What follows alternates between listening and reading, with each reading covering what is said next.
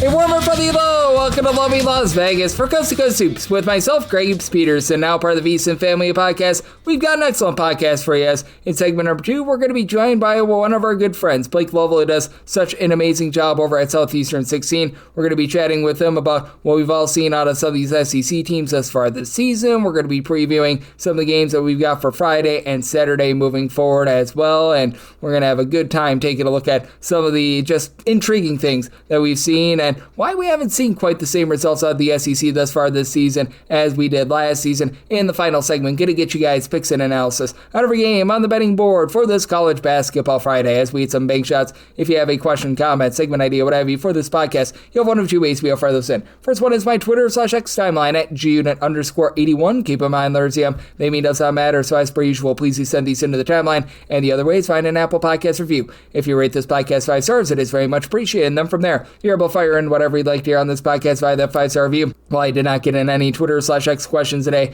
everything is powered by Better. That is BETR. They're allowing you to get into the game easier than ever before when you go to betr.app and you type in VSiNPod, VSINPOD, in that promo code box. That'll get you $10 free, and all you need to do is get started is just take a look at a player, think, all right, they're either going to go over or under a specific stat, lock that in, and boom, you're all good to go. And we're all good to go to take a look at what we saw in a fun college basketball Thursday. Try to find some trends and try to get to know these teams a little bit better. Games from yesterday is Greg buzzing about. Here is the rowdy recap. Quite a few ranked teams were able to pull off some big wins, and for Purdue, they get a win over Memphis, but it was not easy. 80-71 the final. Memphis very pesky in this game, as for Purdue, they go just 11 of 30 from 3, and the reason why they win this game is because Memphis was just 4 of 19 from 3-pointers. Doug McDaniel, teach me how to Dougie, was able to give you 6 boards, 6 assists, 18 points. He goes 1 of 4 from 3, but that said, you didn't get a lot in terms of the outside shooting from the rest of the guys. For Memphis,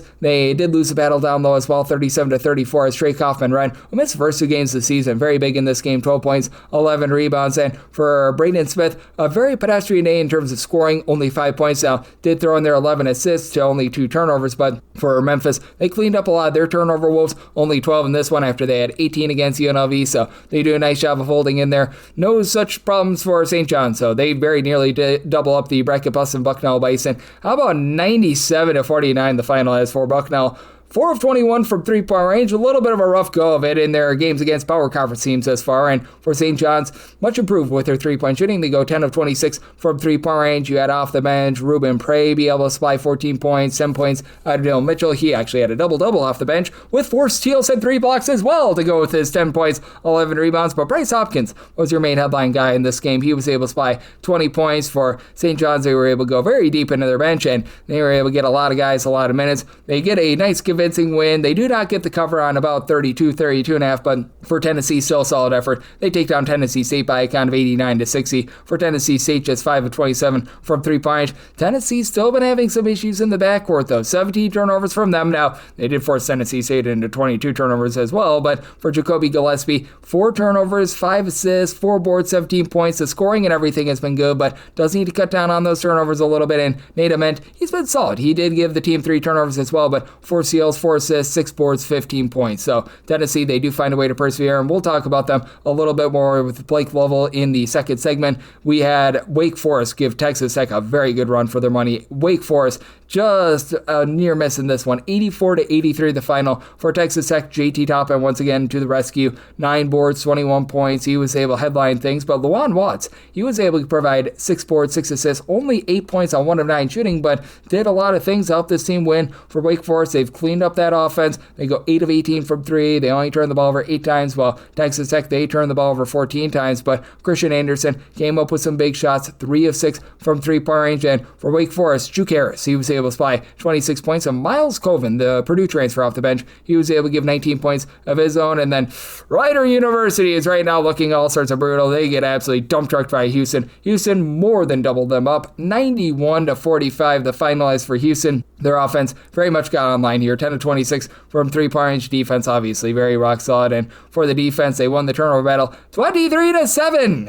Yeah. For Ryder, they had 23 turnovers and they had 16 made buckets. And for Kingston Flemings, he continues to be very good for this Houston backcourt. He was able to supply that team with 18 points. That was able to lead the way. And with regards to the Arizona versus Hawaii game, unfortunately, can't get you guys that. I do not need to have this uploaded by midnight Pacific, 3 o'clock a.m. Eastern. But you did see Indiana get a little bit of a test from Lindenwood as over a 30-point favorite, 73-53 the final. Indiana got up 19 points early, but Lindenwood had this within 8 points about midway through the second half. Indiana did have Tucker DeVries on their side, though. 5 of 10 from 3, 25 points. He was rock solid there. And for Lindenwood, they did a okay job in terms of being able to not get completely bludgeoned on the glass. They actually win their rebound battle 48-44, but 14 turnovers to the 8 of Indiana. Indiana finds a way to be able to storm back there, but it wasn't as easy as a lot of people thought. This was a very interesting game, to say the least. So Kansas State, they absolutely take it to Mississippi State. How about 98-77 the final is Kansas State, 54 points in the second half. They remain super off from 3, 14 out of 30 from the outside. PJ Haggerty, 37 points, 4 of 7 from distance. Abdi Bashir, 4 of 6 from the outside. For Mississippi State, they lose the turnover battle 14-8, as well as they've been having all sorts of issues with regards to turnovers. Shaden Epps was able to supply the team with 18 points off the bench, but that was not so great for them. You did see a nice mid-major battle between Cornell and Colgate. That game goes to 2 overtime, so if you had the under in this game, it was 75-75 at the end of regulation. Thoughts and prayers there, but Cornell, they find a way to be able to persevere 95-94. Colgate, they do not die in overtime, much like many underdogs do. They do get you guys the money there, but Cooper Norad, how about a nice 27 points out of him for Cornell? So we're going to see a lot of intrigue there. St. Bonaventure is back to their old ways. They take down Robert Morris 75-61 in a bit of a slog of a game, as for Robert Morris, just 5 of 23 from three-point range.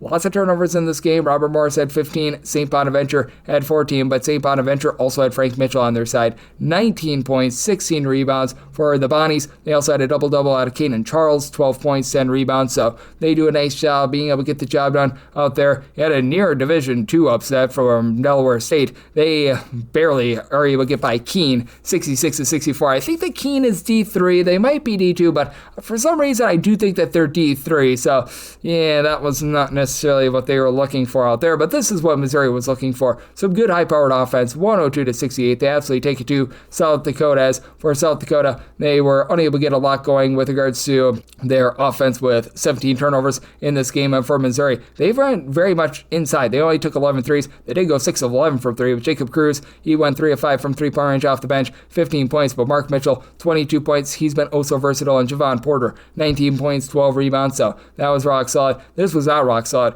Utah's yet to cover a game thus far this season. They were able to get by with outright wins to begin the season. Not so much here, as Cal Poly knocks them off 92-85, and Cal Poly went on the road and knocked off Samford last season as well. Caden Ward was the main guy for Cal Poly in this one, 3 of 5 from 3, 28 points for Utah. Darius Brown, another 20-plus point per game performance. He had 29 points in this game, and for Utah, they did go 18 of 22 at the free throw line, while Cal Poly only 18 of 31 at the charity stripe. But how about Cal Poly? 14 out of 25 from three-point range. They're able to overcome losing the turnover battle 19-16 to be able to get the job done. Nice quality upset out there. UNLV, they have been the victims of a pair of very big upsets. They do take down St. Joe's, and they cover that game 99-85 with Dre Gibbs Lawhorn being able to supply 20 points in that one. Oklahoma, they were all over Oral Roberts in this one, 95-71 the final. This was a spread that in some places goes 24.5, so lots of intrigue there as Oral Roberts just barely gets within that number. And for Oral Roberts, they do so despite the fact that they lose the turnover battle 18-3. Oral Roberts actually goes 9 of 26 from three-point range, and for Oklahoma, 9 of 24 from 3, but Nigel Packey packed it in. He was able to get that team 18 points. Nice quality winner out there for Oklahoma. Not quite a cover on most closing numbers, though. And then for Vanderbilt, they were a big giant favorite against Texas Southern. On most numbers, you were not able to get there with regards to cover, as this was more of a 36.5 point spread, but still a very impressive 109-74 expose from this Vanderbilt offense as they go 14 of 40 from three-point range. I'm not quite sure why Vanderbilt is not ranked right now, but every single one of their starters at least 11 points, and they had 7 different players be able to supply at least 10 points in this one, so they were very much able to take take it to Texas Southern out there. And then one other game that I thought was very intriguing that we saw was the Arkansas Pine Bluff game against Marshall, as this was looking like a dead under, but Marshall 63 points in the second half. Arkansas Pine Bluff has about a 20-point underdog. They led 37-35 at the half, and they do not cover. So you had Pine Bluff in this game. That was rough, 98-70 the final. Marshall, they score 11 points in the final 2:30, and they go 13 out of 28 from three-point range to be able to cover that one. So lots of good, clean family fun out there. And then we've got double overtime as I record this. Again, need to have this up by midnight Pacific, and this is a late West Coast game. Troy, for the second straight time, they go to overtime with a pretty good West Coast team. They went to double overtime and took down San Diego State a few nights ago. Now they're in double overtime against USC 78-78. Thoughts and prayers if you had the under in this game, because it actually survived one overtime. It's not going to survive a second overtime for you. And for this Troy team, boy oh boy, are these guys going to need to get some water after the game, as Victor Valdez has right now given the team 24 points through overtime. And for USC, right now they're 7-23 from three. They've actually won the turnover battle 17-12, but for USC, 27-37 at the free throw line. Meanwhile, Troy 17-23 at the charity stripe, and Troy has attempted 18 more field goals than USC. So, yeah, we've got some good, clean family fun out west with regards to that game. And for Troy, they were able to knock off San Diego State after they lost to CSUN, and now they're going to double overtime with USC. So, man, we've got ourselves a lot of intrigue out there. And then do want to check in on Miami. A nice win and cover over Elon, 99-72 the final. And Elon turning down for absolutely nobody with regards to their offense. They go 10-21 from three-point range, but also lost that turnover battle 18-10. And for Miami, they did a nice job winning the battle on the glass 38-22, with True Washington being true to his name. He went 18 points, 10 boards, 3 assists, rock solid performance out there. And then the UCF versus Pittsburgh game was a fun one as well, with Pittsburgh being able to go out there and they were able to have Cam Corey give you 17 points, 11 rebounds. Not enough though. Central Florida 77-67 winners, and for Central Florida, been quite impressed by them to begin the season as they go 6 of 18 from 3 points. Riley Kugel 18 points, and Themis Folks, he was able to throw in their 18 of his own. And not sure why this total at one point was above 150. Princeton not quite the same team that they have been in past years on offense. They do find a way to be able to get past Northeastern though, 70-57 the final, as main guy in this one for them was Mr. Jack Stanton. He was able to supply that team with 13 points. And then you saw Pacific get dump trucked by Florida Atlantic, 82-59 was the final in that one. And for Ohio State, how about them to absolutely taking it to Western Michigan, 91-58. So they cover a big giant number, and in a lot of places that was an under as well, despite the fact that Ohio State, a nice scoring expose. And if you're looking trend-wise at what we're getting in college basketball right now, after we saw a harebrained start to the season in the first week or so, where it was all about the overs and it was all about the favorites, now it's been all about the underdogs recently. As for the underdogs, they're now covering over 50% of games this season. This is with a game out there in Hawaii pending, but for the underdogs, they're currently 386, 367 at 8 against the spread. I'm just giving the game to Troy to them. I don't think that Troy is going to fail to cover that one in double overtime, but that said, in terms of overs versus unders, 376 overs, 378 unders. So it has become 50-50, and if you look at what we all got in college basketball on Thursday, assuming we've got the over in the Troy game, we have got a little bit of an overwhelming Thursday right now with 18 overs, 12 unders with that Hawaii game pending. And for the favorites, pretty much as 50-50 as it gets. Right now, 14-16 with now giving Troy that cover as well. So that swings it a little bit more in favor of underdogs. That's what we're seeing in college basketball right now, and that's what we're all getting trend-wise. Coming next, how about if we do chat it up with our good friend Blake Lovell, who does such amazing work over at Southeastern 16 on the flip side, right here on West Coast Seats, with myself, Greg Peterson, now a part of the Decent Family Podcast. Are you looking to get an inside edge this college basketball season? Well, VSiN experts use CBB Analytics, the most comprehensive college basketball analytics platform in the world. See injury impact, on and off data, clutch time performance metrics, first versus second half splits, and so much more. Utilize the promo code of VSiN, that is VSIN, to get $30 off and find your betting edge over at CBBAnalytics.com. That is CBBAnalytics, all one word, .com. VSIN.com. For anyone that is new to VSIN, well, I wish you a friendly hello. This is an attention to anyone that is new to VSIN because you're able to get some free stuff with our daily newsletter. It's a great way to catch up on everything that's happening in the sports betting world. It's delivered straight to your inbox every single morning. VSIN's newsletter offers picks, data, strategies for the day's betting menu, and so much more. Sign up for free today over at VSIN.com/newsletter. That's VSIN.com/newsletter, and start receiving your free newsletter tomorrow morning. That is VSIN.com/newsletter. Stay ahead of the game and bet smarter with VSIN.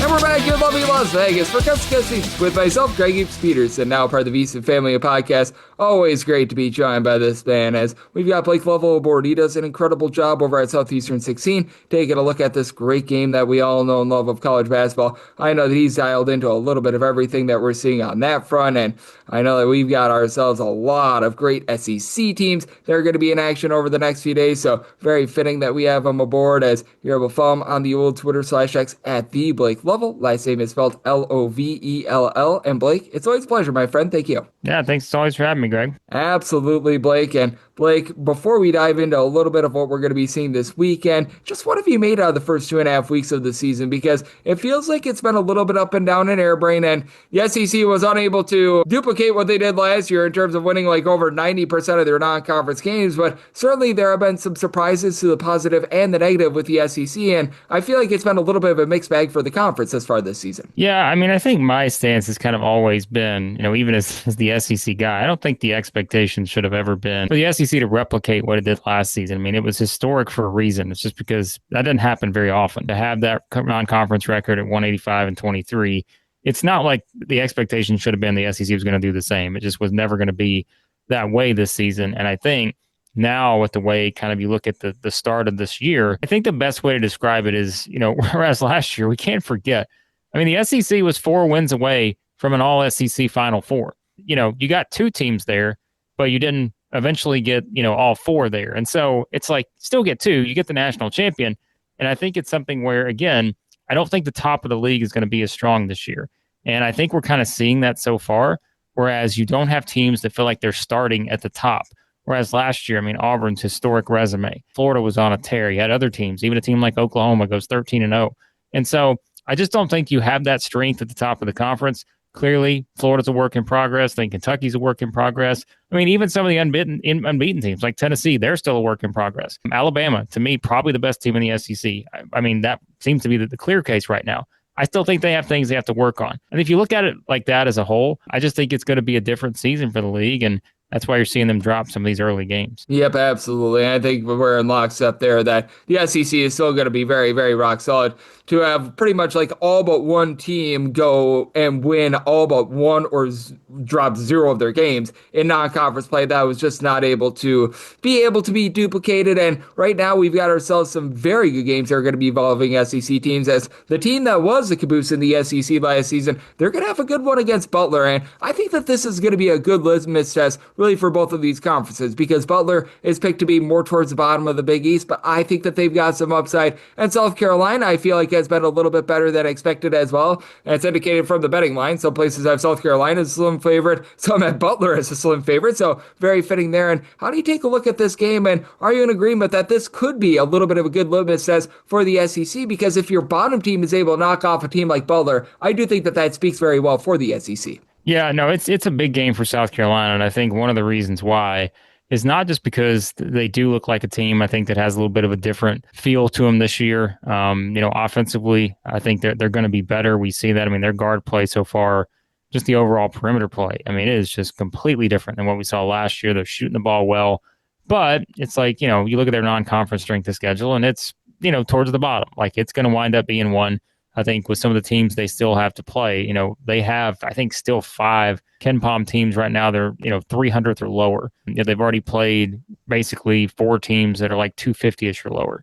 Now, these are the games like this against Butler, as you mentioned. Then they got Northwestern. They got Virginia Tech at home. They go to Clemson. Games like that, I think, are really going to go ahead and define whether or not South Carolina can eventually be an NCAA tournament team. Yes, you have the room to make up for it in SEC play, just because you're still looking at a league, I think, that's going to, probably double-digit teams in the NCAA tournament. But I think this is where, again, if you go back to last year, a lot of the resumes were made in the non-conference. It's why you had teams with losing records in the SEC. Some at 6-12 get into the NCAA tournament. And so I think these are crucial games for South Carolina. And it is an opportunity to prove that they are able to take a step forward. I have my questions about the front court. I don't know how it's going to hold up once you get into some of these games, especially in SEC play.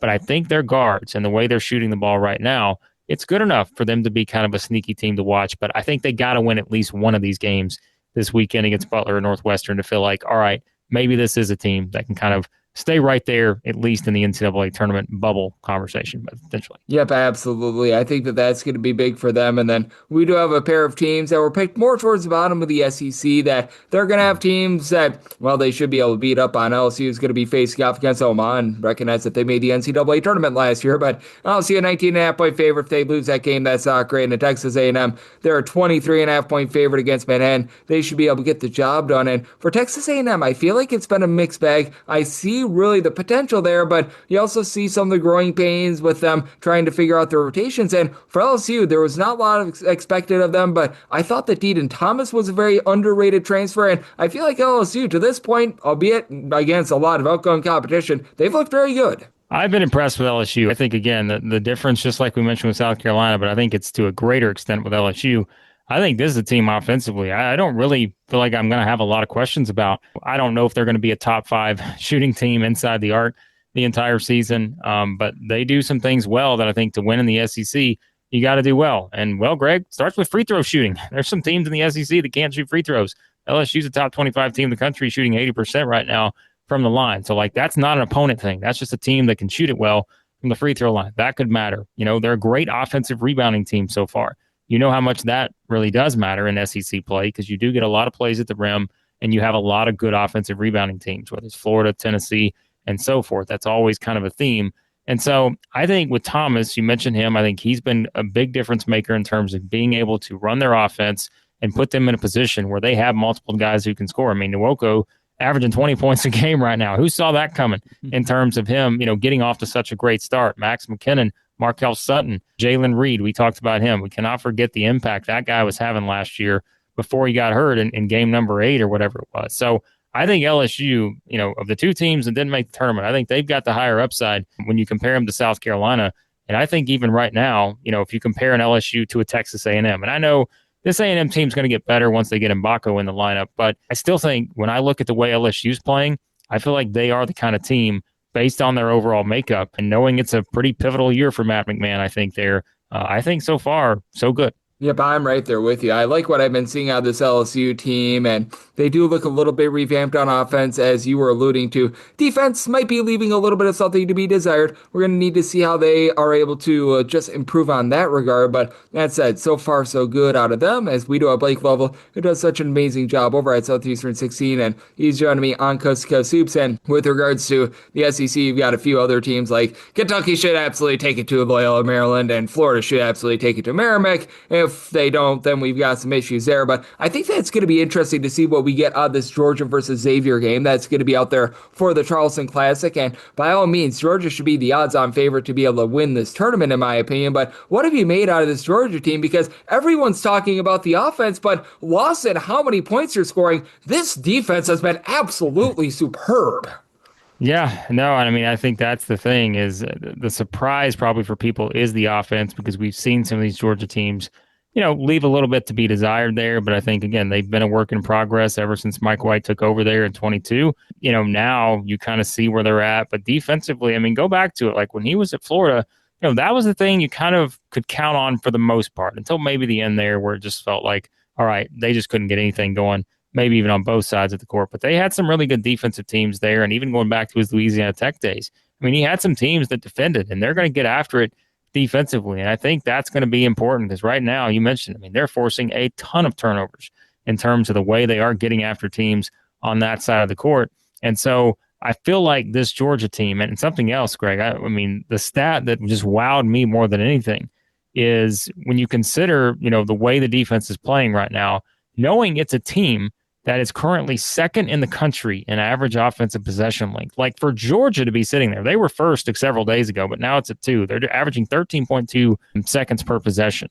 I just don't know if I saw that coming with this Georgia team. But again, usually we see some teams like that, and you think, well, how's the defense going to hold up when you have like a lot of these kind of high possession, transition type games? But that's not been the case. They have just locked down and still defended. Again, their competition is going to get better. Xavier will, maybe compare him to Georgia Tech, I guess, close to the best team they played this season. And honestly, if you look at Georgia's schedule, at Florida State will probably be a little tricky. I think a game against Cincinnati on December 13th in Atlanta is absolutely winnable. Not crazy to think that Georgia, the way they played right now, if they were to able in the ACC SEC Challenge, go into Tallahassee, win at Florida State, not out of the realm of possibility to think that Georgia could be unbeaten when they host Auburn on January the 3rd. And do you think that it's fair to say that Georgia has been perhaps a top 5 team in terms of most surprising to the positive in college basketball? Because we alluded to it, they haven't necessarily played the world's greatest competition, but they do at the very least have one power conference team on their resume in Georgia Tech. That same Georgia Tech team was taken to overtime by Maryland Eastern Shore, a team that they held to 29 points. So I think that speaks a lot to just how dominant they've been. But I've really been surprised by Georgia because coming into the year, I feel like we both thought that this was going to be a bottom 3, bottom 4 team in the SEC, and maybe they are when it's all said and done, but I love what I've seen out of them over the first 5 or so games. Yeah, I mean, look, to this point, I was completely wrong on Georgia. That is a team that I said multiple times this summer. I just did not, I just did not have a great feel on. I really didn't. I said of all the SEC teams, I was even pumping up LSU and South Carolina. I said, I think these teams are going to be better. And I didn't go as far as picking Georgia last in the conference or anything like that, but I just said, I don't really know if that ceiling for them is much higher than maybe an NCAA tournament bubble type team. But so far, like you said, you have to put it in the context of the opponents they play. But if you watch them, you can tell this is a team that I think has a lot of things that, quite frankly, and I'm not saying that Georgia's going to wind up being a better team than Kentucky, but they're a cohesive unit. They have an identity. Like all these buzzwords that we've been using to describe to the detriment for Kentucky, like these are all things that Georgia's showing so far. Now, again, they've not been tested the way that Kentucky has, or some of these other teams that have struggled a little bit out of the gate, but I still look at them and feel like, hey, this is a team that kind of knows what they are. They have a pretty clear approach in how they're going to play. Again, I think that's where the change in tempo and all that is very evident to this point. They're another team that rebounds the ball well on the offensive side. They're going to get second chance looks. And look, they're doing all this as one of the worst three-point shooting teams in the country. They're shooting 26% from 3. And they are just leaving a lot to be desired in some of these games. I think I made the statement before the Florida A&M game. I said, if they don't score 115 here, I may consider it a disappointment. Well, they only scored 87, but it's because they went 2 of 26 from 3. And it's like, I don't know they're going to go 2 of 26 every single game. They're going to hit some of those. And so, again, that just adds another element for them. So, yeah, they've been the surprise in the SEC so far. Credit to Mike White, because remember, we just keep saying it time and time again, year after year. What he took over there was the absolute bottom that you will find for an SEC basketball program. Now here they are looking pretty good in year 4 for him. Yep, I took the more than 37 points with Florida A&M, so I was very thankful that Georgia went 2 of 26 from 3-point range to be able to get that one to the window, but certainly that has been very nice to be able to see. And then in terms of some of the top teams out there in the SEC, it's been intriguing what we've seen out of these teams like in Kentucky because they get lambasted against Michigan State, and I feel like that's a little bit more Michigan State being good than anything else because Michigan State has already slayed 2 really good SEC teams in terms of their offense, holding Arkansas to below 70, holding Kentucky to 70. What did you make out of those 2 wins for Michigan State? Because I do think that speaks a little bit more to them rather than being bearish on those 2 teams. Yeah, I think Michigan State to me, and I think it's just toughness. I thought in the key stretches of both of those games, Michigan State was the tougher team. Whatever kind of toughness you want to quantify that as, like just they made more plays and they seemed to be the team that whenever there was some adversity, they kind of were able to respond. And that's like for Arkansas, I mean, you're not going to be down on a 3-point loss in a true road game where you're still, again, basically relying on 2 freshmen to carry things right now, and Darius Acuff and Malik Thomas. But I think there were some frustrating sequences at the end where Michigan State was the tougher team, and it felt like Arkansas kind of got rattled a little bit. And so advantage Michigan State. It's why they won the game. The Kentucky game to a much more extreme where I thought it wasn't just kind of the finishing sequence. It was pretty much the entire game. that you looked at it and Michigan State was the aggressor. They were the team that took it to Kentucky, and Kentucky simply just panicked. They didn't know what to do. Yes, they made a couple rallies here and there, but you never looked at Kentucky in that game, which is very weird to say with this roster. And there was never a point where I said, I think Kentucky's going to win this game, because I just kept looking up and feeling like Michigan State was the team that really was just kind of, again, going at Kentucky versus Kentucky was just reacting. And I know, saw all the stuff with Mark Pope, Greg, and all that. And yes, like, I don't want to completely overreact to a 5-game sample size with the team. But when you see the way that Mark Pope's reacting after that game, you see the way the fan base is reacting, and then it's your SEC preseason player of the year in Otaigwe, who is questioning his own effort in a press conference quote. That's a problem. Like, that is a problem for Kentucky. And I think it speaks to what Michigan State can do to teams, because they showed you exactly the formula they can use against Kentucky to do that to many other, I think, projected top teams in the country. But I also think probably more so with Kentucky, it's a little bit about them too, because I just see a team that has no identity, as Mark Pope, didn't flat out say, but I do feel like it's a team that has no chemistry, no identity right now. They have no idea what their roles are on this team. And if they don't figure that out, there's going to be a lot more Michigan State type results for Kentucky when you consider they've still got the Zags, they've got St. John's, North Carolina, Indiana on their non-conference schedule. And then, oh, by the way, let's not forget they start SEC play on the road on January 3rd at Alabama. Yeah, I do think that is going to be really intriguing to see with regards to those two teams, to say the least, because I'm right there with you. I feel like for Arkansas, that was a nice close game for them. You're playing at the Breslin Center, a much more forgivable loss than Kentucky, who it just didn't appear as though they really had their footing. And Michigan State was really struggling from 3 in that game, and they were able to go bombs away from the outside as well. So that was a bit of an issue. And then we have to talk about this team as well, because I feel like they've been one of the most fascinating teams in the SEC, because they year in and year out do not back down from a challenge, which I absolutely love about them. And that would be, of course, Alabama, they take that loss against Purdue. I recognize that was in the state of Alabama, but I don't think there's a lot of shame there. They bounce back, though. They go to the state of Illinois. They get that big win. And now their reward is going out here to lovely Las Vegas on Monday and playing a Gonzaga team that I thought was one of the most underrated coming into college basketball this season. But what have you seen out of Alabama? Because I feel like we've seen the good, we've seen the bad, we've seen the indifferent with Alabama, and I feel like they're going to be a rock-solid team once again this year that is going to be a team that I think is going to be once again matchup dependent, like they always are, with its distinct style. I said it earlier, and I feel like, I could have said it a little stronger. I think Alabama is the clear best team in the SEC right now. You can say, well, it's because they have the best resume, but I just think the way they're playing, it's easy to look at them and feel like if you had to pick right now, as it stands, and I'm kind of have this in a column I have coming up, they don't play the Final Four in November, Greg. We do know that. But if you are judging it based on Final Four potential, Alabama may be the only team right now that looks like they have that capability based on not having a lot of those glaring weaknesses. Now, I say that it is the team that still got out-rebounded by 24 against Purdue. And still, I think, defensively, you know how this works. There are going to be some games where Alabama's going to have to outscore a team. 103-96 against St. John's, 98-86 against Illinois. Again, they lose 87-80 to Purdue. I still think, and I've kind of harped on this a lot, I know over the past however many months, I still think the front court is going to be something that has to get better in terms of like consistency. But I say that, and I also know that, they have a couple guys right now, which we saw them on full display in that game against Illinois, in Amari Allen and Keaton Bristow, that seem to be guys, at 6'8" and 6'10", who can really carry the load for this team when it comes to their ability to rebound and make big plays, whether it is, on the glass or in the paint, that kind of stuff. And whereas, they do have 6'10", 6'11", and Bo Bowen and Aiden Sherrill and those guys. But I think Noah Williamson too.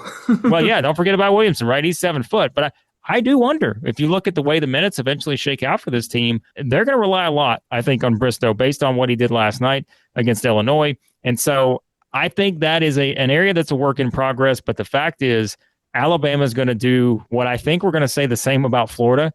Everybody's picking on Florida's guard play right now. And rightfully so. They're not shooting the ball well at all. But their front court is just going to go win them some games this year. And they're going to probably win them a lot of games this year. And I think with Alabama, their backcourt's just going to go out and win them a lot of games.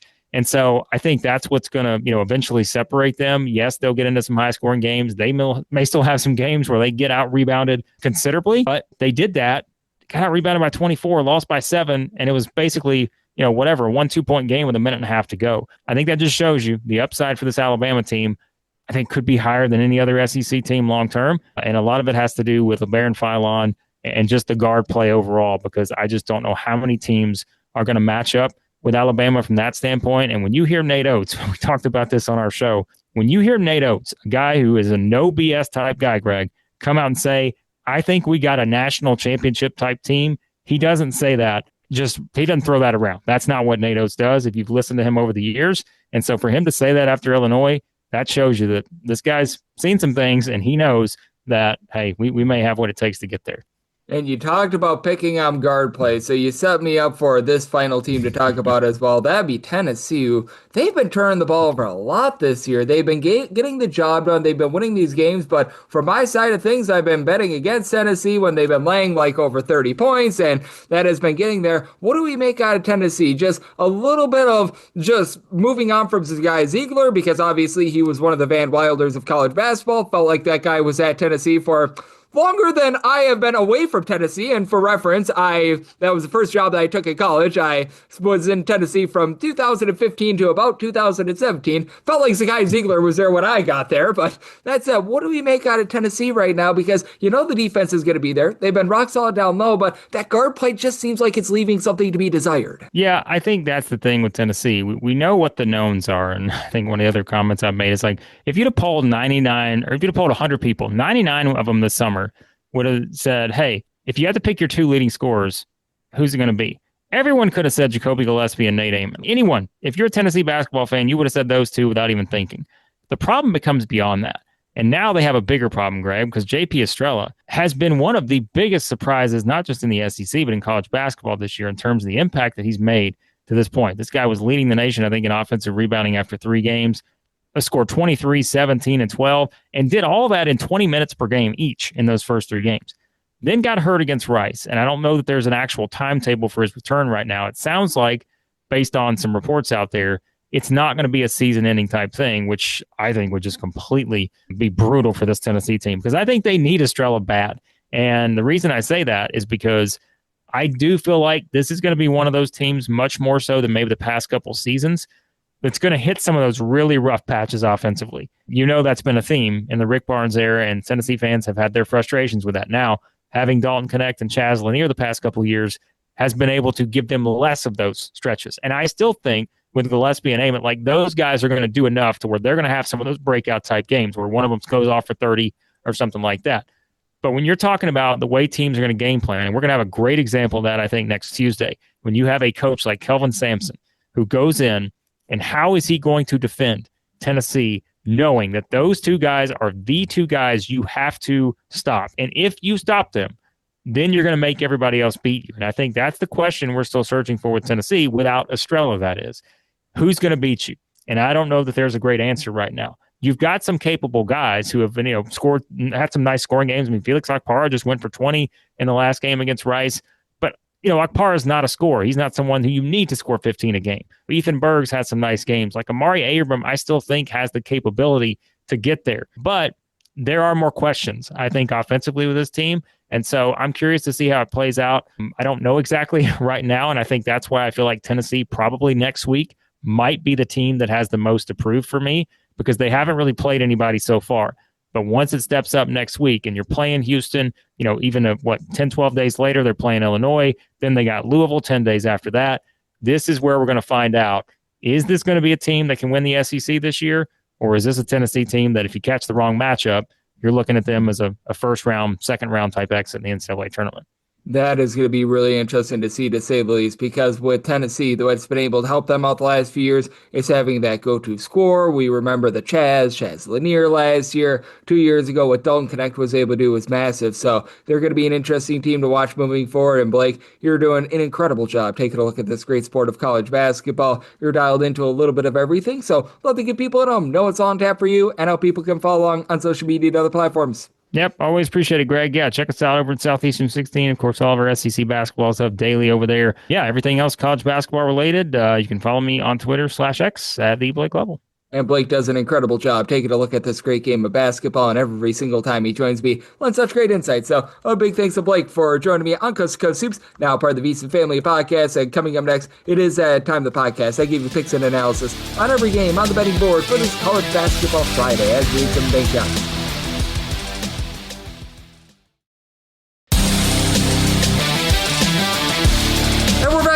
Las Vegas for Coast to Coast Hoops with myself, Greg Hoops Peterson, now part of the VSiN Family Podcast. Always great to be joined by Blake Lovell, who does such great work over at Southeastern 16, taking a look at this great game that we all know and love of college basketball. Every single time he joins me, he lends such great insights, and he did so once again today. So a big thanks to Blake for joining me in the last segment. Now it is that time of the podcast. I give you picks and analysis on every game on the betting board for this College Basketball Friday as we eat some bank shots. Most financial establishments close at a certain time, but not here. It is time for a side and total on every game on today's betting board bank shots.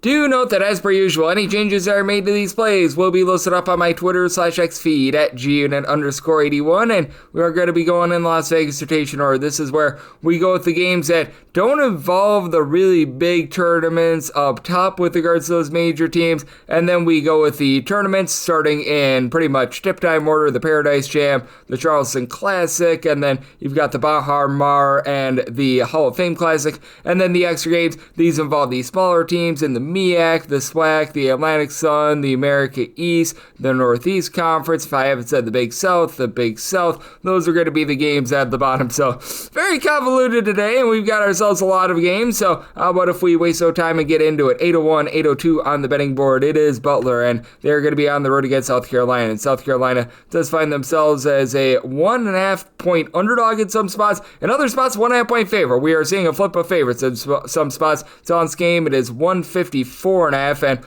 I made South Carolina the 1.5 point underdog, so I'm going to be willing to roll with Butler if you get them as a small underdog / at a 1 in a pick'em game. So we shall see how this is going to be moving around. But that said, with the South Carolina team, I do like the fact that they bring back Meek Johnson, who was such a big part of that team that made the NCAA tournament 2 years ago. Very long and winding road, begins his career at Ohio State, goes to South Carolina, goes back to Ohio State, now he's back at South Carolina. But I mean, the ancillary guys have been pretty solid. You've got good versatility with Miles Tute, who at 6'7" has always been a solid 3-point shooter, 9 points, 4 boards out of it.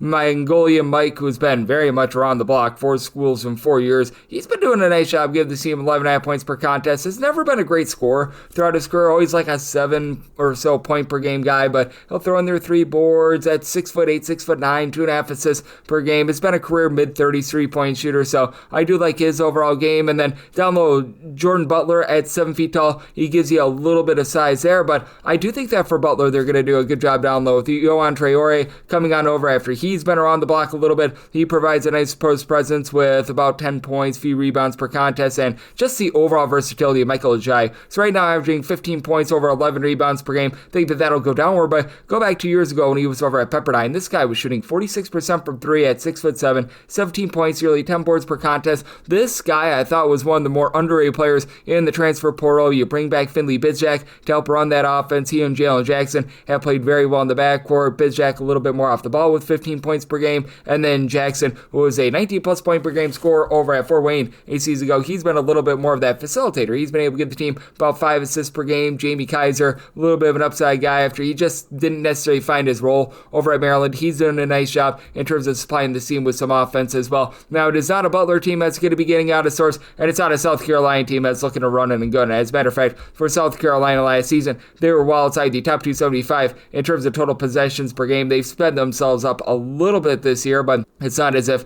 they're going to be looking to absolutely thunder it down. As right now for South Carolina, they're 178th in terms of total possessions per game. Butler is actually up to 16th in terms of total possessions per game. Again, very much marred by the fact that they play that game against IU Indy, and that's going to completely warp your metrics moving forward. So I do think that you get a lower scoring game. So I total 147.5. I do like the under, and for Butler, made them the 1.5 point favorite. So if they're the underdog underdog. We'll take them outright on the money line / we'll be willing to lay up to 1 with them. 803, 804 on the card. It is Campbell, and they're going to be playing against UT Arlington. This is from the D Event Center, so a little bit of a neutral court game, and UT Arlington is a 1.5 point favorite. Total on this game, it is 154.5, and with Campbell, I set them as a very slim 1 point favorite, so I'm going to be willing to ride with Campbell. You just have a lot of transition right now with this UT Arlington team. For Arlington, they lose so many of their top guys from a season ago. As a matter of fact, 9 out of their top 10 scorers, with Rayshon Semester being really the lone guy that comes back. He's been able to give this team 17.5 points, 7.5 boards, which you do like, but turnovers are always an issue with UT Arlington. Last 2 years,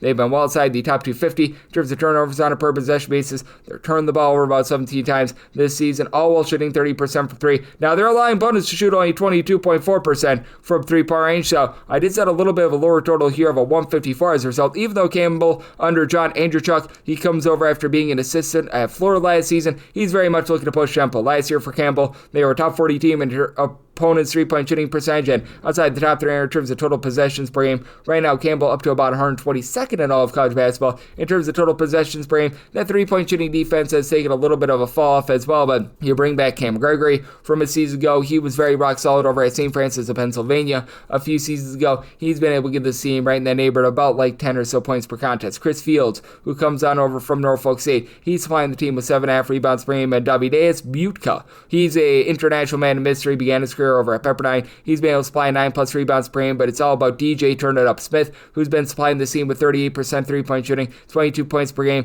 He is really the lone guy that's attempted more than 2 threes, that's shooting above 31% from 3-point range though, so they're going to need a little bit more there, as Campbell has only been able to shoot about 29.5% from 3-point range. I do think that that's going to be going a little bit northward moving forward. Campbell's done a nice job in terms of being up at the glass. They themselves have turned the ball over 15 times per game, so do think they get a sloppier game. I did set my total 151, but with Campbell, made them the 1 point favorite, so I do like them on this slim line as a money line underdog outright. 805, 806 on the card. It is BYU. They play against Wisconsin from the Delta Center, and with Wisconsin, they are 3.5 to 4.5 point dogs. 161.5 to a 162 is the total line. Did set a total here of a 161. I do like the under. Now, Wisconsin has been a top 30 team in terms of points scored on a per possession basis. They're just doing the little things so well. This Wisconsin team is right now turning the ball over only about 9.5 times per game. They're shooting 84% at the free throw line. That allowed them to be so successful a season ago, but now they are going to run into a BYU team that does have a lot of athleticism and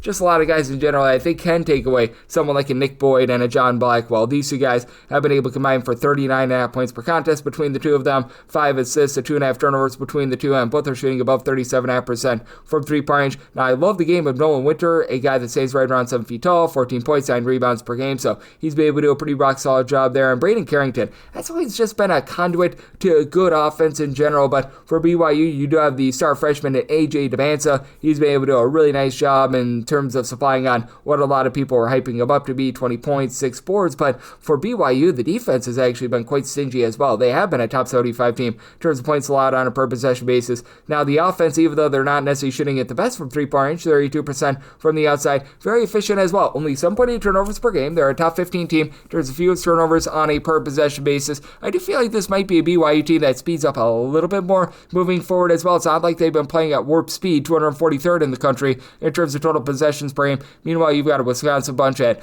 gone are the days of them being a super duper slug. Wisconsin right now in terms of total possessions per game, more around 229th. It's not like they're necessarily just absolutely flat out gutting it either, but certainly it's much faster than what it has been in the past. But love the fact that Richie Saunders is back for this BYU team last year. He shot over 40% from 3 with 60+ points per contest. He's building off of that. This is a bunch I think can win the battle down low as well, with Kebikita give you about 4.5 to 5.5 rebounds per game. He's able to give you a block per contest. Milo Bosovic is someone that stands 6'10", a little bit of an international man of mystery that comes over from the continent of Europe. And with Robert Wright, he has been able to do a good job of being Mr. Wright. 4 assists, 4 boards. I felt like it was a little bit of an overpay bringing him in from Baylor, but so far so good out of him. I do think that Wisconsin gets a little bit neutralized here, and this is going to be a Wisconsin team that certainly is not going to be having the crowd in their favor as well. This is going to be played in Salt Lake City. So I did make BYU as a result a 3-point favorite. I'd be willing to lay up to 2.5 with BYU. This is starting to get a little bit out of sorts as the opener was 2.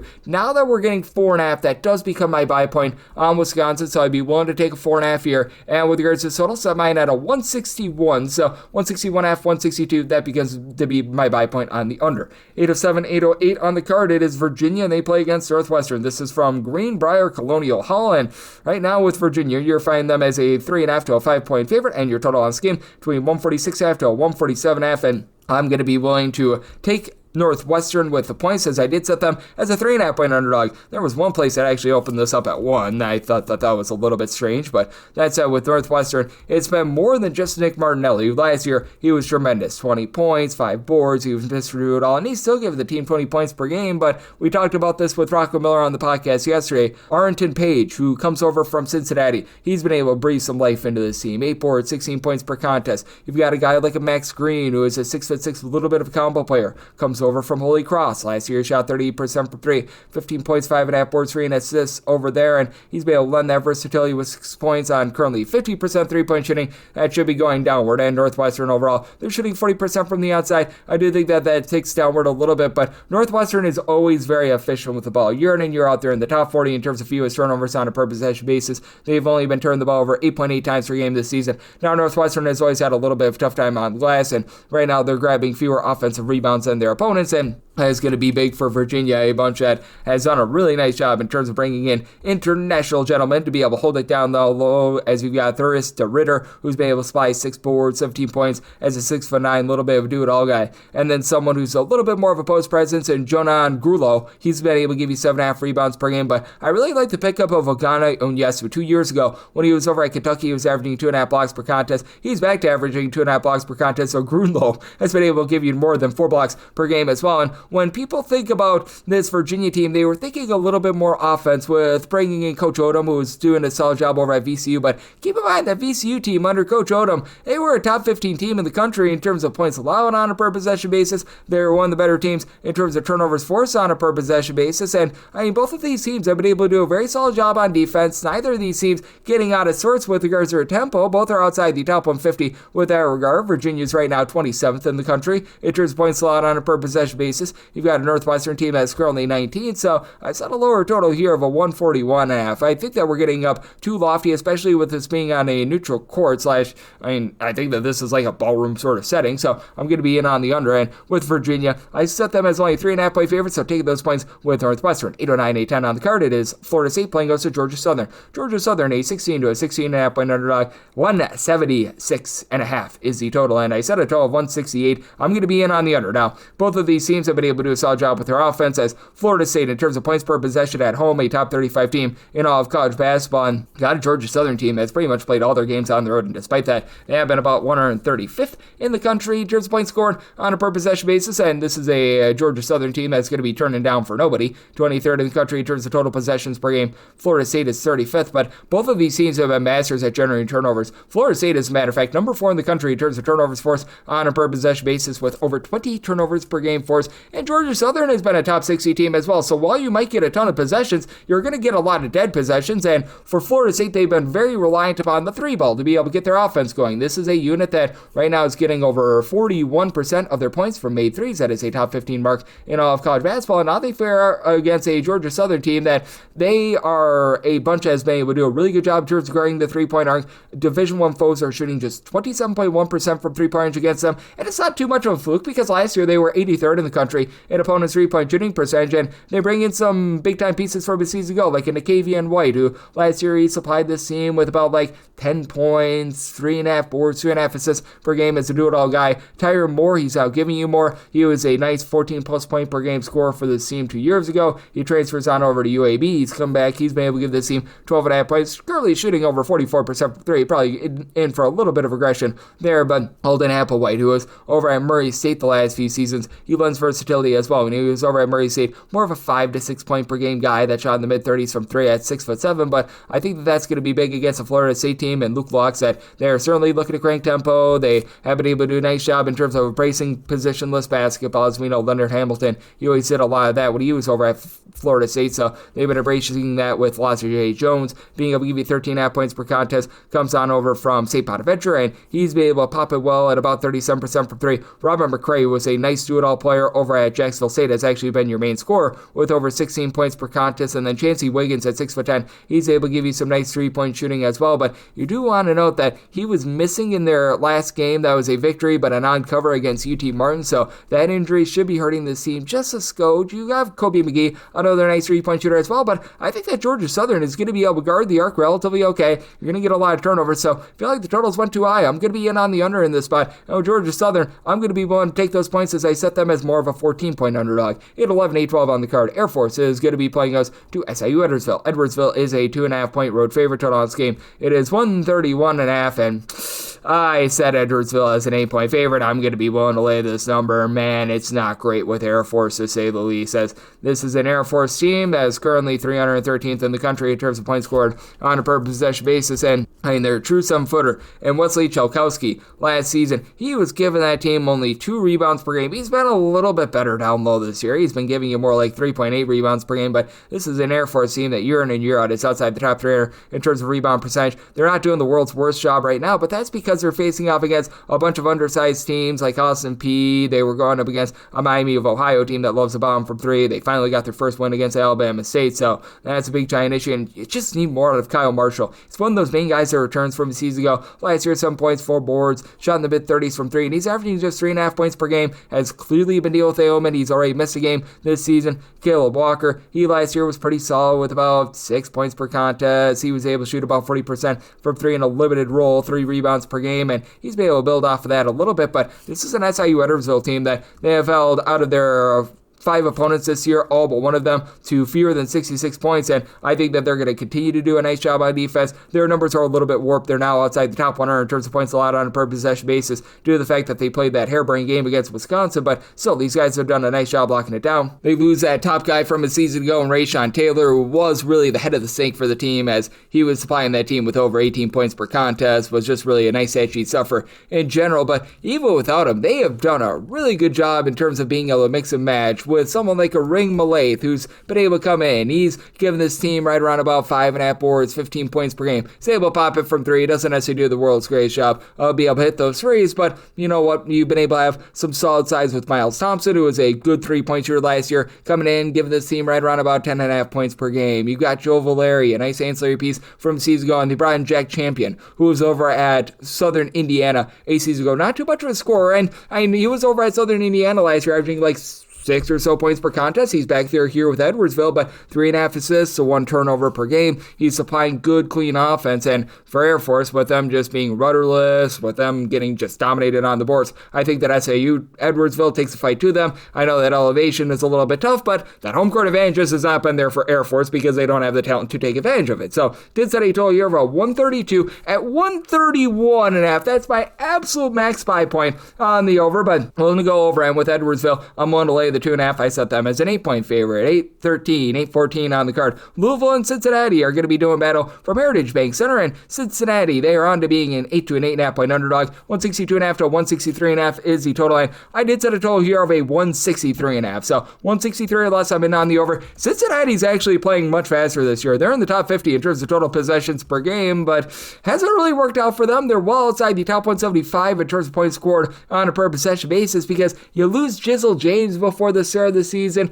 They've had Jalen Haynes, who is coming on over from George Mason, deal with injury. They don't have the pieces to really speed up their tempo from a season ago. This is still a team that's built around good, solid defense. The defense for Cincinnati has been there. They're a top 30 team in terms of points allowed on a per possession basis, but lack of offensive firepower is there with them shooting 30% from 3. Now, Day Thomas, he's been actually able to shoot 61% from 3. I think that he's the only guy on the roster that's attempting more than 1 3 per game. That's shooting above 33% from the outside. side, but he's been solid supplying the team 14 points, 4 assists per game, but the turnovers have been an issue. With not having that main ball handler in Jizzle James, they have been turning the ball over about 14 times per game, actually closer to 16 times per game. You've got Kirk Krisos able to give you a bit of facilitation, but he's not too much of a scorer, and we know that Kirk Krisos sometimes makes some less than amazing decisions with the ball, though Baba Miller down low, 10.5 rebounds per game, moves up a theme. He's rock solid at 7'2", so they should be able to take the fight to Louisville down low, but this is a Louisville team that's been very impressive on the glass as well. They were dealing with some injuries with the likes of Ali Khalifa and Keyshawn Pryor out last season, and these guys have not played solid minutes quite yet, but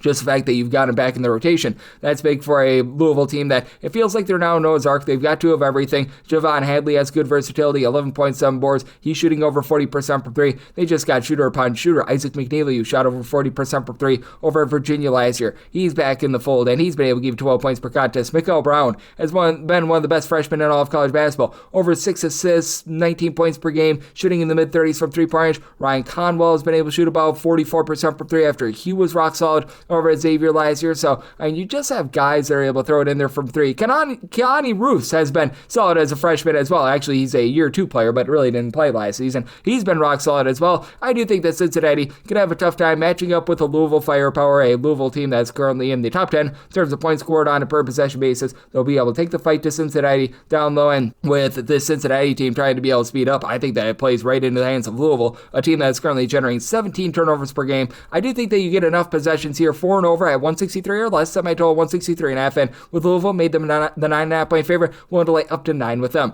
8-15, 8-16 on the board. It is Oakland, and they're on the road against Eastern Michigan. Eastern Michigan is between a pick-up to a 1.5 point home underdog. 151.5 to 152.5 is the total, and I did set a total here of a 146. I'm in on the under. Eastern Michigan has been playing a little bit more up-tempo this year, and they're still poor with their defense, especially in terms of guarding the three-point arc. Last year, they were well outside the top 300 in terms of opponents' three-point shooting percentage, but it's not like this Eastern Michigan team is ever going to necessarily be totally gunning it. With Eastern Michigan right now, they're about 167th in terms of total possessions per game, under St. Eve, always a relatively mid-tempo team, and Oakland last year was one of the slowest teams in all of college basketball. They're back to being a mid-tempo team because Oakland last year, they just weren't able to bring in three-point shooters. They were outside the top 300 in terms of three-point shooting percentage. They went back the junior college route, and these guys have been able to flourish. Zaire Wells has been able to give you 10 points, 6.5 boards. He was a top 30 guy according to JUCOrecruiting.com. Isaac Garrett was a top 15 guy in terms of junior college ranks according to JUCOrecruiting.com. He had 6'8", great versatility, 16.5 points, 5 boards. He's able to shoot it from three. That's not necessarily his forte though, but Brady Robinson, who comes on over from UT Arlington, Brody Robinson, he's been able to do a nice job after he gave that Arlington team 4 assists per game. He's doing the same for this Oakland bunch, who have cleaned up their act, only about 10.5 turnovers per game. Now, Oakland is giving it up from three. They are allowing opponents to shoot about 36% from three, but this is not an Eastern Michigan team that I think is going to be going bombs away from three. They're shooting 30.5% from the outside, and we have seen this team really have to try to embrace the 2 Northwestern State transfers in John Sanders and Addison Patterson. Patterson, 15 points, 6 boards, do-it-all guy at 6'7", right now shooting 50% from three. That's going to be going downward, and then they bring in McMahon Seal from the State. He was over at Detroit last season. He's been an A6 man, 7.5 points per contest. He's a solid three-point shooter, and John Sanders last year, when he was over at Northwestern State, he was putting in there for that team about 9 points on 40% three-point shooting, but Eastern Michigan just is really lacking that main facilitation right now. Mohamed Maheb, he's been having to do a little bit of everything as a forward, 13.5 points, 7 boards, and he's actually been their leader in assists as well, so they put a lot on his plate. And you've got Godslav Noah Booty, hopefully I said that correct, who's been able to give you a little bit of rebounding. As you can tell, I totally guessed on that name, but that said, man, as comment, he's been able to give you a little bit of something, but you're expecting Aiden Rubio. Makai Ellison transfers from the lower level to be able to give you something. They're combining for about 4 points per contest, and I do think that for this Oakland team, they're much improved with the junior college transfers that have come in. They're a relatively mid-tempo team. You still have Bari Navalura down low, give you 7+ rebounds per game. I think that Oakland is able to win this from within, and I do think that Eastern Michigan is going to continue to have offensive issues without having that main guard. So, semi line at 2, I'm going to be willing to lay the 1.5 with Oakland, and I'm in on the under. Semi total 146, 8-17, 8-18 on the card. Michigan State, they play us to Detroit. Detroit, oh mercy, they are between 30.5 38.5 and 31.5-point underdogs. 148.5 is the total, and set Michigan State as a 27.5-point favorite. I'm going to be willing to take the points here with Detroit. I do think that Coach Montgomery is actually doing an okay job with this Detroit team. For Detroit, they're not necessarily going to be wowing you in like any category or anything like that, but that said, they should see some positivity with the fact that they're currently shooting 23.5% from three-point. This is not going to be an amazing three-point shooting team. They've lost quite a bit from last season, but Orlando Lovejoy is that main guy who was back from a season ago. He's been able to give the team 14 points, 4 assists, stealing out per contest. This is on a team with imposing size. You've got Aiden Carter right now leading the way with about 5.5 boards. That's a 6'5", little bit of a joker player. You're going to need to get a bit more out of Keyshawn Fisher, who's come in at 6'7". He's been able to give this team right around about 3 to 4 rebounds per game. He was one of those overtime elite guys that come in, and you're going to need to be able to get a lot more, in my opinion, out of Jaquel Cotton. He's only been able to give the team 3 points, has done an okay job on the boards, but he's one of those true freshmen that they're really banking on for some production. And then Nate Johnson, who was a nice part of this team last season. He supplied this team with about 8.5 points, not necessarily a great 3-point shooter, but 4.5 rebounds. He's taken a bit of a setback as well, but Michigan State, they're going to be a suspect 3-point shooting team once again this year. They do everything well except for shoot it from 3. They're right now shooting 29.5% from 3. I think they're probably going to be more like a 32% 3-point shooting team when it's all said and done, but their defense has been really good. I mean, they're not like a top 10 team in terms of points allowed on a per possession basis, but that's because they played a tough level of competition. They were able to shut Kentucky down to 66 points. They held Arkansas to 66 as well, so I do think that you get a little bit more of a slog of a game here. At 145.5 is what I set my total at. I'm in on the under. You know that Jeremy Fears is going to do a nice job doling it out. He's been able to give out 10 assists per contest. Not a Michigan State team that's going to generate a lot of turnovers. They just make life miserable for you, and they pound the boards. They're a top 15 team with regards to rebound percentage, with Colin Carr, give you 10 points, 3 assists, 5.5 boards, good versatility there. Jackson Kaler is averaging a double-double, 16 points, 11 rebounds. I just think that you lack that 3-point shooting for this Michigan State team to cover quite this big of a number in what I think is going to be a lower scoring game. So I do like the under here, and with Detroit, I'm going to be willing to take those points, set them as a 28.5-point underdog. A 19-8-20 on the card. It is Appalachian St playing against Charlotte. Charlotte's a 1.5-point dog total on this game. It is 133.5, and I said App State as a 6.5-point favorite. I'm going to be willing to lay the number. Don't expect a lot of pace in this game, as you've got two teams that they really do like to slow it down. For Appalachian State, last year they were outside the top 275 in terms of total possessions per game. Right now they are clocking in 351st in all of college basketball. Charlotte has been a hair faster than that, but this is a Charlotte team that likes to play slow and controlled as well. 347th in terms of total possessions per game, so you're in for a little bit of a total race. At my total 132.5, I'm in on the under, but despite the fact that Charlotte plays so slowly, last year they were outside the top 250 in terms of points allowed on a per possession basis. That always goes to show, and I'd like to say this, just because you play slow doesn't mean that you play good defense. Just because you see a team give up only like 70 points, that could be because they're playing super slow, but they're giving it up on every single possession like Charlotte did. And right now, Charlotte is allowing teams to shoot about 35.5% from 3-point range. They're doing a solid job down low. This is a Charlotte team that is a top 50 team in terms of percentage of their mid shots that result in an offensive rebound. Anton Bonke, he's come in, and he was over at Providence a season ago where he was glued to the bench. He's been able to give this team 10.5 rebounds, 2.5 blocks per contest. And Zane Mingo,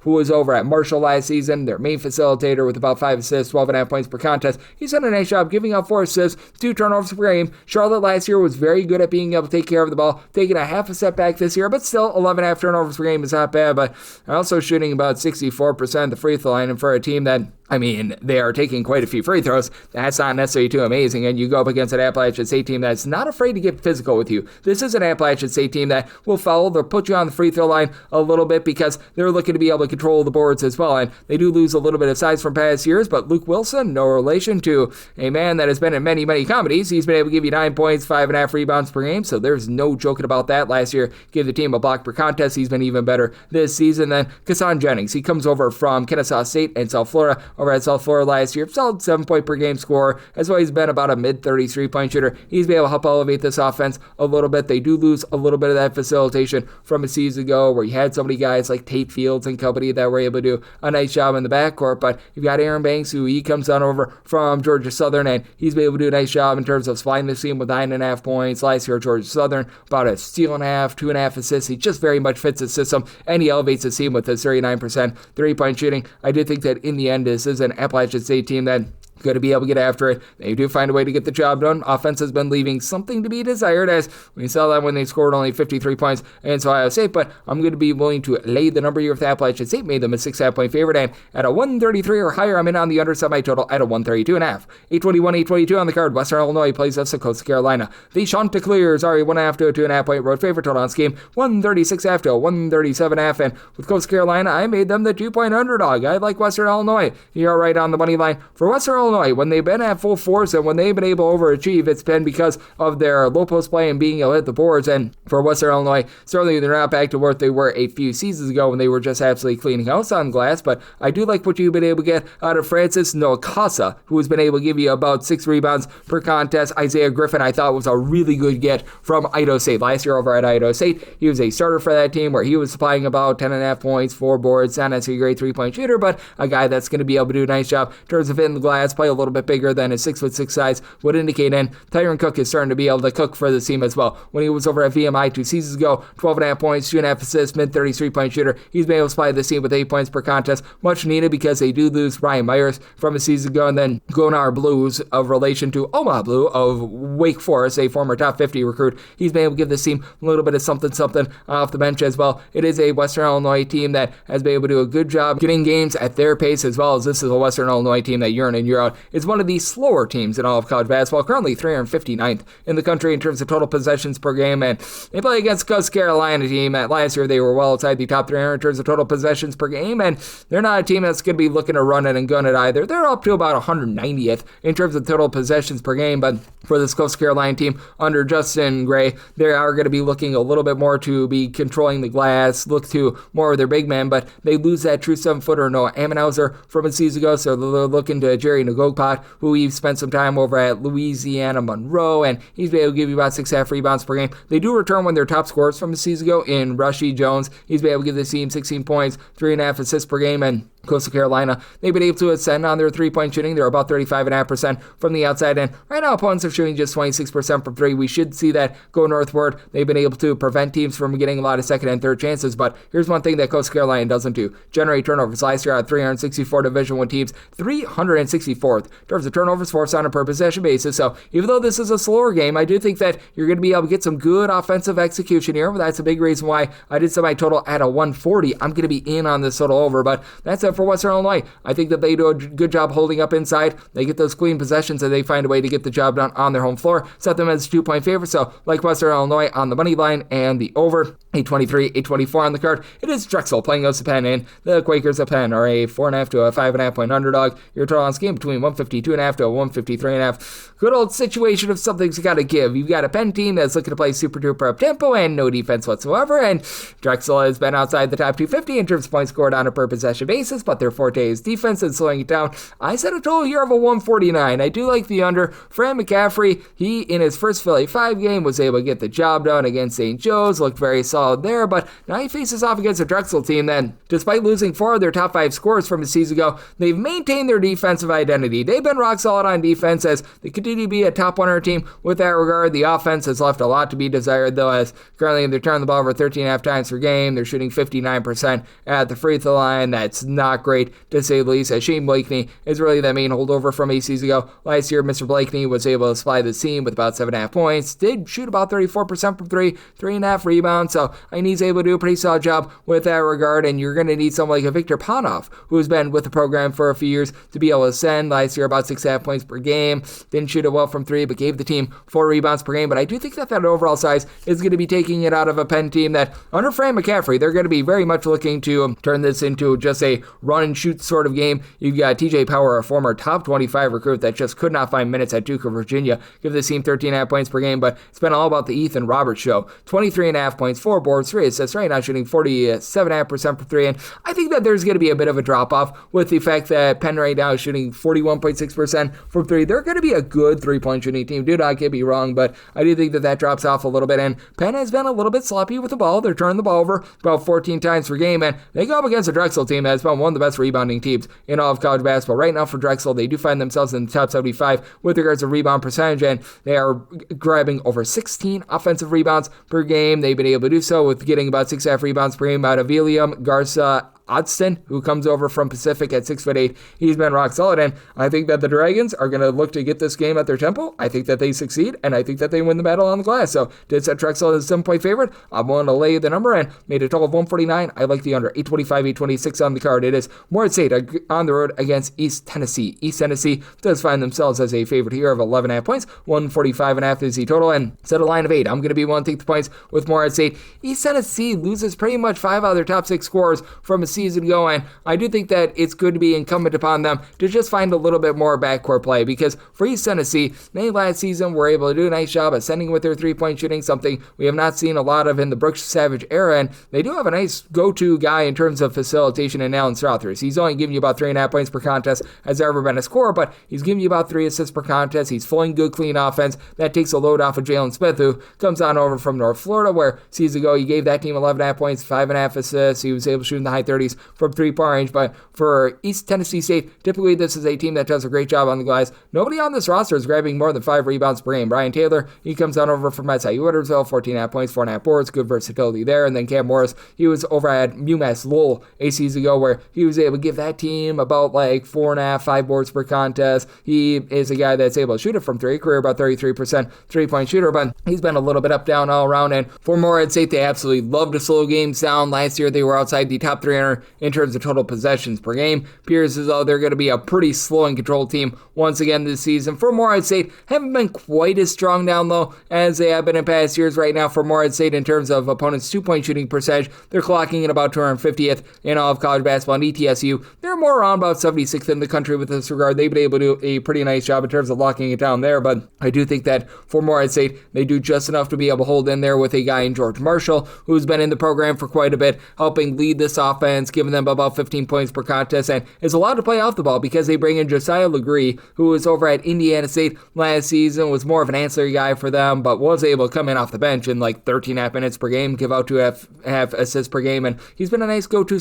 passer for them. He's been able to give the team 5.5 assists per game. And Tamari Relaford, who began his career over at West Georgia, was a good rebounder for them last season with about 4.5 boards, 7 points per game. Not really a guy that's going to pop it from 3, but nice 6'8", 220 frame. He's been able to give this team a little bit of something down low as well. So I do think that you're going to get a little bit of a grimier game in this one. I did set my total here at a 140, so I'm going to be willing to take the points with Morehead State, and I'm going to be in on that under. 827, 828 on the card. Northern Colorado is going to be playing against St. Thomas. This is from the Childs Center out there in Portland, and St. Thomas on a neutral court is a 2.5 point favorite. Total on this game, it is 156.5. I said St. Thomas is a 3-point favorite, so I'm going to be willing to lay the 2.5. Don't want to go a lot further, and I would like to see St. Thomas be able to generate a few more second chances. The St. Thomas team, their forte is never going to be hitting the glass, but right now they're only grabbing about 9% of their missed shots as an offensive rebound. That is dead last in all of college basketball, but despite that, they've still been able to do a rock solid job with their offense. They're still a top 75 team in terms of points scored on a per possession basis, because Nolan Mine-Sale has been absolutely amazing. 21.5 points, 4.5 boards, 3.5 assists, not even shooting it well from 3. He's only shooting 25% from 3. That's going to be going northward, but you've had the ancillary guys like Isaiah Johnson Agriu, who's been able to shoot 41% from 3. He's flying 10 points per contest. Carter Bajerke, who's been in the program for quite a while, he's able to give you 6 points, a steal. He just does a little bit of this and that. And for St. Thomas, they have been much better in terms of generating turnovers in recent years. Last year, they were a top 100 team in terms of turnovers forced on a per possession basis. Not quite there this season, but even with them being a little bit cold from 3 to start out with, they've still been efficient on offense because they don't turn the ball over themselves, much like a lot of these teams that bomb it from 3. That allows for a lot of open 2-point shots when they look to take it as well. They've been a top 25 team with regards to their 2-point shooting percentage, and Northern Colorado has had quite a bit of that over the last few seasons, as Northern Colorado last year was one of the best teams with regards to their defensive rebound percentage, and they're doing that once again this season for Northern Colorado. They've been a top 25 team with regards to their 2-point shooting percentage as well, but they're turning the ball over 13.5 times per game. They're going through a little bit of transition in the backcourt with Quinn Dinker, who came in a few seasons ago over from Idaho. He's been the main ball handler with 7.5 assists per game. He's given the team 15 points per game, and off the ball, you got Zach Block shooting 62% for 3 with 16 points per game. And Brock Wisney, in his small sample size, shooting 80% from 3 with 14 points per game. I feel very confident saying that those numbers are going to be going downward, but they also bring in Vincent Delano. He was a guard over at Portland last year that as a part-time starter, he supplied 5.5 points per game, but he only shot about 25% from three-point range. In this system that they like to be able to bomb it from three, that's going to be a little bit of an issue for them moving forward. This is a Northern Colorado team that also has been allowing opponents to shoot only about 26% from three. They've been the byproduct of the fact that they have only played one Division I opponent thus far. That'd be Pepperdine. That was an 88-81, a little bit more of an up-down all-around sort of game, but I do think that the shooting numbers are going to be seeing some regression for Northern Colorado. Prior to last year, you had a St. Thomas team that was very slow with regards to their tempo. Last year, they cranked it up to about top 100 in terms of total possessions per game. I think that they go back to being a little bit more of a mid-tempo team this year. I don't think that they're going to be outside like the top 225 in terms of total possessions per game or anything like that, but I mean, this is a St. Thomas team that, as of right now, in terms of total possessions per game, they're checking in more around about 247, so did set a total here of a 155. I think that Northern Colorado cools off and have really been untested with regards to competition that they played, so I'm going to be willing to take St. Thomas here at a 2.5, and I'm in on the under. 829, 830 on the card. UAB plays host to South Alabama, and South Alabama finds themselves as a mid-size underdog of 7.5 points. So on this game, it is 150.5 and made total 152.5. I like the over. UAB year in and year out have been blazers with regards to their tempo, typically a top 50 team in terms of total possessions per game, and for this UAB team, they have been really looking to move it once again this season. As for UAB, currently they're about 22nd in the country in terms of total possessions per game. You've got a South Alabama team that's 334th, so good old situation of something's got to give. South Alabama's lifeblood is generating turnovers last year. Top 40 team in terms of turnovers forced on a per possession basis. Top 50 team in terms of taking care of the ball, and right now South Alabama is doing a nice job of the little things. They're right now preventing free throw attempts or giving up the fewest free throw attempts of any team in all of college basketball. They're only turning the ball over 9 times per game, but their shooting has taken a big fall off as they lose pretty much 3 out of their top 5 scorers from a season ago. They're shooting 61.5% at the free throw line. They're outside the top 125 with regards to their 2-point shooting percentage, as well. Adam Olson and Peyton Law, these two guys come from the non-D1 ranks. Both have been able to give you about 14.5 points per game, but I mean, the main returners like J.J. Wheat, Randy Brady, you expected them to take a stride forward. They've honestly taken a little bit of a stride back this season. John Broome, who is a nice 5.5 rebound per game guy, can't even get out there on the floor right now, so that's a little bit of a concern. You've got a UAB team that they got embarrassed against Alabama State about a week or so ago. They rebounded with a very nice win over High Point, and you know that Andy Kennedy is going to have these boys all ready to go. And for this UAB team, it's been a little bit of growing pains in the backcourt, but they're doing a nice job of generating turnovers. They're a top 35 team in terms of turnovers forced on a per possession basis, with bringing in a do-it-all guy in Ahmad Robinson, who last year over at Mercer, he supplied that team with 17 points, 5 boards, 5 assists, never has been a great 3-point shooter, and UAB has left over the last few seasons ever since they lost Jelly Walker a little bit of a void in terms of that 3-point shooting. But Chance Westry, who comes over from Syracuse and Auburn, he's currently shooting 44% from 3, top 100 recruit that just never found his footing at his first few schools. And Kyron Lindsey, I think, could be a dominator down low. When he left Georgia 2 seasons ago, he was actually that team's top rebounder at the time. He's been able to give this team 9.5 points, 7 boards per contest. Feels like he's found a home here along Daniel Rivera over at UMass last season. Again, not a guy with a lot of versatility, but gave that team 12 points, 7.5 boards, a steal, a block per contest. I do think that for UAB, they're going to be playing the 40 minutes of HE double hockey 6 style. They're going to be looking to pound the ball down low. I do think that they're going to have success, and even though UAB is not an amazing 3-point shooting team, they should see some positive regression to the fact that they're shooting 25.7% from 3. They're allowing opponents to shoot 26.8% from the outside. That should be rising a little bit as well, but I do think that this is going to be a game just close enough for late game filling, so set a total of 152.5. Like the over with UAB, I'm willing to lay up to 8 with them. 831, 832 on the card. It is South Dakota State. They're going to be playing us at Georgia State, and Georgia State is an underdog of 11.5 points. 146.5 is the total, and set a total here of 152.5. I do like the over. Georgia State is typically a top 125 team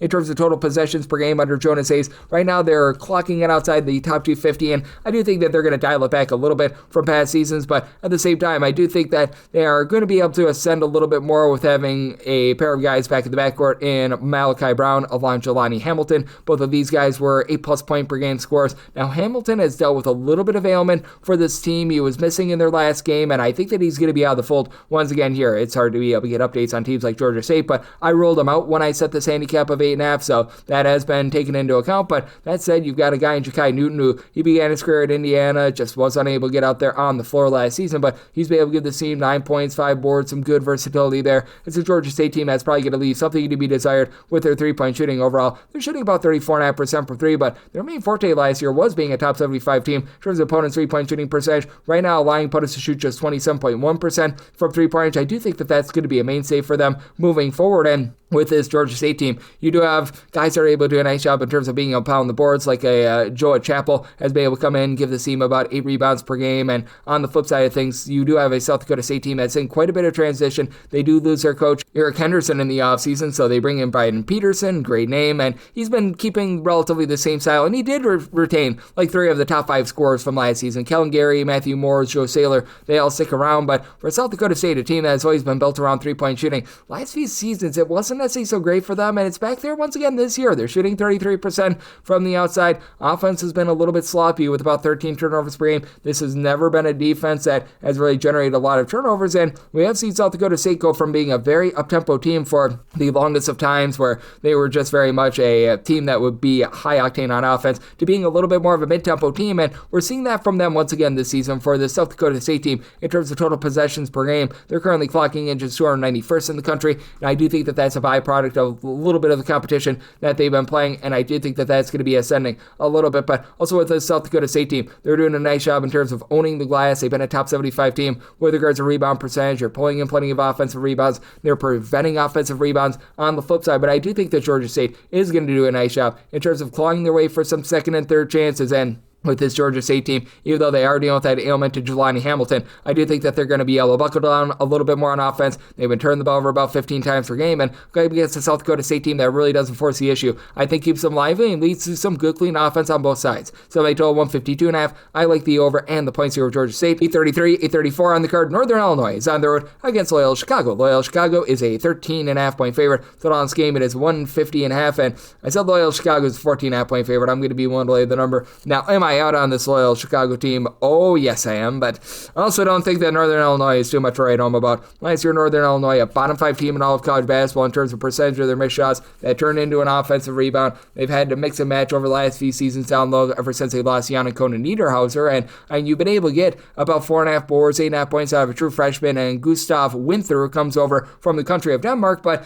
there's just not a lot down low with this team, and I like the game of Jai Otika many years ago when he was over at Marist as a freshman. He gave that team 15 points. He was shooting 41% from three, but then he's just had injuries mar his career, so that's been a little bit of an issue. G&I Cobb is a guy with a little bit of upside. He comes over from Columbia, where last season he was in more of a sixth-man role, but was able to give that team a steal. He was able to throw in there about 4.5 points per contest, but career about 19% three-point shooter for a team that really doesn't have a lot down low. That leaves something to be desired. It's a Northern Illinois team that has been year in and year out outside the top 300 in terms of points allowed on a per possession basis as well, and you've got a Loyola Chicago team that, boy, oh boy, are they struggling.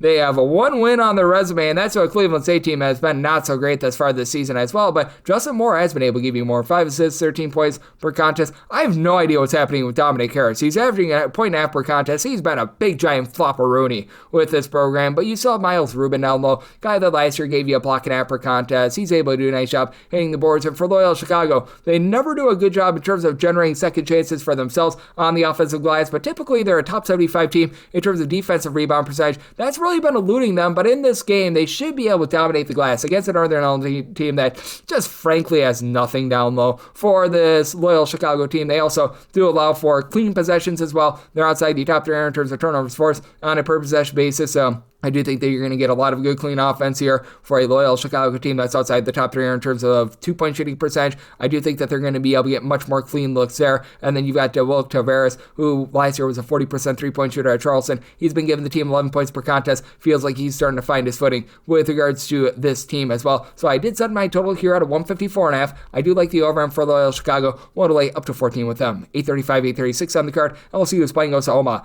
Omaha set hike is an 18.5 to a 19.5 point dog 162.5 to 164.5 is the total, and I said LSU is a 21-point favorite. I'm going to be willing to lay the number. Talked about the same with Blake Lovell, but the fact that you bring in De'Don Thomas, who he was so good over at UNLV last year, 15.5 points, 4.5 assists, mid-30s point shooter. He's really been able to elevate off of that, and this is a Markel Sutton revenge game because last year over at Omaha, he was their top rebounder. He was giving that team over 14 points per game. He's now over at LSU, and he's been a big cog for this team as well, as he's been able to give the team 16 points per game. You got Michael Nwoko down low, give you 20 points per game. I don't know if that's necessarily going to be a mainstay, but he's been rock solid. Jalen Reed at 6'10", he's always been a high 30s point shooter, so you got a lot of guys that are just flowing good, clean offense for an LSU team that is currently in the top 50 in terms of points scored on a per possession basis. And for Omaha, the way that they got to the NCAA tournament last year was 3-point shooting. Right now, they're shooting 39.5% from the outside, but the length around the perimeter of LSU, I think, is going to be hurting them a little bit. This is a Omaha team that, again, they lose their top rebounder from a season ago, and they just don't haul in their second chances for themselves. They're well outside the top 3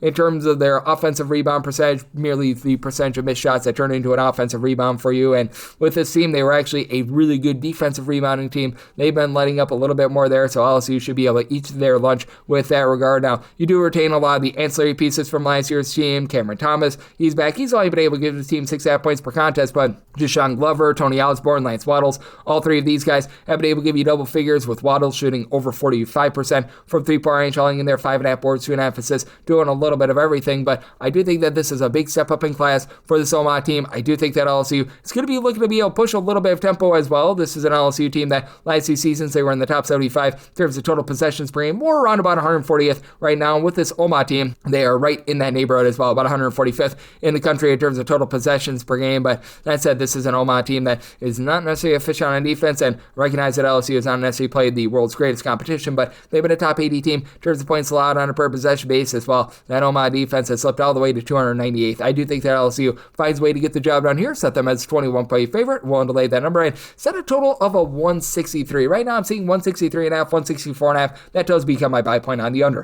837, 838 on the card. St. Louis is playing goes to Fort Wayne. Fort Wayne, a 19.5 point dog. Total on this game, it is 165.5, and with Fort Wayne, I did set them as a underdog here of 16 points, so I'm going to be willing to take the points. St. Louis has been one of the most efficient offenses in all of college basketball thus far, and for Fort Wayne, it's all about being able to win the turnover battle. Last year, they were a top 40 team in terms of both turnovers forced on a per possession basis and in terms of taking care of the ball, and they're going to need to do that part here against a St. Louis team that has started out the season being in the top 50 in terms of points scored on a per possession basis. Robbie Avila finally has a little bit of help after last year. They really had to do all through him, and you could tell that the overall efficiency just took a big giant drop off as he went from averaging about 1.8 turnovers per game over at Indiana State 2 years ago to about 3.3 last year. He's back to right around about 2.3 turnovers per game this season, and Amari McCautry has actually been the top scorer for the St. Louis team. 17 points, 5.5 boards, has been rock solid there for a St. Louis team that overall is shooting about 38.5% from 3, but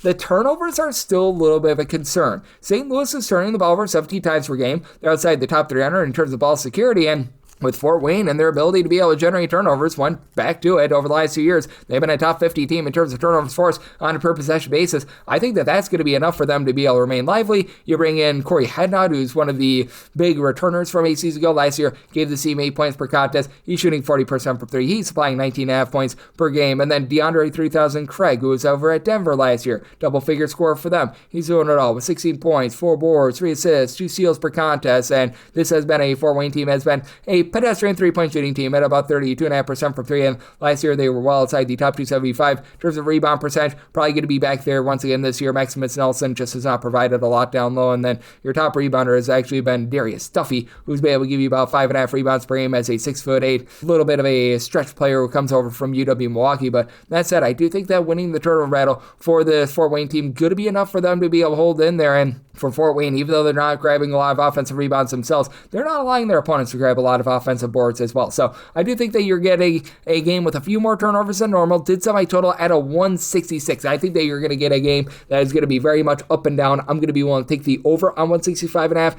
and I'm taking the points for Fort Wayne. 839, 840 on the card. Texas State, they play us to Little Rock. Little Rock is a 4.5 point dog. Total on this game, it is 136.5, and with this game. I said Texas State is 5.5-point favorite, so going to be willing to lay up to 5 with them. Little Rock is once again playing slow. They're outside the top 275 in terms of total possessions per game. And last year, they were outside the top 300 in terms of points scored on a per possession basis. But also last year, Little Rock was a top 55 defense in terms of points allowed on a per possession basis. They are well outside the top 200 to begin this season. They're allowing opponents to shoot 41.5% from 3, and they themselves have shot 46% from 3. Now, both of those numbers should be seeing some regression, but that said, this is a Little Rock team that does have some nice feature guys in terms of offense. Braxton Bayless, he was a nice rock-solid player over at Niagara in Western Kentucky. Last year over at Western Kentucky, he gave that team right around about 8 points, shot about 40% from 3-point range, 3 boards per contest. Big concern that you've got is with Little Rock is turning the ball over outside the top 300 in terms of ball security last year, and they're right back there this year. They're turning the ball over 17.5 times per game, but do have a guy in Jonathan Lawson that last year gave the team 13-plus points per contest. He's back to those old tricks this season, and Tyrion Burgess has been a nice add as well. He comes up from the non-D1 ranks at 6'9". He's been able to shoot over 40% from 3. He's supplying 9 points per game, so I do like what I'm seeing there, but this is a Texas State team that they love to pound the ball down low. They are always a team that's outside the top 320 in terms of percentage of their shots that come from 3 points, despite the fact that last year they were an above-average team with regards to their 3-point shooting, and you have a nice backcourt once again this year. You bring back Mark Drone, who was a very highly touted junior college transfer, was limited due to injury last year. He's giving you 10 points per contest, and then you got compound transfers. A pair of guys that come in from Louisiana Monroe and Jalen Bolden and Mekhi Willis. Bolden has not found his footing after being a double-figure scorer last year over at Monroe, only about 3 points per game, but Willis has been rock solid at 6'9". He's given the team 10 points, 4 boards, has yet to really take any threes after he was a mid-30s 3-point shooter a season ago, but you've also had DJ Turn It Up Hall as a freshman, give you 6.5 rebounds per game, and Texas State's forte is always being able to do a solid job on the glass. Little Rock, it feels like it's taken a little bit of a step back with that, even with Tonkan Gakic, who began his career over at Florida, give you about 6 or so rebounds per game. I do think that this Texas State team is going to be able to win this game from within, and Texas State, they've been a top 150 team in terms of turnovers forced on a per possession basis, and with the massive fall-off that we've seen with this Little Rock defense, coupled with the fact that I think you get some late game falling, I do think that you get an over here, semi-total 141.5. I like that over, and for Texas State, I'm willing to lay up to 5 with them. 841, 842 on the card. It is Manhattan on the road against Texas A&M. A&M is a 22.5 to a 23.5 point favorite. 165.5 to 167.5 is the total, and I set the Jaspers as a 17.5 point underdog. I'm going to be willing to take the points. I just can't quit this Manhattan team. They are dealing with an eligibility concern with Will Cinder. He has yet to be able to hit the floor thus far this season, and Brent Rumpel is injured once again. That's just very unfortunate, but it's night at the Roxborough. Fraser Roxborough last year shot about 47 to 48% from 3 points as a 6'7" combo player. He's back, and he's been able to get the team 12.7 boards. He's shooting 39% for 3. Terrence Jones is shooting right now over 50% for 3. We should see a bit of a fall off there, but he's come in after he was more of a sixth man guy over at Norfolk St last year. Gave that team about 6 points, 3 rebounds, a steal per contest. He's been able to help out this backcourt, especially with Cinder being on the full, but you bring back a pair of guys that I really liked in the backcourt from last season. Devin Dinkins was a nice off-the-ball scorer that gave you double figures, and then Jaden Winston, he was able to do all 4+ assists per game, and he's been able to do a nice job in terms of steering the ship for this Manhattan team. Now, Manhattan, they're not a team that's going to generate a lot of turnovers or anything like that, but they've been pretty clean with regards to their offense, a top 175 team in terms of points scored on a per possession basis, and they go up against a A&M team that is now under the tutelage of Bucky McMillan, that they're going to be looking to generate all sorts of turnovers. They've been a top 80 team in terms of turnovers forced on a per possession basis, but they've left a lot to be desired with their 3-point shooting defense. Right now, they're allowing opponents to shoot over 40% from 3. We should see that number going downward, and this should be a Texas A&M team that wins the battle down low. You bring in Rashawn Agee, who was over at USC and Bowling Green in recent years.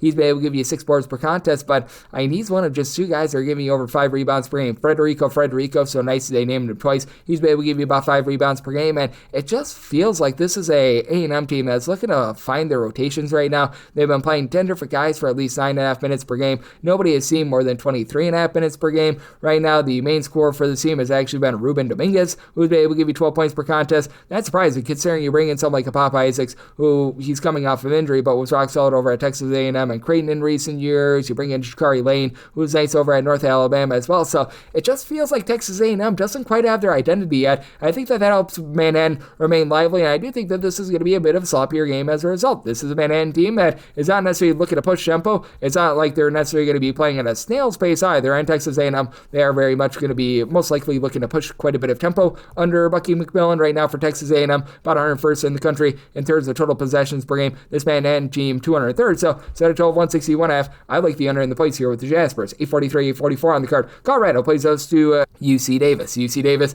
does find themselves as a pretty good size underdog here. You're going to be catching with them 15.5 points. 153.5 to 155.5 is a total. Set a total of 152.5. I do like the under for UC Davis. Last year, they were a top 40 team in terms of turnovers forced on a per possession basis and outside the top 320 in terms of ball security as well. So I do think that this is going to be a little bit of a sloppier game, and I did set them as a 12.5 point favorite. I'm going to be willing to take the points with UC Davis. I just haven't been impressed with Colorado. They had close calls to begin the season at home against Montana State and Eastern Washington. That's less than savory, to say the least, and now they have to go up against a pair of guys in the backcourt and Connor Sevilla along with Niles Cooper, who've been able to combine for about 35.5 points per game. Now, this is a UC Davis team that does not have a lot of size. You've got Nico Rokac, who's been able to give you about 6 rebounds per game, but he's the only guy that really gives you over 5 boards per contest. Isaiah Chappell is someone that they're looking to for a little bit of upside at 6'9". He's in year number 2 in the system after he was really an afterthought for them a season ago, but has been playing some good minutes this season. Then you got the Central Arkansas transfer and Braden Fajemi, who he last season when he was over at Central Arkansas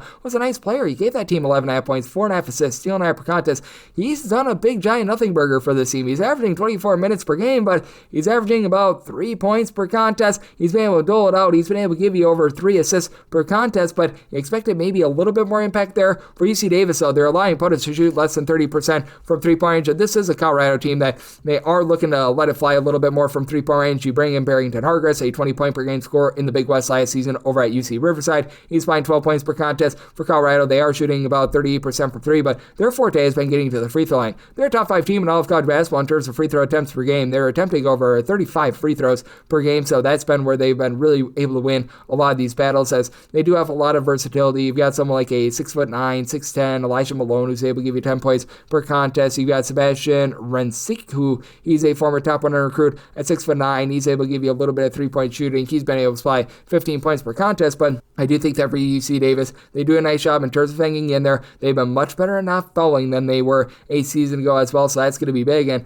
I think that things turn a little bit sloppy with regards to turnovers, as UC Davis both generates a lot of turnovers and they turn the ball over quite a bit themselves. So did set a total here of a 152.5. I'm going to be willing to take a shot here on the under, and with UC Davis, I'm willing to take the points, set them as a 12-point dog. You've got 8:45, 8:46 on the card. SMU, they're going to be playing us to Arkansas State. Arkansas State, a 16 to a 17.5 point underdog. Total on this game, 169.5 to a 171.5. Set a total of a 171. Right now, I'm seeing that 169.5. I'd be willing to take up to a 170.5 to the over. This actually opened up at a 167, but like I said, with this SMU team, they're just turning down for absolutely nobody whatsoever. It's an SMU team that is currently well within the top 50 in terms of total possessions per game, and under Ryan Pannone, first-year coach, he comes over from Alabama. All you need to do is say, comes on over from Alabama, and you can imagine that this is an up-tempo team, 80th in the country. In terms of total possessions per game, and Arkansas State right now leaving something to be desired on defense, while outside the top 150 in terms of points allowed on a per-possession basis. This is a Southern Methodist team that they themselves have been well outside the top 75 in terms of points allowed on a per possession basis as well. So I do think that you get a nice high-scoring expose in this one. But for SMU, they do a nice job flowing good, clean offense with bringing back Kevin Miller. I refuse to call him Boopy, who's been able to give you 20 points, 8 assists, shooting in the high 30s from three. And SMU as a whole, they're shooting about 38% from three. And what I like is that these guys know their roles. Like Sabat Yitaglu, he knows that at 7'2", he's not a guy that's going to light it up from three. So he's giving you 12 points, 8 boards. He hasn't attempted a single three all season long. Corey Washington, good versatility, coming on over from Jacksonville State. He was over at Wichita State. He was at St. Peter's. He's been up, down, all around. He's been able to give you 14 points, 6 half boards per contest. And then the Jacksonville State transfer in Jerron Pierre. He was one of the top scorers in all of college basketball last year. He supplied the same with 21 half points per contest a year ago. He's right now giving you 18 half points. Career 34% three-point shooter. He's been rock solid with that regard. And then on the flip side of things, you do have an Arkansas State team that has quite a bit of firepower. They bring in the Florida State transfer and Chandler Jackson, who's been able to give you 12 and a half points per game. But it really has been a whole greater than some of its parts approach with this team, as right now you've got 9 different guys that are averaging at least 6.2 points per contest, albeit it's been with having a little bit of an injury to Jalen Hamilton, who he comes over from Missouri State, but They've really been spreading the wealth with that regard. They need to get TJ Caldwell a little bit online. He was a solid player over at Ole Miss over the last few seasons, but has never really been a great three-point shooter. And the big thing for Arkansas State has been the fact that they have been turning the ball over 13 times for contests, and they don't have a ton down low. Right now, they're outside the top 325 in terms of block shot percentage, so that should allow SMU to be able to win the battle down low. That said, this is a Arkansas State team that feels like game in and game out. They're finding their bearings just a little bit more. It was a little bit of a rough start when they lost to Stone Cold Stephen F. Austin by 25 points, but it feels like they've been able to right the ship a little bit more. They cover that game against St. Mary's, and I do think that you get very much an up and down game. I set my line at a 17, between 16.5 to 17.5. Personally, I would rather take a 17.5 rather than lay 16.5, so taking the points, and I'm going to be in on a 178.5 or less to the over. 847, 848 on the card. Colorado State plays us at Denver. The Pioneers will look at a Pioneer cover as an 18-point underdog, seeing 18.5 out there as well. Total is 151.5, and with Denver, I did set them as a underdog of 16 points, so I'm going to be willing to take those points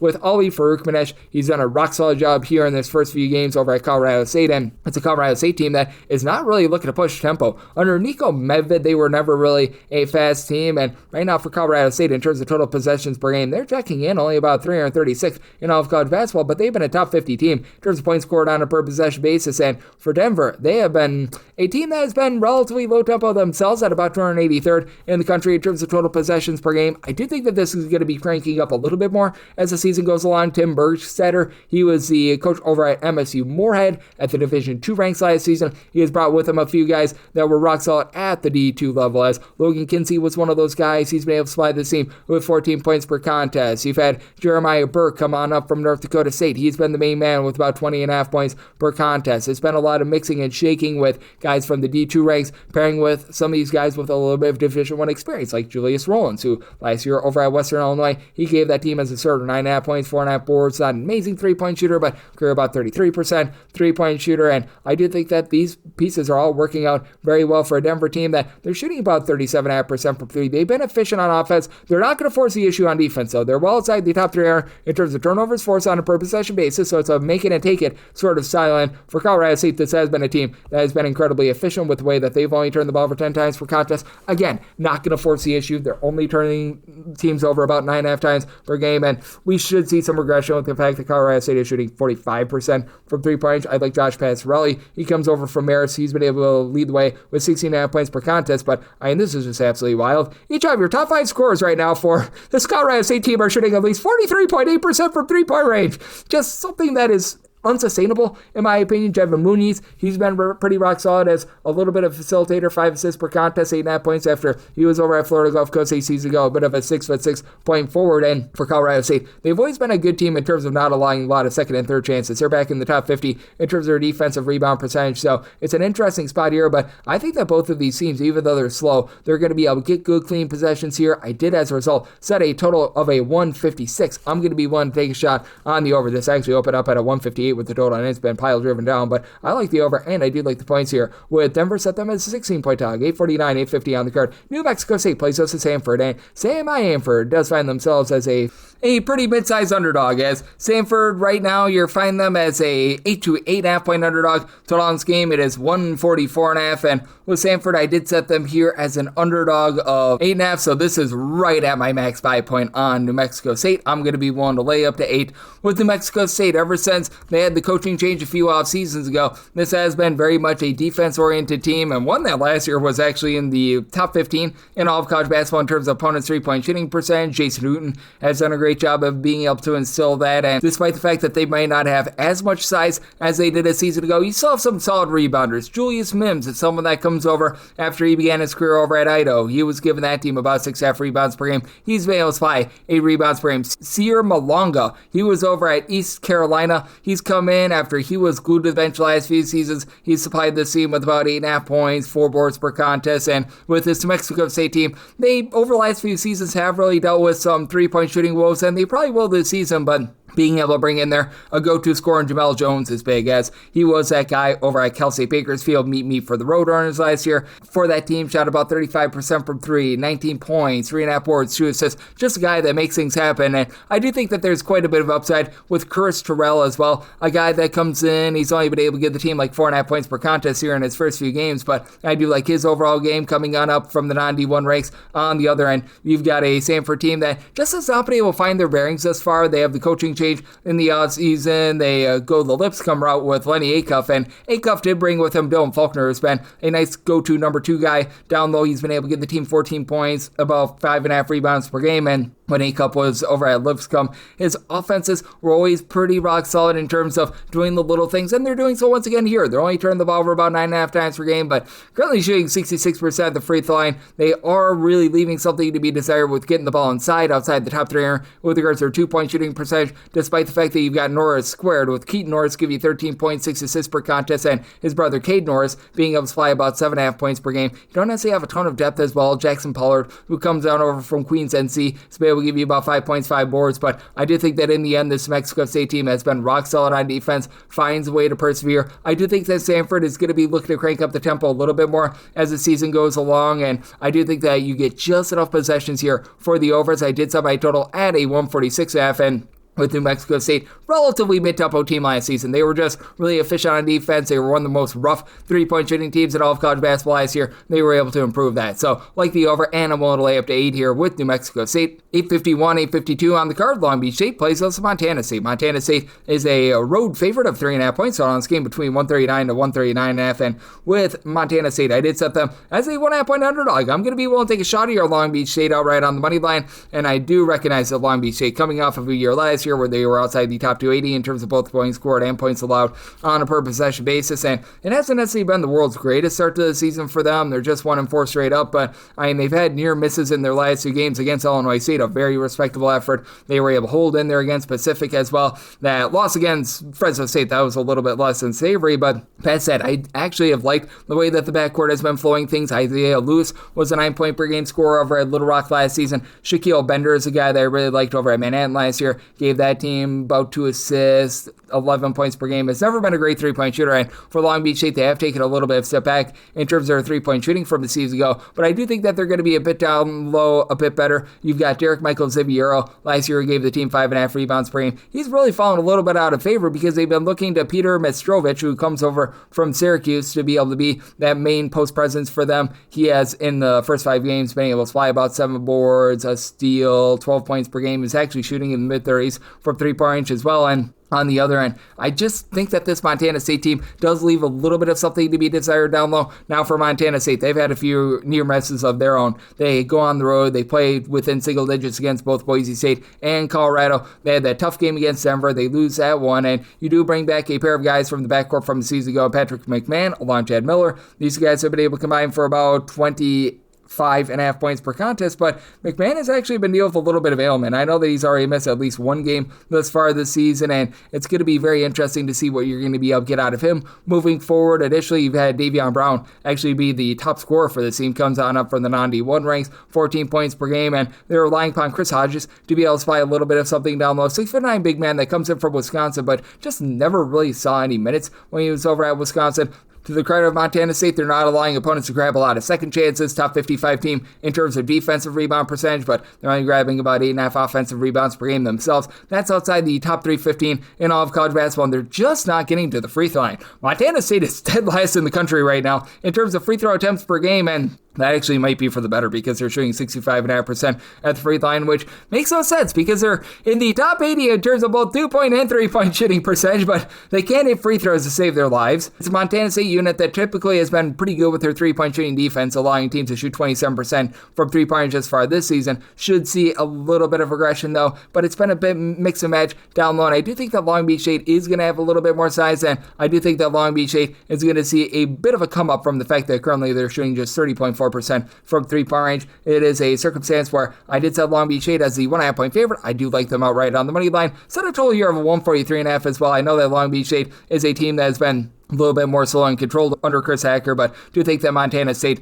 is going to be able to do a nice job in terms of executing their stuff as well against a Long Beach State team outside the top 250 in terms of points allowed on a per possession basis. So like the over and Long Beach State on the money line, 853, 854 on the card. Stanford is playing host to Seattle. Seattle is an underdog of 10.5 to 11.5 points, 148.5 to 149.5 is the total, and I said Stanford as a favorite of 10 points, so being able to get north of 10, I'm going to be willing to take the points with Seattle. Seattle is just typically a top 100 team in terms of points allowed on a per possession basis, and I do think that defense is going to allow them to remain lively. Big thing for Seattle last year is that they were one of the worst three-point shooting teams in all of college basketball, and they are not going to continue to shoot 43.2% from three-point range, but you knew that there would be a little bit of bounce back with some of these guys, and they're doing so with Jonathan Christophilis, who last season was the starter with over 10 points per contest, only supplying about 4 points per game, as Braden Maldonado has been the head of the snake, 23.5 points, 4 boards, 3 assists right now, shooting over 58% from three-point range, and John Suk Yo, who was a nice versatile piece over at Gonzaga. They just couldn't really find a role for him. He's been able to do a nice job, giving the team just a little bit of a Swiss Army knife presence, 12 points, 4 boards. Malik Arrington, he's that main facilitator that's back from a season ago, about 6 assists per game, not giving you a lot of scoring, but doing a nice job just being able to flow a good, clean offense. And for Seattle, this has been a top 50 team in terms of turnovers forced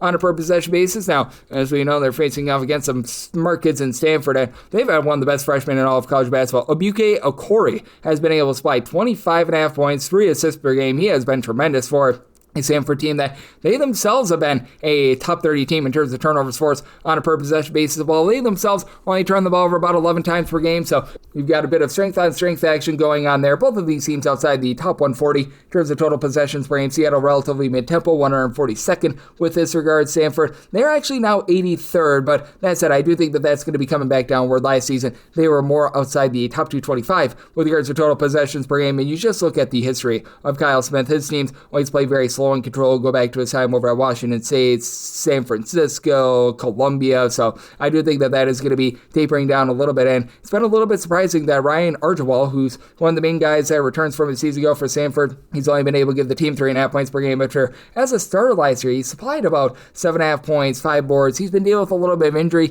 this season as well. So that negatively affects the Samford team just a little bit. And for the Samford team, they've really been giving it up from three, allowing teams to shoot over 35% from three-point range. I do think that progresses a little bit. I do think that you're going to see Seattle not shoot quite as great from three, but I think that the way that Seattle is able to generate turnovers and they play on defense allows them to hold in there. Set at 12-146. I do like the under, and I'm going to be willing to take anything north of 10 here with Seattle. 855, 856 on the card. It is Portland, and they're going to be playing against Cal State Fullerton, and Fullerton does find themselves as a 5.5 to a 6-point underdog. Thought this game between 161 to 161.5, and with Fullerton, I set them as a underdog of 9 points. I'm going to be willing to lay it with Portland. I recognize that this is a Portland team that in past years they have been well outside the top 280 in terms of points allowed on a per possession basis. They've left a lot to be desired there, and they got dump trucked in their last game against Wyoming, losing that game 93-56 at elevation. But I do think that Jermaine Balsinger-Webb, who comes on over from American a few seasons ago, gives this team a nice post presence at 7 feet tall. He's been able to supply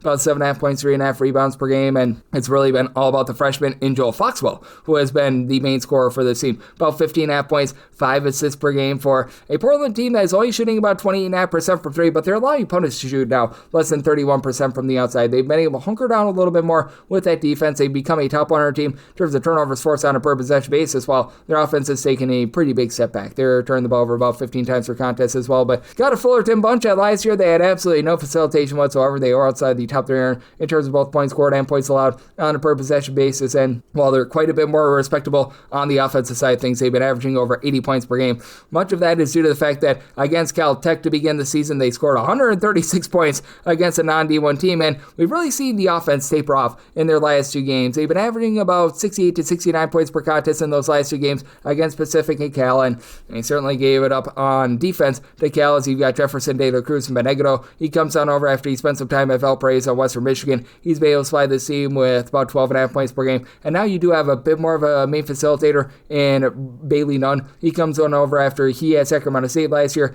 gave that team 3.5 assists per game. Not much of a scorer, though. Only about a career 30% three-point shooter, and this is going to be a unit that probably does have their issues in terms of three-point shooting with Fullerton. They're only shooting about 28.5% from the outside. They've been solid in terms of generating turnovers, a upper half of the nation team in terms of turnovers forced on a per possession basis, but both of these teams have been really struggling with regards to a three-point shot. It is a Fullerton team that typically they're a little bit more slow/mid-tempo, while you do have a Portland team that traditionally is a little bit faster. Portland right now about 90th in the country in terms of total possessions per game. Fullerton's up to 8th in the country. I think that that's a little bit of a byproduct of the competition that they've been playing, and I do think that that slows down quite a bit. And to the credit of Fullerton, they've been in the upper half of college basketball in terms of defensive rebound percentage, while they themselves have had a tough time getting a lot of second chances. So I do think that this is going to be a bit of a lower scoring game than what the total would indicate. Semi-total 151. I like the under with Portland. I'm going to lay up to 8.5 with them. 857, 858 on the card. It is San Diego, and they play also UC Riverside, and Riverside is a mid-sized underdog of 6.5 points total on this game. It is 152 to 152.5. I said San Diego is a 7.5 point favorite. I'm going to be willing to lay up to 7.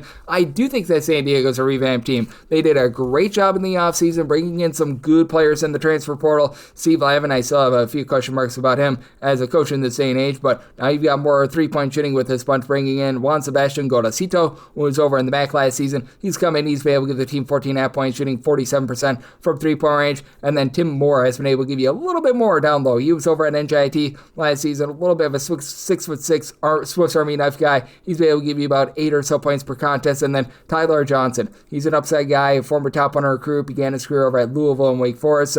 He was around the ACC and actually saw meaningful starts for Wake Forest last season, where he gave that team 6 points per contest. Has ever been a great three-point shooter. He's a career 24% three-point shooter that, thus far this season, has shot 46% from three. I think that that's going to be going downward a little bit, but certainly this team is much improved there. The rebounding leaves a little bit of something to be desired for San Diego right now. They're outside the top there with regards to their defensive rebound percentage, but this is not a Riverside team that necessarily has a lot of size down low. And Gus Arginal, who was doing a good job over at Cal State Bernardino, he was able to lead them to the Final Four a few seasons ago. Brought with him a few guys from the non-D1 ranks, but he mostly brought over guards. You do have BJ Collier, 6'10", but that was a guy that was over at Montana State last season. Didn't really see a lot of playing time. And then you got Osiris Gary, who comes over after he was over at Utah Valley last season. Grady was able to give that team about 5.5 points. Was a starter that didn't necessarily give you a lot of scoring, but was a little bit more of a defensive stopper. And then you've got Mr. Worthy and Markel Worthy. He, a season ago, was a solid player over at UMass, giving that team about 6 points, 2 assists per game, but he's more of a facilitator, only is a career 17% three-point shooter. And for this UC Riverside team, right now they are outside the top 290 in terms of percentage of their missed shots that resulted in an offensive rebound. And what made Arginal's team so good over at Bernardino is that his team's always won the turnover battle. Right now, over 16 turnovers per game with a lot of moving parts in the backcourt for Riverside. I think that that's going to be very costly against a San Diego team that can be had down low, but San Diego, I think, does a good job generating some turnovers, and both of these teams, I think, are going to be able to knock down some outside shots. And for San Diego, I do think that getting second and third chances allows them to be able to pull this one out. I set my line at a 7.5, so I'm going to be willing to lay up to 7 with San Diego. Semi-total 153.5. I think that you have the propensity here for some late game fouling for the over, so like the over, and I'm going to be willing to take a shot here on San Diego. 859, 860 on the card. Santa Clara is going to be playing us at Louisiana, an 18 to an 18.5 point underdog. Totals between 142.5 to a 141.5. Seeing a 143.5 out there as well, and I like them all over. I semi-total 148.5 with Louisiana. They have certainly cranked down their tempo. They're outside the top 300 in terms of total possessions per game, but I do think that the efficiency is going to be there on offense as they bring in a top 100 recruit in Joshua Lewis, who is yet to be able to find his bearings with this offense. He's only been able to get the team 6.5 points per game, and they've dealt with a little bit of injury as you bring in a guy in Jamarian Keller who actually saw some really good minutes over at Oklahoma State last season. He's been limited to just 2 games. He's currently been dealing with a little bit of an ailment. Probably he's going to be out for this game as well, so that's left it to really Jackson Oliveira, along Dorian Finster to headline things. And Finster, he comes over after he began his career at Kansas State last year at Sam Houston State. He was a solid player. 8 points, 5.5 boards, has about a 6'6" do-it-all guy. Doesn't necessarily shoot it well from three-point range, and this is a Louisiana Louisiana team that, as a whole, they're only shooting about 30% from the outside, and they have a lot of opponents to shoot over 36% from three-point, but there's reason to believe that you've got a little bit of upside with bringing in someone like a Darius Woodson, who he was over at North Dakota last year, gave that team 8.5 points, was able to supply about 2 rebounds per game. Not necessarily an amazing three-point shooter, but at 6'7", he's able to guard multiple positions, and got a Santa Clara team that they're always an explosive offense. They're always in the top 75 in terms of points scored on a per possession basis, and this is a Santa Clara team that hung north of 80 on the board in their road win over Xavier about a week or so ago. Santa Clara looking to play a little bit more slowly this year. Typically, they're in the upper half of all of college basketball in terms of total possessions per game. Currently, they're more around about 277th in the country in terms of total possessions per game, mainly because you lose so many guys like Adama Ball and company in the backcourt, but this team has still been very efficient with that offense, over 80 points per game from them. Only shooting about 33% from three, but Elijah Mai has been really good for this team, 13 points, 3.5 assists per game, and it's a Santa Clara team that has been doing a nice job of just being able to not hurt themselves. They're only turning the ball over about 10.5 times per contest. They are forcing opponents into 14.5 turnovers per game, and then you've got good rebounding for second and third chances. This is a top 25 team in terms of percentage of their missed shots that result in an offensive rebound, as Jake Amsinger along with Alan Graves. These two guys only combined for 15.5 points per game, but between the two of them, you're getting 15 rebounds per game in total and 7 offensive rebounds per game. There are some teams that don't currently have 7 offensive rebounds per game. I do think that is going to be hurting the cause of Louisiana a little bit, but even with Louisiana, deal with the few ailments, them having to travel out to the West Coast, I think that they do just enough to be able to hold in there, and I do think that Louisiana going to be able to find a little bit of three-point shooting here against a Santa Clara team that has been very rock solid down low, but again, with losing much of that backcourt from a season ago, a little bit more suspect around the perimeter. So I did set a total here of a 148.5. I do like the over and the points with Louisiana. 861, 862 on the card. It is California, and they're going to be playing us Sacramento St. Sac State is an underdog of 20.5 points. 155.5 to 156.5 is the total, and I did set a total here of a 159.5. I do like the over for Sacramento State. They had it absolutely taken to them a few days ago against UCLA, and very clear that the Mike Bibby experiment to this point has not necessarily been what the team was hoping for, but that's it for the Sacramento State team. They also do leave something to be desired on defense while outside the top 225 in terms of points allowed on a per possession basis. They've been about 200th in the country in terms of total possessions per game. Meanwhile, Cal is really starting to get things going under Mark Madsen. When Madsen's teams were at full force when he was over at Utah Valley, they would actually play fast. They'd be a top 100 team in terms of total possessions per game and a top 40 team in terms of points allowed on a per possession basis, but it's very clear that he's got himself a gem of an offense here. They're right now averaging about 84 points per contest with Day-Day Ames and John Camden combining for 34.5 points per game, and Day-Day Ames is right now shooting 62.5% from three. We should see that go down a little bit, but you've got Lee Dort to really be able to control things down low. He's been able to give this team 7 boards, a relatively good shot blocker, not going to get outside of himself and try to pop it from three or anything like that, but he's a nice little post presence for a Cal team that has been relatively even up on the glass. You do want to see a little bit more out of some of the other big men like a Milo Seelig, who comes on over from Loyola, Maryland, but for Sacramento State, you have one relatively good big man that's been able to hold it down. That would be the UNLV transfer in Jeremiah Cherry. He's been able to give you 15.5 points, 8 boards per game, and Prophet Johnson has been just a do-it-all guy. Comes in for Fairfield. He's been able to supply 16 points, 9 boards, 4.5 assists per game. But it's a Sacramento State team that may have been outside the top 225 with regards to their defensive rebound percentage. They're shooting 36% from three-point, but sloppiness has really been taking hold. They've been turning the ball over about 14 times per game. You've got a guy in Mr. Mikey Williams, who he began his career over at Central Florida. He's been having a long and winding road, and he's been able to supply 15 points, 5 assists, shoots in the mid-30s from three, but 4 turnovers per game out of him. Cherry, who I mentioned before, he's been turning the ball over about 3.5 times per game. So while you've got some nice explosive players, you've got guys that are right now turning the ball over. They've also been dealing with a little bit of ailment to Zach Anderson, who is a highly touted guy coming up from the non-D1 ranks. You've got the son of Shaquille O'Neal, and Shaquille O'Neal just hasn't delivered much with about 3.5 points per game. I think that Cal is going to be able to do a rock-solid job winning that battle down low. I did set my line here at a 19.5. I do think that the overall firepower just enough for Sacramento State to hold in there within 20, so here at a 20 plus, I'm going to be willing to take those points, but I do think that Mike Bibby is going to look to have this team playing a little bit more up and down as the season goes along. Did set a total of 159.5. I do like the over to go along with those points, and now we hit a lot of these neutral court games. This is from the Virgin Islands, 863, 864. Yale and Green Bay do battle, and Yale is a 15.5 point favorite. Total is 153.5, and Operation Fade Doug Gottlieb, it is on like Donkey Kong. I set Yale as a 22.5 point favorite. Yale already has 25 plus point wins on the road against Quinnipiac, along with Navy, two teams I actually think are going to be rock solid mid-majors for Yale. They are a top 5 team in terms of points scored on a per possession basis away from home. Less than savory results a few nights ago against Rhode Island, but I still like this team. Nick Townsend, Riley Fox, both shooting over 50% from 3, and we should see regression with Yale shooting 46.9% from 3, but UW Green Bay, grody with their defense again. Outside the top 330 in terms of points allowed on a per possession basis, not giving themselves any chances whatsoever. In the bottom 5 in terms of offensive rebound percentage. So that means that Isaac Salazar, who's giving you 7 rebounds per game, should be able to dominate things down low. Nick Townsend, who has been able to give you 18 points per game, he also throws in their 8 rebounds per game. You've got someone like Samson Ellerton, who has been able to give you about 4.5 boards per contest as well. So UW Green Bay going to get dump trucked on the glass. And for Green Bay, you got Marcus Hall, who's been very solid. Last year, gave the team 13 points per contest. He's built off of that to be able to give you 15 points, 5.5 boards, 3.5 assists per game.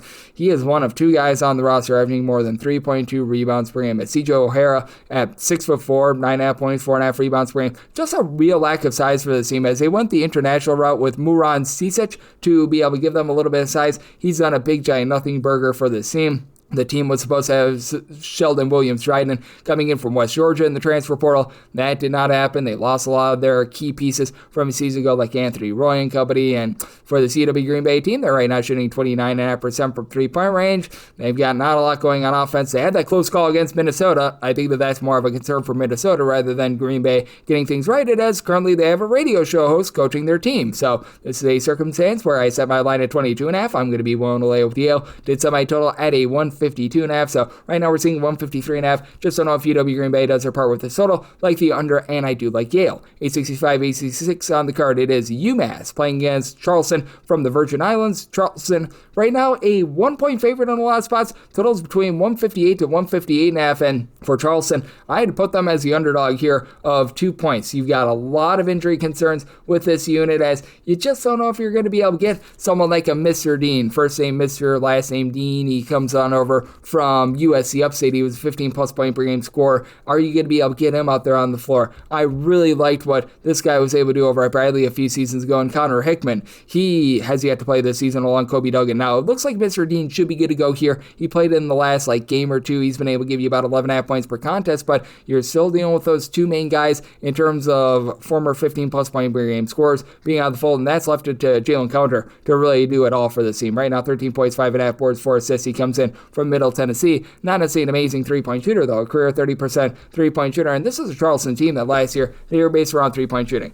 Now, they should see some positivity with the fact that currently they're shooting 24.8% from three-point range. That's not great, as Martin Kalu has been one of your best three-point shooters at 36.5% from the outside, 12.5 points per contest, but this is also a team that's getting just drop-kicked on the glass. Right now, they're outside the top 3 in terms of defensive rebound percentage, and the one thing that Frank Martin's teams over at UMass have done a good job of is being able to pull in their offensive rebounds. They're back in the top 125 in terms of percentage of their missed shots that result in an offensive rebound. They bring in Leonardo Bituli, who he was over at Evelyn Christian last season. He's been able to slide 18.5 points, 10.5 boards. Good at generating turnovers, and he himself has turned the ball over 4 times per contest, but a UMass unit that last year was about 360th in the country in terms of three-point shooting percentage. They got a breath of fresh air with bringing in Marcus Banks, who last year over at UMBC gave that team 16.5 points, was a 42% three-point shooter. He's been able to give this team 14.5 points per game, so I do think that UMass is going to be a little bit better from the outside, and I do think that with Charleston, just still dealing with a few ailments, with Hickman being very questionable. Kobe Duggan, what are you going to be able to get out of him?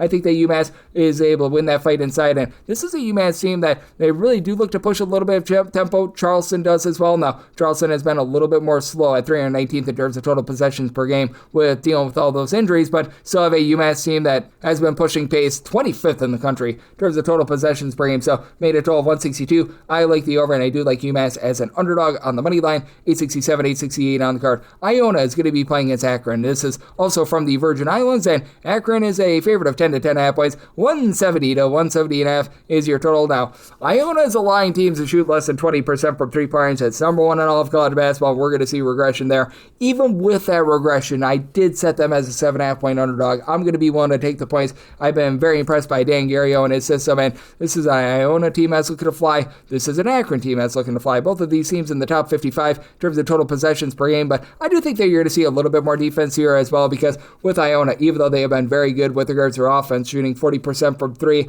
this is also a squad that has been solid in terms of generating turnovers. They are forcing teams into about 14.5 turnovers per game. Now, the one thing that Iona really needs is a little bit more on the offensive glass. They are outside the top 320 in terms of percentage of their missed shots that result in an offensive rebound. So if they don't hit that first shot, they're not getting a second chance. But you bring in Denver Anglin, a career high 30s three-point shooter from Rice, who's been able to give you 7 points per contest. CJ Anthony has really been the main man. He was over at Cincinnati last season where he just didn't find a lot of footing with that program, but he's come in, he's getting the team 15.5 points, 6.8 assists per game. Now, they do face off against an Akron team that has been a top 55 team in terms of their points scoring on a per possession basis, and they're up tempo as well, 92nd in the country in terms of total possessions per game. After last year, they were a top 40 team in terms of total possessions per game. Number ticked downward a little bit with the fact that they had to play against Purdue a few days ago, but that said, they have been able to do a really good job in terms of just being able to execute on offense, and this is an Akron team that's more around about 118th in the country in terms of percentage of their missed shots that result in an offensive rebound. With Akron, you've got a 6'7/6'8", little bit of a do-it-all guy that's been able to lead the way with 15 points per contest in Amani Lyles. He's thrown in there 6 boards per contest as well. Tafari Johnson is a guy that's back from a season ago. He and Shama Scott have been able to combine for about 20 points per game, and Akron's right now shooting about 34% from three, so very sustainable there. They're doing a nice job winning the battle on the glass, and they've only turned the ball over 9 times per game, but they're generating about 17 turnovers per game as well. I think that they're going to be able to do a pretty rock-solid job there, but even going back to last year, Akron would give up quite a few looks from three-point range. I do think that things are going to get a little bit sloppier here. I do think that both of these teams are going to be able to generate some turnovers, and I do think that in a neutral court environment, the sidelines are going to be a little bit off, so I did set a line of 7.5. I'm going to be willing to take those points with Iona. I do like the under semi total 167.5. 869, 870 on the card. Evansville is going to be playing against Oregon State, and Oregon State is a favorite at the Virgin Islands of 8.5 points total on this game. It is 137.5. Did set a total here of a 139.5. I like the over. Now with Oregon State, they're currently outside the top 315 in terms of total possessions per game, and they have left something to be desired in terms of taking care of the ball outside the top 260 in terms of turnovers on a per possession basis, but they also face off against an Evansville team that's not really forcing the issue, and it's an Evansville team that's outside the top 200 in terms of points allowed on a per possession basis. Evansville has actually been pretty rock solid on the glass. They lose so much of that guard play from last season, but they retain much of the forwards from a season ago. You've got Connor Turnbull back after he actually began his career over at Butler. He's been able to supply 13.5 points, 4.5 rebounds per game. They bring in AJ Casey, began his career over at Miami and St. Louis. Could never really find a role with them, but he's supplying at 6'9", about 5 rebounds per game. You really don't have a lot of three-point shooting with this Evansville team. They're shooting 31% as a collective. As Bryce Quinnett, who has been a sixth man coming over from the great state of Arizona, he's been able to supply about 8.5 points. He's shooting in the high 30s from three, but having someone like a Joshua Hughes, who last season had good versatility at 6'10", he's one of those guys that comes in from the Australian pipeline. He's been able to give this team, after last year, about 7.5 points, shot in the low 20s from three-point range after he had shot 36% in year number one. He's back to shooting above 36% this season. He's supplying 12.5 points, 6 rebounds per game. So I do think that Evansville is going to do a good job of being able to hold in there down low, and that's a big reason why I did set my line at a 5.5 for Oregon State. The fact that they have had a little bit of transition with losing their top 3 scorers from a season ago has things a little bit out of sorts with this offense as well. 13.5 turnovers per game. Now, this has been a unit that has been pretty rock solid in terms of guarding the arc as well. They're allowing opponents to shoot 31% from three-point range, but also only grabbing 8.8 offensive rebounds per game, outside the top 3 in terms of percentage of their missed shots that result in an offensive rebound. You only have one player on the roster grabbing over 5 rebounds per game. That's Josiah Lake, who's a guard. 13 points, 5 boards, and you've been able to get good three-point shooting out of Des White, do-it-all guy that comes on over from Missouri State, where season ago he gave that team 14 points, 2.5 assists, steal per contest, shot 37% from three-point range, but Oregon State is very much based around three-point shooting. Right now only shooting in the mid-30s from 3. Think that causes things to be a little bit more wonky in this game. I do think that this is going to be close enough for a late game falling semi-total 139.5, like the over, but with that said, I said Evansville is a 5.5 point dog, so I'm going to be willing to take those points. 871, 872 on the card. Utah State and Tulane do battle from TD Arena out there in Charleston, South Carolina. Tulane is a underdog of 11.5 points. So on this game between 152 to a 152.5, and I do like the points here with Tulane. A little bit of a body clock game, by the way, for Utah State, traveling on out from the Mountain Time Zone. They're going to have to play this game at pretty much 11 o'clock a.m. local time, so that hurts them a little bit. And for Utah State, they've been a very rock-solid team in terms of their backcourt. They bring back a few guys from 8 seasons ago, the main guy being Mr. Mason Fosloff, who's been able to give you 12 points, about 5 rebounds per game, but it's actually been a freshman in Elijah Perryman, who's been the main facilitator this year with about 5 assists per game. A little bit more of a pass-first guy, and you just haven't gotten a lot out of Drake Allen this year. Drake Allen has dealt with injury. He's only been out there on the floor for 3 games. He's been averaging 5 points per game after he was a nice double-figure scorer 8 seasons ago, so have to wonder there. It sounds like he should be good to go for this event, but still, you have to wonder how close to 100% he is. But they have brought in Gary Clark from Texas A&M Corpus Christi, where last season, he was a rock-solid 15 points, 7.5 rebound per game guy. Has always been a low 30s three-point shooter, but he's been able to supply some pop, and love the fact that they brought in MJ Carlins, who was pulling their 5+ boards, giving Vanderbilt some nice scoring. He's been the main guy for them, but for Tulane, it's been a little bit underwhelming what we've seen thus far this season. Roland Bumbra has been able to really lead the team, 20.5 points, 5.5 boards, throwing in their 3 assists per contest, but for Tulane, the little things that they're doing, I think, are going to add up in the long term. Right now, they're shooting 83.5% the free throw line, with turning the ball over only about 8.5 times per game. They're in the top 30 in both of those respects. Opponents have just went bombs away from 3 against them. They're shooting 41.6% from 3. Last year, Tulane was about 110th in the country in terms of opponents' 3-point shooting percentage. Not that I think that they're going to be amazing, but I certainly don't think that 41.5% 3-point shooting is going to be continuing, especially now that you've got a neutral court game. You've got a Utah State team that had seen a little bit of a downward tick with regards to their offense from a season ago as well. So I do think that that's going to help this Tulane team hold in there. Tulane has also been well outside the top 150 in terms of total possessions per game. Typically, this is a team that's playing much more up-tempo than that, so I do think that you're going to be seeing a little bit more pace in this game. As a result, I did set a total here of a 154.5. I'm going to be willing to take a shot on the overhand. I do like the points with Tulane. I set them as just a 6.5 point underdog. 873, 874 on the card. You've got Davidson and Boston College doing battle from Charleston, South Carolina, and right now it is Boston College, a 1 to 1.5 point favorite. Total on this game, 137 to 137.5. I made Davidson the favorite of 2.5 points. I do like them in this ordeal. Davidson, they're out there in the Carolinas, so they are going to have a little bit of home court advantage, in my opinion, against a Boston College team that just not sure if they're going to travel well, for one, and 2, it's just been all about Donald Hand. Donald Hand has been great for this team, as he's right now supplying 15 points, 7 rebounds, not too much of a facilitator. They've actually led that to the duo of Fred Payne and Chase Forte, who have been able to combine for 6.5 assists per game. Forte, he comes on over from South Dakota, and he's been able to give the team some nice contributions there. And you do have Broden Kapke, who's been a nice add, 6'11" big man, coming in from Butler last season over at Butler, part-time starter. That gave that team about 4 points per contest, and he was a guy that was primarily used down low, not necessarily known for his offense. Right now, he's been able to give the team 10.5 points per game, but that said, with Davidson, even though you do have a lot of moving pieces from a season ago, losing the likes of Bobby Durkin and company, I absolutely love the fact that they brought in Parker Fredrickson, who 2 seasons ago was a high 30s three-point shooter over at Wake Forest, just had a really, really ridiculously bad year last year. He has rebounded quite nicely. He's been able to give the team 12 points per contest. Right now, he's shooting 50% from 3, and I don't think that that's going to be a mainstay, but that said, he's been able to help out with Hunter Adam having to really take a little bit more ownership of the offense. He's been able to give the team 14 points, and he's right now shooting well over 50% from 3 at 6'7". Again, you should see a little bit of a downward tick with that, as Davidson as a whole is right now shooting 44.4% from 3, especially on a neutral court. That should be going downward, but still, even though Davidson is outside the top 275 in terms of total possessions per game, I also think that they're going to be a little bit better than currently being a bottom 10 team in the country in terms of offensive rebound percentage. You're bringing a guy that I really like in Josh Scovins from Army, a little bit of a undersized 6'4", 6'5" forward that last season over at Army gave that team 2 assists, a steal, a block, 15 points, 4 boards, just a little bit of a do-it-all stat sheet suffering. For Davidson, they're doing a nice job in terms of making the most out of their possessions, as they've also been a top 75 team in terms of their 2-point shooting percentage.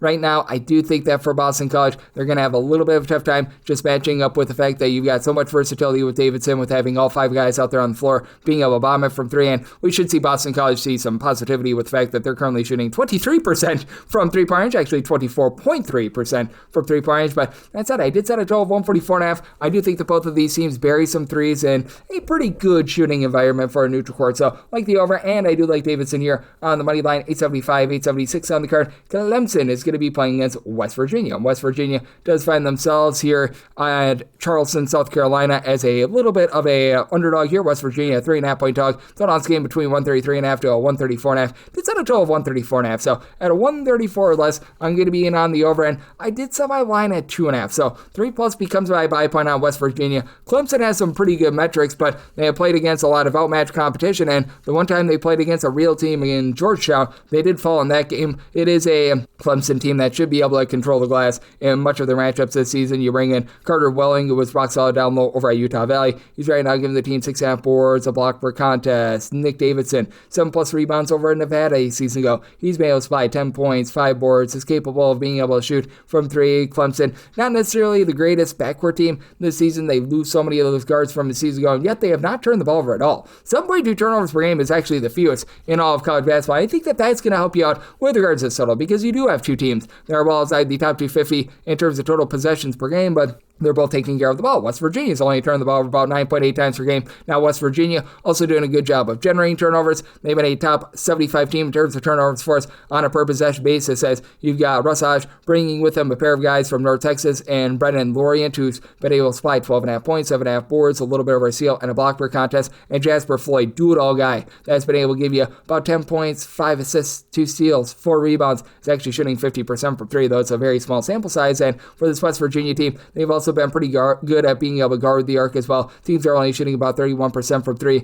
against them. Now for West Virginia, Herlin Obiana is your main big man at 7 feet tall. He's been able to supply about 5.5 rebounds per game. I think that they're going to lose that bat a little bit down low, but they're not allowing second chances. They themselves are not grabbing a lot of offensive rebounds, but I think that this game is going to be clean enough, just enough to be able to get you to the over, because I don't think that both of these teams turn the ball over too much, but I do think that West Virginia, they hold in there with that good backcourt, and I expect a little bit more of Trayson Eaglestaff moving forward. It was a nice 18+ point per game score over at North Dakota last year, only about 5 points per game, so I'm going to be in on the over at 134 or less, and did set West Virginia as a 2.5 point dog, so 3+ going to be willing to take those points. 877, 878 on the card. It is Xavier, and the X-Men are going to be playing against Georgia. This is also from Charleston. Right now, Xavier, they're a 10.5 point underdog total on this game, between 163.5 to a 165.5, and I'm in on the under. I set my total at a 153.5. We talked about this team with Blake Lovell with Georgia. You can take a look at the offense and be impressed, and I certainly am. Top 20 team in terms of total possessions per game, top 25 team in terms of points scored on a per possession basis.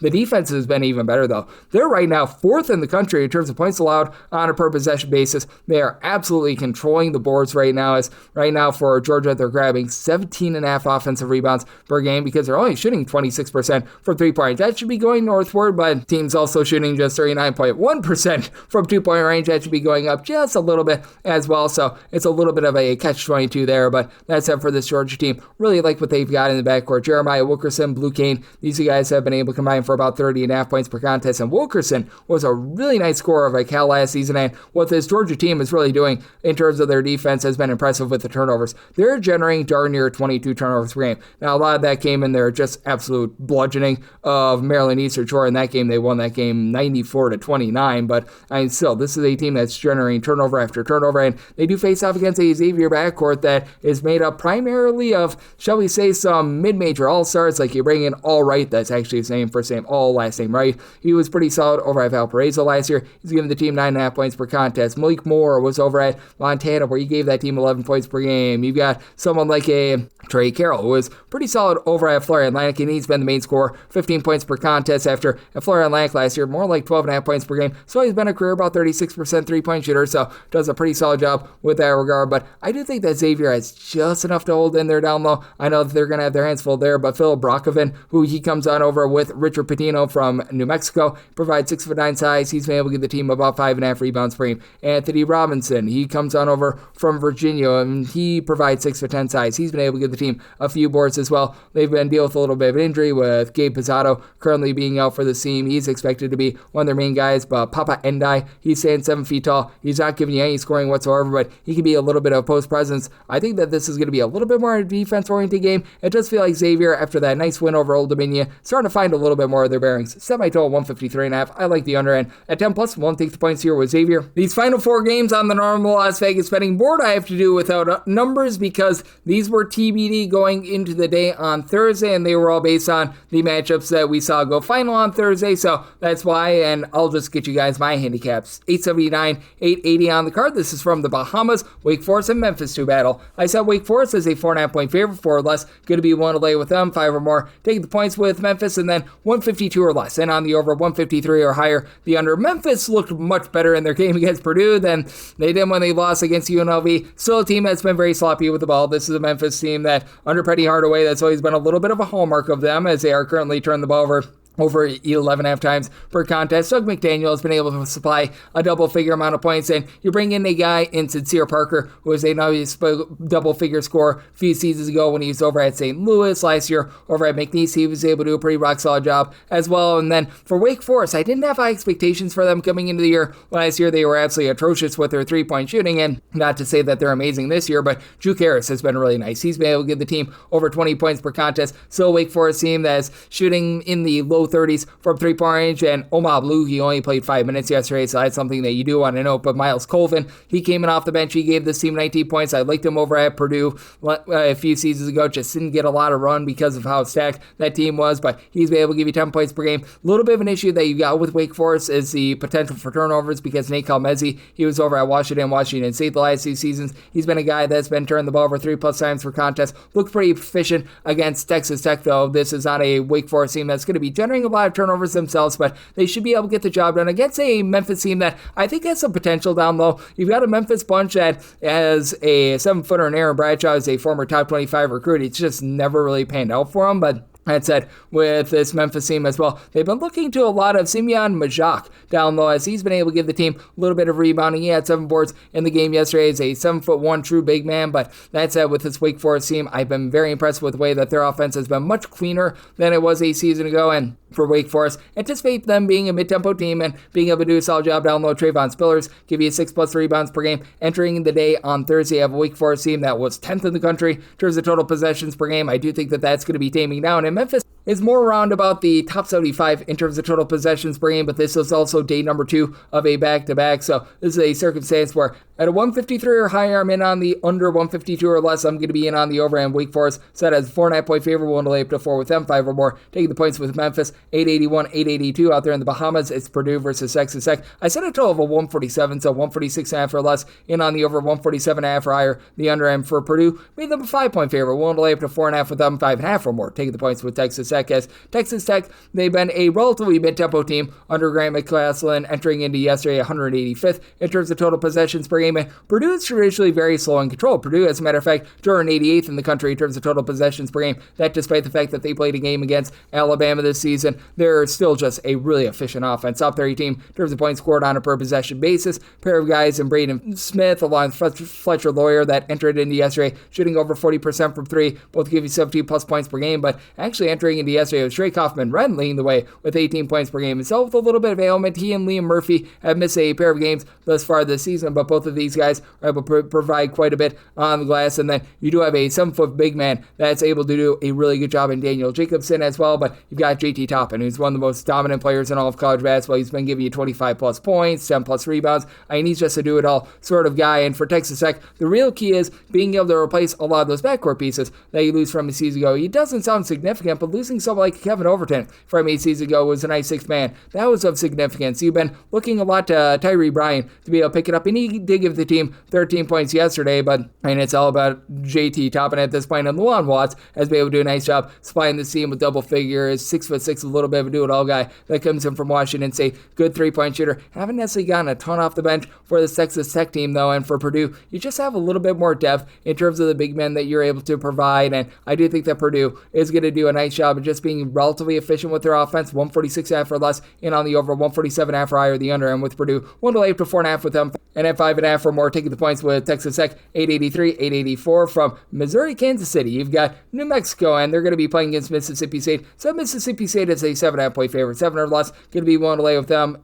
8 or more taking the points with New Mexico, and then set a total of 149.5, 149 or less in on the over, 150 or higher the under for Mississippi State. They're just having a tough time taking care of the ball. Entered in the day yesterday, about 300th in the country in terms of turnovers on a per possession basis, and this Eric Olin style that comes on over from UC San Diego, new coach over in New Mexico, they've been very rock solid in terms of generating turnovers with Olin's New Mexico bunch. I entered in yesterday against Nebraska, a top 20 team in terms of turnovers forced on a per possession basis, and they still forced Nebraska into 18 turnovers. Problem was Nebraska was able to win that battle down low and won 13 of 35 from 3-point. For New Mexico, you've got Jake Hollows right now doing a nice job of supplying this team with about 12 to 13 points per contest as a true freshman. He had himself a nice day yesterday. You've also got a guy that is pretty much like a coach out there on the floor, Chris Howell. He doesn't necessarily give you a lot of scoring. He comes on over from UC San Diego with Mr. Olin, and he's been able to give you like 6 to 7 points. He throws in there a few boards, a few assists, just does all the little things. And then Dayton Albury, he was a nice 16-plus point per game scorer over at Queens NC last 2 seasons ago. Last year over at Utah State, pretty rock solid as well. But for Mississippi State, I do think that the sheer size is going to be taking a little bit out of them. As for this Mississippi State team, you do have a guy that is able to be a really nice go-to scorer in Joshua Hubbard, who last year gave the team 17-plus points per contest. Now, it is a bunch in Mississippi State that under the tutelage of Chris Jans have never been better than 270th in the country in terms of their three-point shooting percentage. They look a little bit improved this year. You bring in Jabari McGee, 40% three-point shooter over at UAB. You're able to restore a bit of roar down low with Quincy Ballard coming over from Wichita State. Last year, he gave that team 2.5 blocks per contest. He's right now doing a good job hauling in for this team, right around about 5.5 or so rebounds per game. And then off the bench, Jaden Epps is able to be a nice sixth man. He's able to give you some scoring. And Akura has been off to a little bit of a slow start to the season with regards to his scoring. At 6'9", 2 seasons ago over at Samford, shot over 40% from 3, but he's been able to supply the team with about 8 or so rebounds per game as well. So do think that New Mexico just going to have it take it to them a little bit on the glass. And Mississippi State has been playing much more up-tempo this season as well. New Mexico has been a little bit more of a mid-tempo team outside the top 2 with regards to total possessions per game. It's a Mississippi State team that's inside the top 125. So 149 or less like the over, 150 or higher the under with Mississippi State. We'll lay up to 7 with them. 8 or more going to be taking those points with regards to New Mexico. And then this is the last game on the normal Las Vegas betting board before we hit the extra games.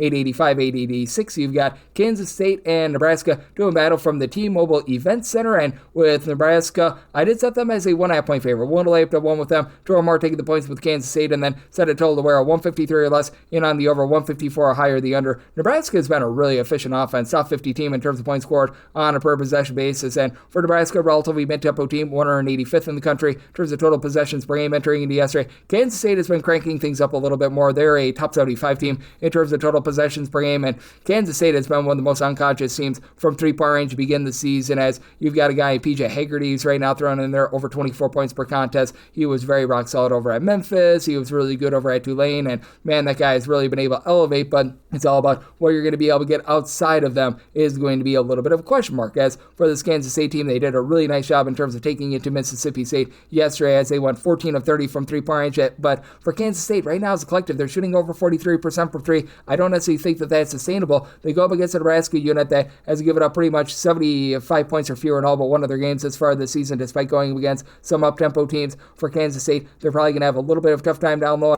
Going up against Rink Mass, who he was missing for the team last season 2 years ago, gave that team 12.5 points, 7.5 boards as a 6'9", little bit of a do-it-all guy, and he's been very rock solid thus far this season. Though for Nebraska, they are going to have a tough time as well with the Kansas State backcourt, with having Abdi Bashir, who is a 20-point per game scorer over at Monmouth, Nate Johnson, who's been able to get the team double figures as well. But for Nebraska, having Berkey Butisel be able to give you 5+ rebounds per game last season, be able to elevate off of that this season, I think that that's going to be relatively big for them. And for Nebraska, they've pretty much ruled Connor Essegian out of the fold, as Connor Essegian, he's just always a guy that can shoot you into a game, he can shoot you out of a game, you just never know what you're going to be able to get out of him, and the backcourt has really been able to elevate ever since they got him out there, as you've got sort of a boomerang transfer in Jamarcus Lawrence, who's come back from Rhode Island. He gave the team 21 points yesterday, and Brandon Frager has really been nice as a freshman, coming in off the bench, give the team double figures at 6'7". He's been a high 33-point shooter, so I do think that Nebraska has just a little bit more inside, and I do think that Kansas State is going to see some Coolidge from 3-point range. So this is a circumstance where I'm willing to lay up to 1 with Nebraska. Pretty much whoever's the underdog, I'm probably going to be taking them. But that said Nebraska is a very slim 1.5 point favorite. Then 153 or less in on the over, 154 or higher the under. And now we hit the extra games. The normal betting board picks are complete, but there are some extra games today, so we go into the bonus. 306-501, 306-502, Alabama State. They're going to be on the road against IU Indy, and IU Indy finds themselves as a very slim 2.5 to 3.5 point favorite. 183.5 to 184.5 is the total, and I set a total of a 176. I'm going to be in on the under for these IU Indy totals. I do feel like they've gotten to a little bit of a point of no return because we all know that this IU Indy team, they are harebrained, they are insane, they are crazy. They are right now pretty much leading the country in terms of total possessions per game, but now you've got an Alabama State team that's quite a bit more mid-tempo. They're about 153rd in the country in terms of total possessions per game, and the forte of Alabama State last year was actually taking care of the ball. They were a top 5 team in terms of fewest turnovers on a per possession basis. Now they do lose C.J. Madlock, the son of Coach Tony Madlock, who is really leading that charge, and now they've been turning the ball over more like 12.5 times per game, so that's a little bit of an issue, but I do think that they hold in this game. We saw them go on the road, knock off UAB. We saw them have a close call against Air Force, and Micah Simpson has been that main guy with about 17 points, 3 assists, shooting 40% for 3, as John Anderson has been that main facilitator with about 4 assists. He's throwing in there about 16 points per game as well. Outside of that, you don't have anyone else that's giving you over 8 points per game.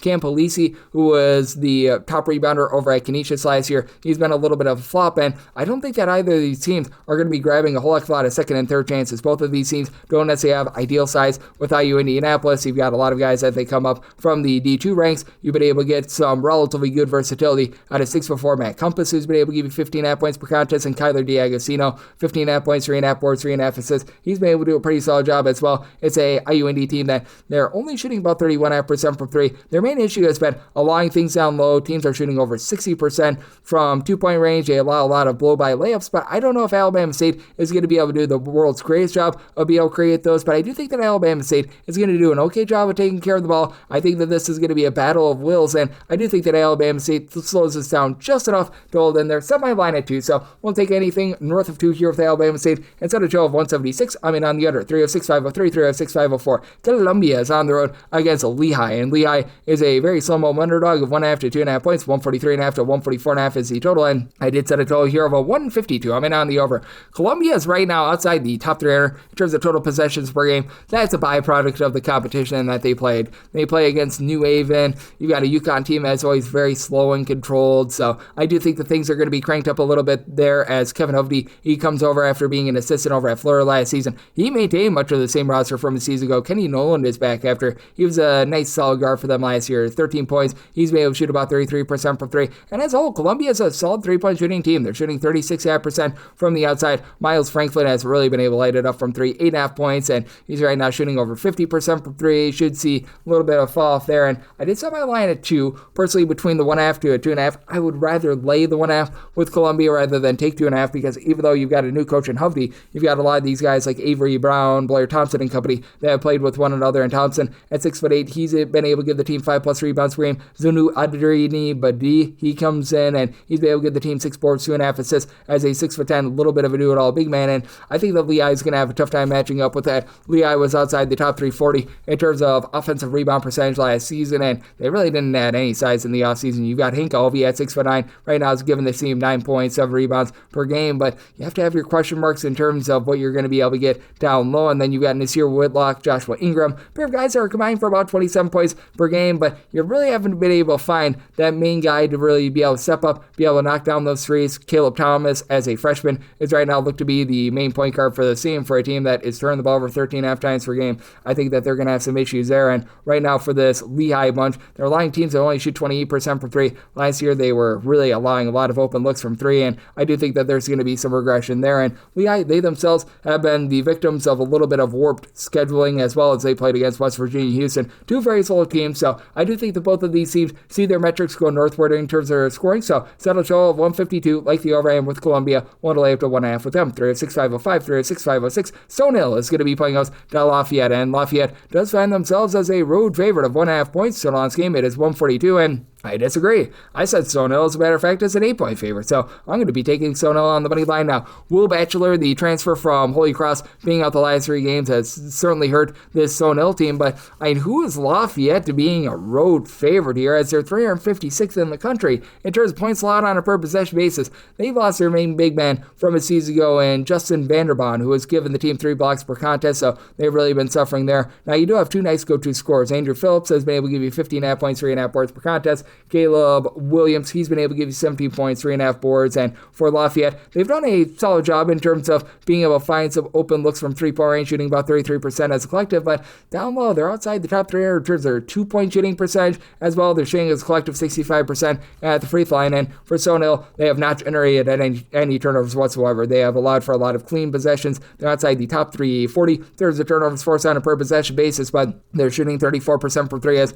Herman Kofi, he's back from a year ago, shooting 43% from 3-point range. He's been able to give the team 18 points per contest. I like the fact that they bring in the Sacred Heart transfer and Rahman Espenel Guzman, who's been able to do a nice job giving you about 10 points, 8.5 rebounds per game. He's been able to restore a little bit of roar down low. And Rex Sutherland, I thought, was a nice pickup from New Hampshire. Guy that has dealt with a little bit of injury throughout his career. In the 10-game sample size he had last season, gave that team 6 points, 3 boards, 3 assists. He's been able to give the team a little bit over 4 assists per game. It has been a Stone Hill team that has had a tough time holding on to the ball, 16 turnovers per game, but Lafayette, they've been turning the ball over about 14 times per game, and Stone Hill has been good at being able to guard the perimeter as well. I do think that they find a way to persevere, get the job done here. I said Stone Hill is an 8-point favorite, and Lafayette is a team that traditionally is well outside the top 250 in terms of total possessions per game. Right now with this Lafayette team, they've been a scotch a bit faster this year at 228th, but did set my total 142. Just don't know if they do their part with their total, so I do like Stone Hill on the money line, and at a 142.5, I'm in on the under. 3 of 6, 5 of 7, 3 of 6, 5 of 8.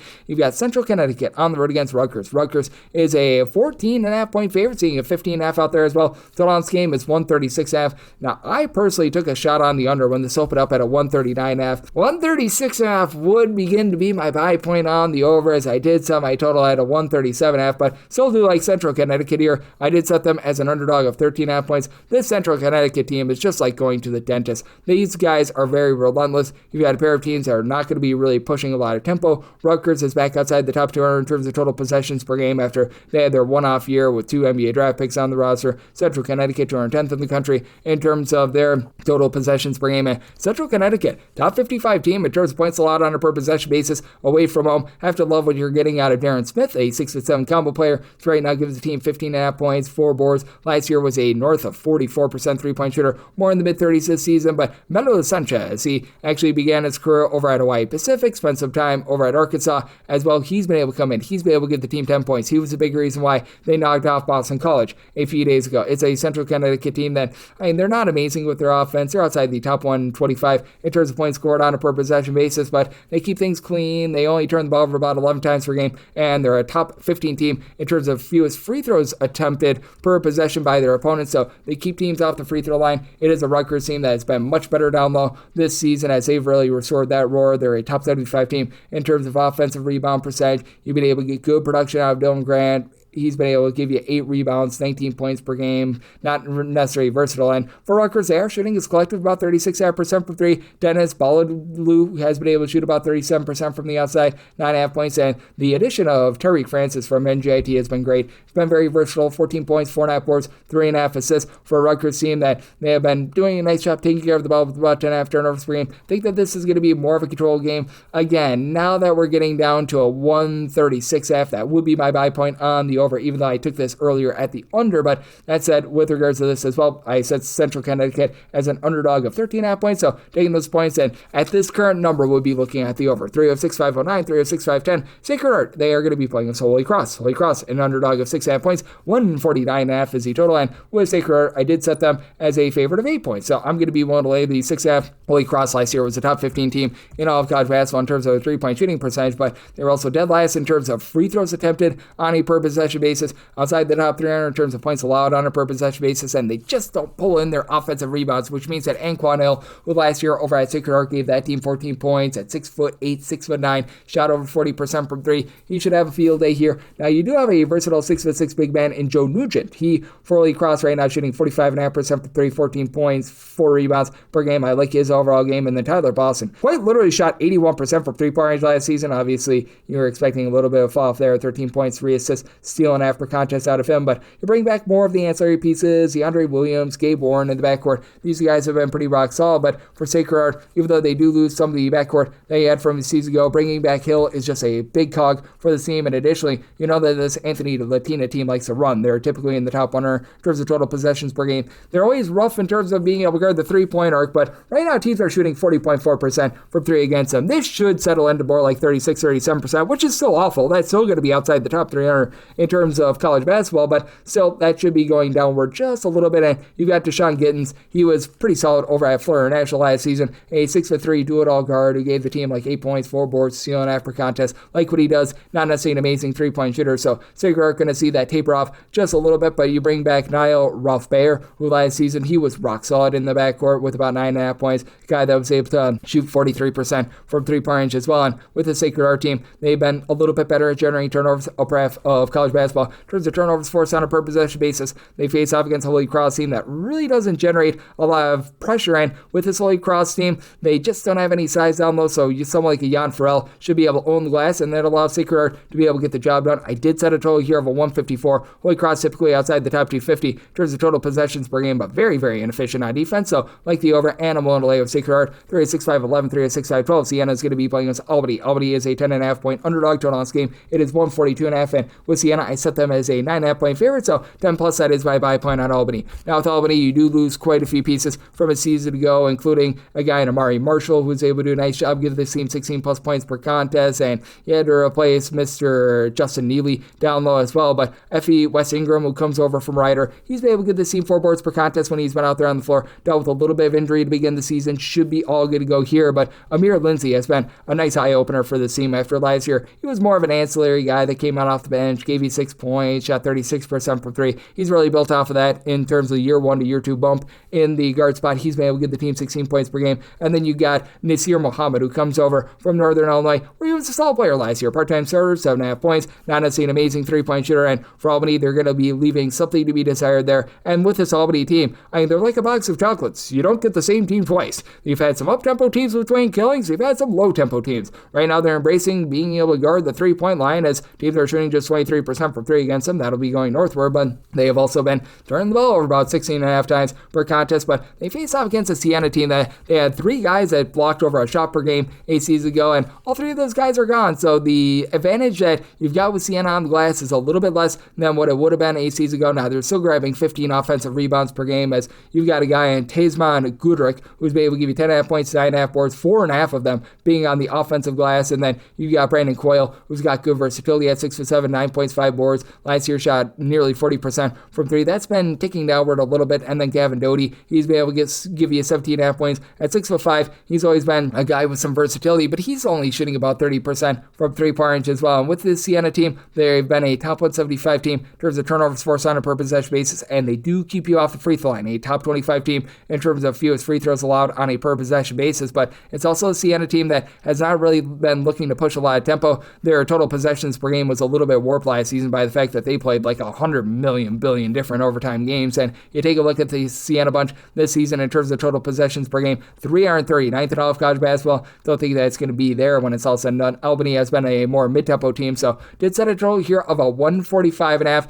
I do think that you get just enough here for late game fouling. I do think that Albany is going to be giving up quite a bit on the offensive glass, so do like the over, but at 10 plus, won't take those points with Albany. 36-5-13, 36-5-14. East Carolina is going to be playing us at Charleston Southern. Charleston Southern, an underdog of 9.5 points, 157.5 is the total, and with Charleston Southern, I did set them as a underdog here of 15.5 points, so it's a circumstance where I'm willing to lay with East Carolina. Charleston Southern has just been a little bit of a up-down all-around sort of team. They bring back Alan Sumler, who 2 seasons ago, he gave the team double figures, was able to pile in their 3+ rebounds per game. Missed all of last year due to injury. He's back and he's been able to give the team double figures. And for East Carolina, they always lose battle around the perimeter. Last year, they were outside the top 330 in terms of opponents' 3-point shooting percentage and their own 3-point shooting percentage. And they're going to be bad with their 3-point shooting. They aren't going to be 21.2% bad. They are going to see some positive regression here, and they are going to own the glass. As you bring back Jordan Riley from a season ago, he was their main double-figure scorer, pretty much the only of their top 4 scorers that's back from a season ago. He's been able to fly the seam with about 6 boards, 3 steals, 19 points per game. You don't have a single guy on the roster that's attempting really more than 6 threes this year, that's shooting above 29% from 3. As Isaac Mbik, he's looking to be that guy. He comes down over from America's favorite tag team, William & Mary, last season over there. He gave the team 6 points. He was able to help facilitate good, clean offense, steal and half per contest, 3.5 assists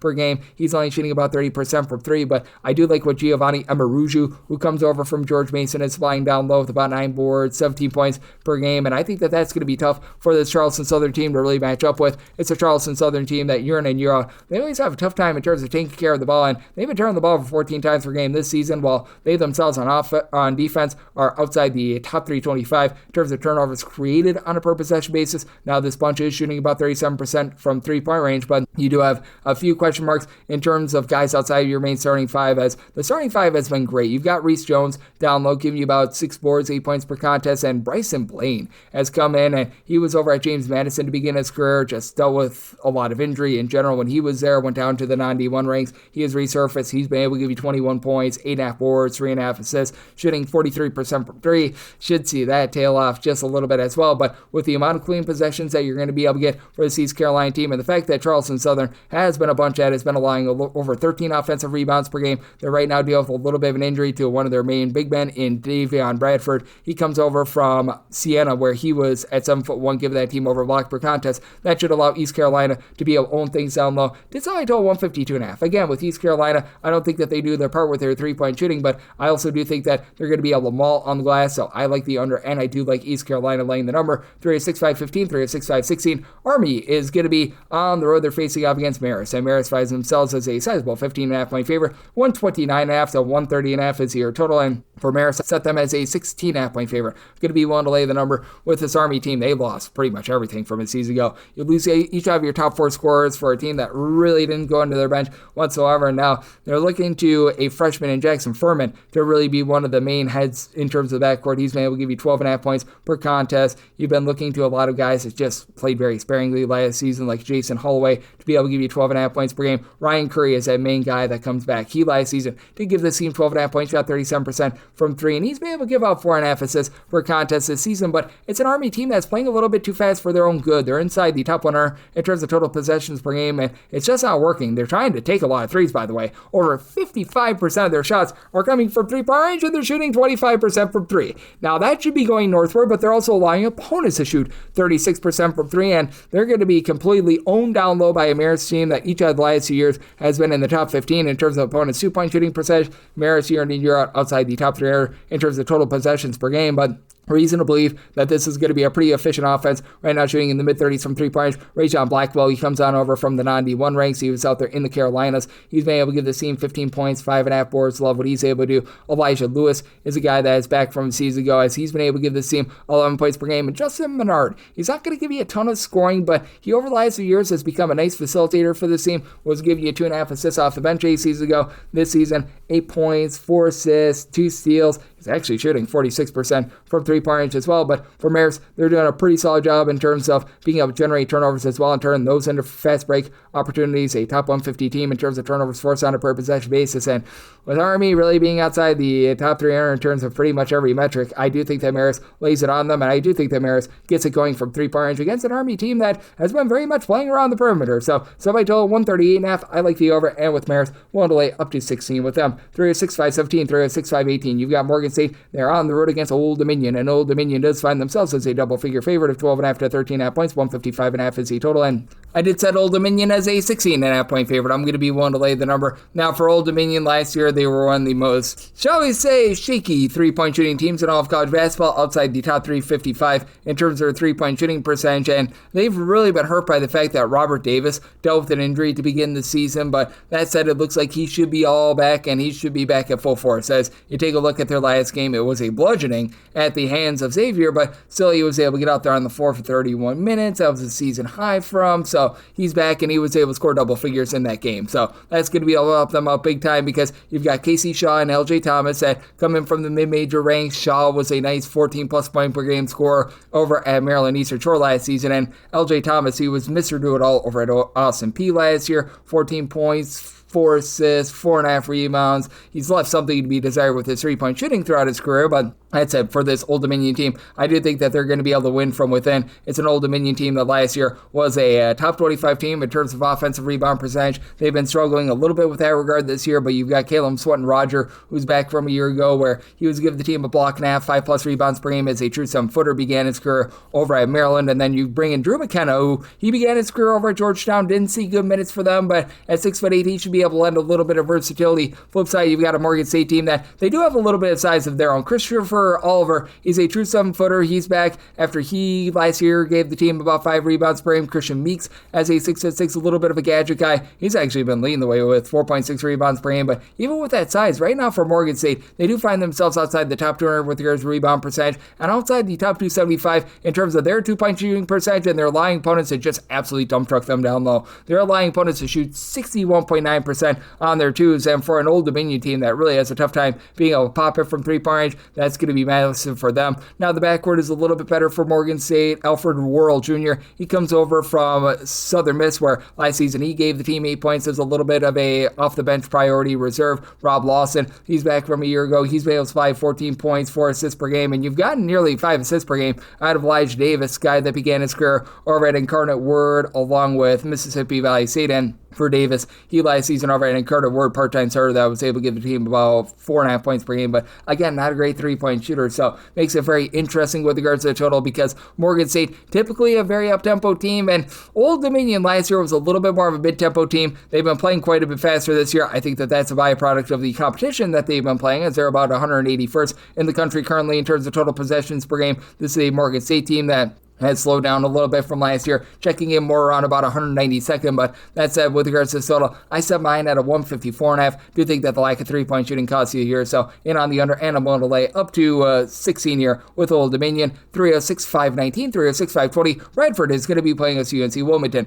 Wilmington is a 4.5-point road favorite. Total on this game, it is 150.5, and I did set my line at 2. I'm going to be willing to take the points with Radford. Lots of changeover from a season ago. You bring in Zachary Chu, who he was a sort of game manager over with the Indiana Pacers a year ago, and he's been able to bring in some nice talent as Del Jones began his career in the ACC over at Clemson, saw some meaningful minutes last year. He's been able to supply about 15 points per contest. I do think that Jalen Johnson has a lot of upside. Wasn't necessarily the greatest fit from back last season when he was over at Tennessee Tech, but still was able to give the team 4.5 assists per game. He's come in, he's been able to give the team 9 points, a little bit over a steal and a half per contest for our Radford team that they're looking to push tempo. Pretty much all these guys had come on down from the NBA ranks. They're all looking to push tempo. Radford right now 74th in the country in terms of total possessions per game. And then with UNC Wilmington, they're a team that's been really dialing it back. 310th in the country in terms of total possessions per game. And Wilmington should be able to win the battle down low. Even though you've got Tyson Brown who comes over from Georgia Southern, he's supplying this Radford team with about 7.5 rebounds per game. You do have a Wilmington bunch that last year was in the top 40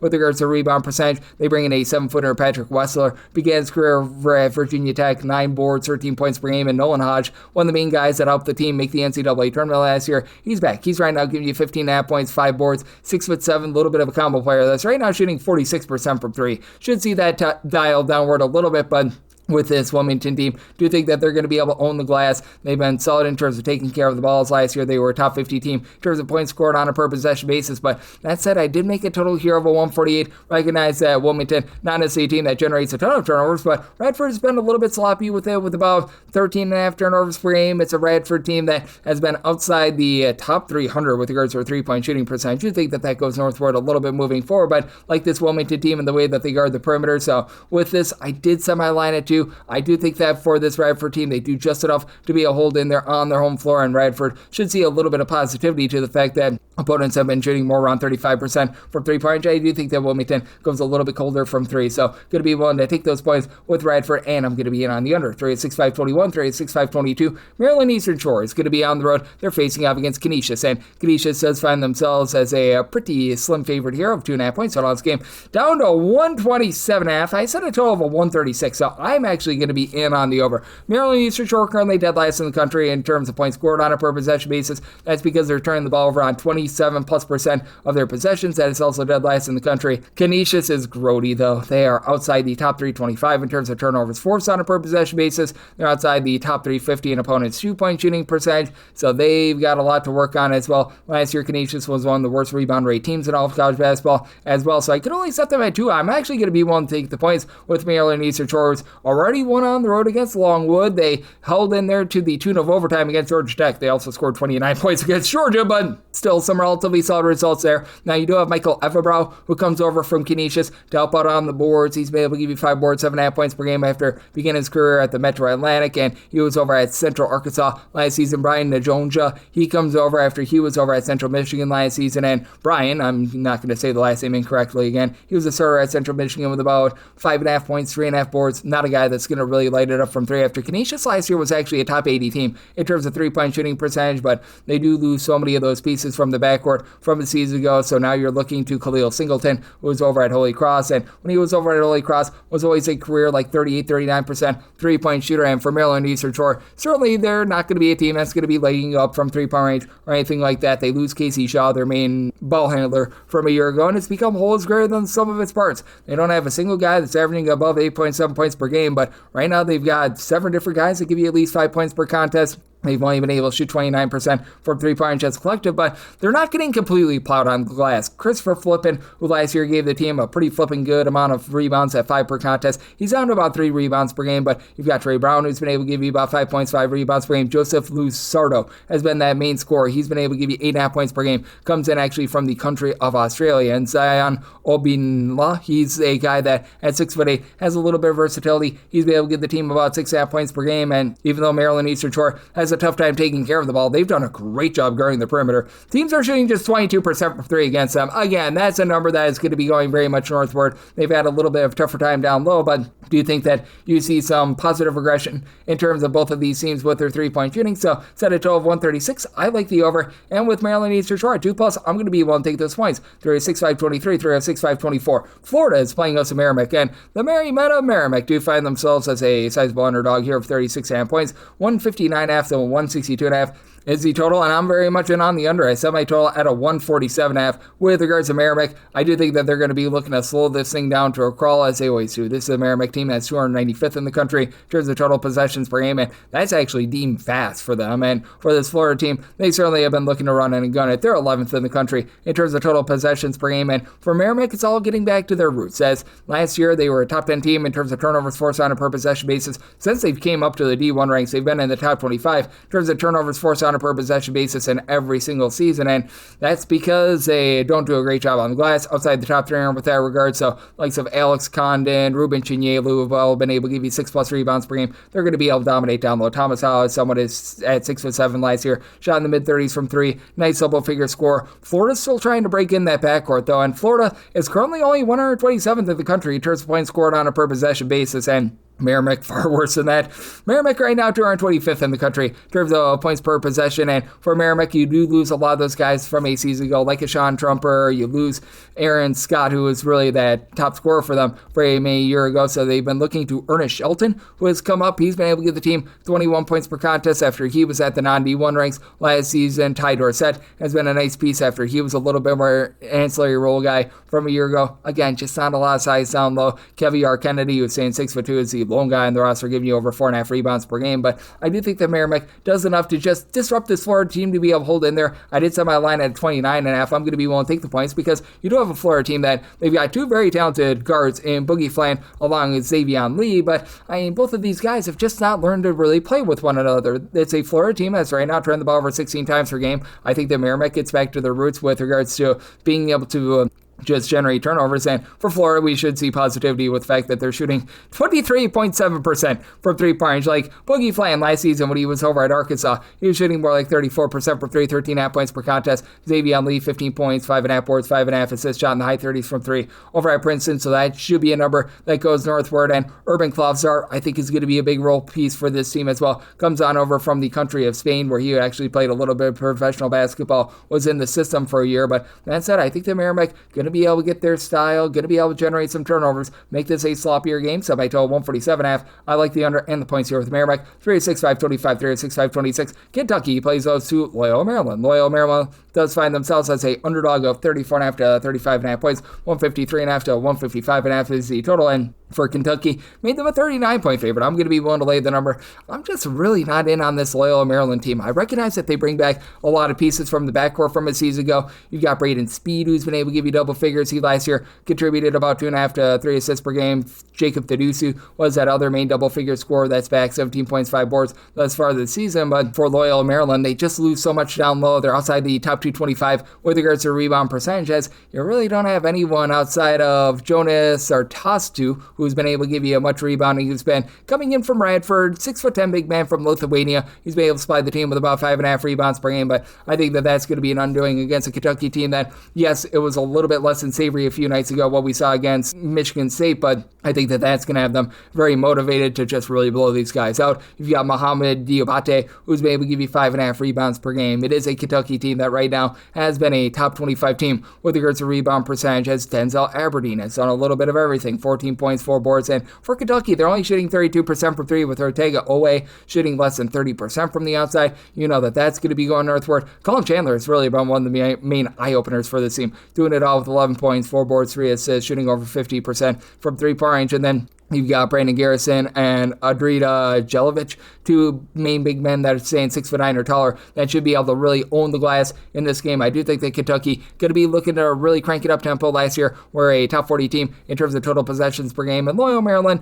they've actually in their roadside-court games have been a top 125 team in terms of points scored on a per possession basis. So I did set a total here of a 159. I'm going to be in on the over, but with Kentucky, I think that they restore order after what we saw a few nights ago. Want to lay up to 38.5 with them. 306-527, 306-528. West Georgia plays host to USC Upstate. Upstate is an underdog of 4.5 points. 155.5 is the total. And with this Upstate team, I did set them as an underdog of 5.5 points. So with regards to West Georgia, I'm going to be willing to lay this number. It is a West Georgia team that they brought back their main scorer from a season ago, and Sheldon Williams-Dryden, who he gave that team 15.5 points, 6 boards at 6'6". Doesn't really shoot it from three-point range at all, but he's able to be a nice go-to guy down low. And you bring back Colton Griffin from a season ago, he's been able to supply 7.5 points per game in year number 2 at the Division I ranks. You've got Josh Smith, who comes on over from NC Central as well. Last year at NC Central was a solid player for them, and 2 years ago, he was averaging 6 points per contest in the games that he played last year. He averaged 9 points per game, but he had his season cut short due to injury, but has been a career now 45.5% three-point shooter. I don't know if that's going to be necessarily withstanding, but does a nice job along the perimeter in terms of helping to generate turnovers. And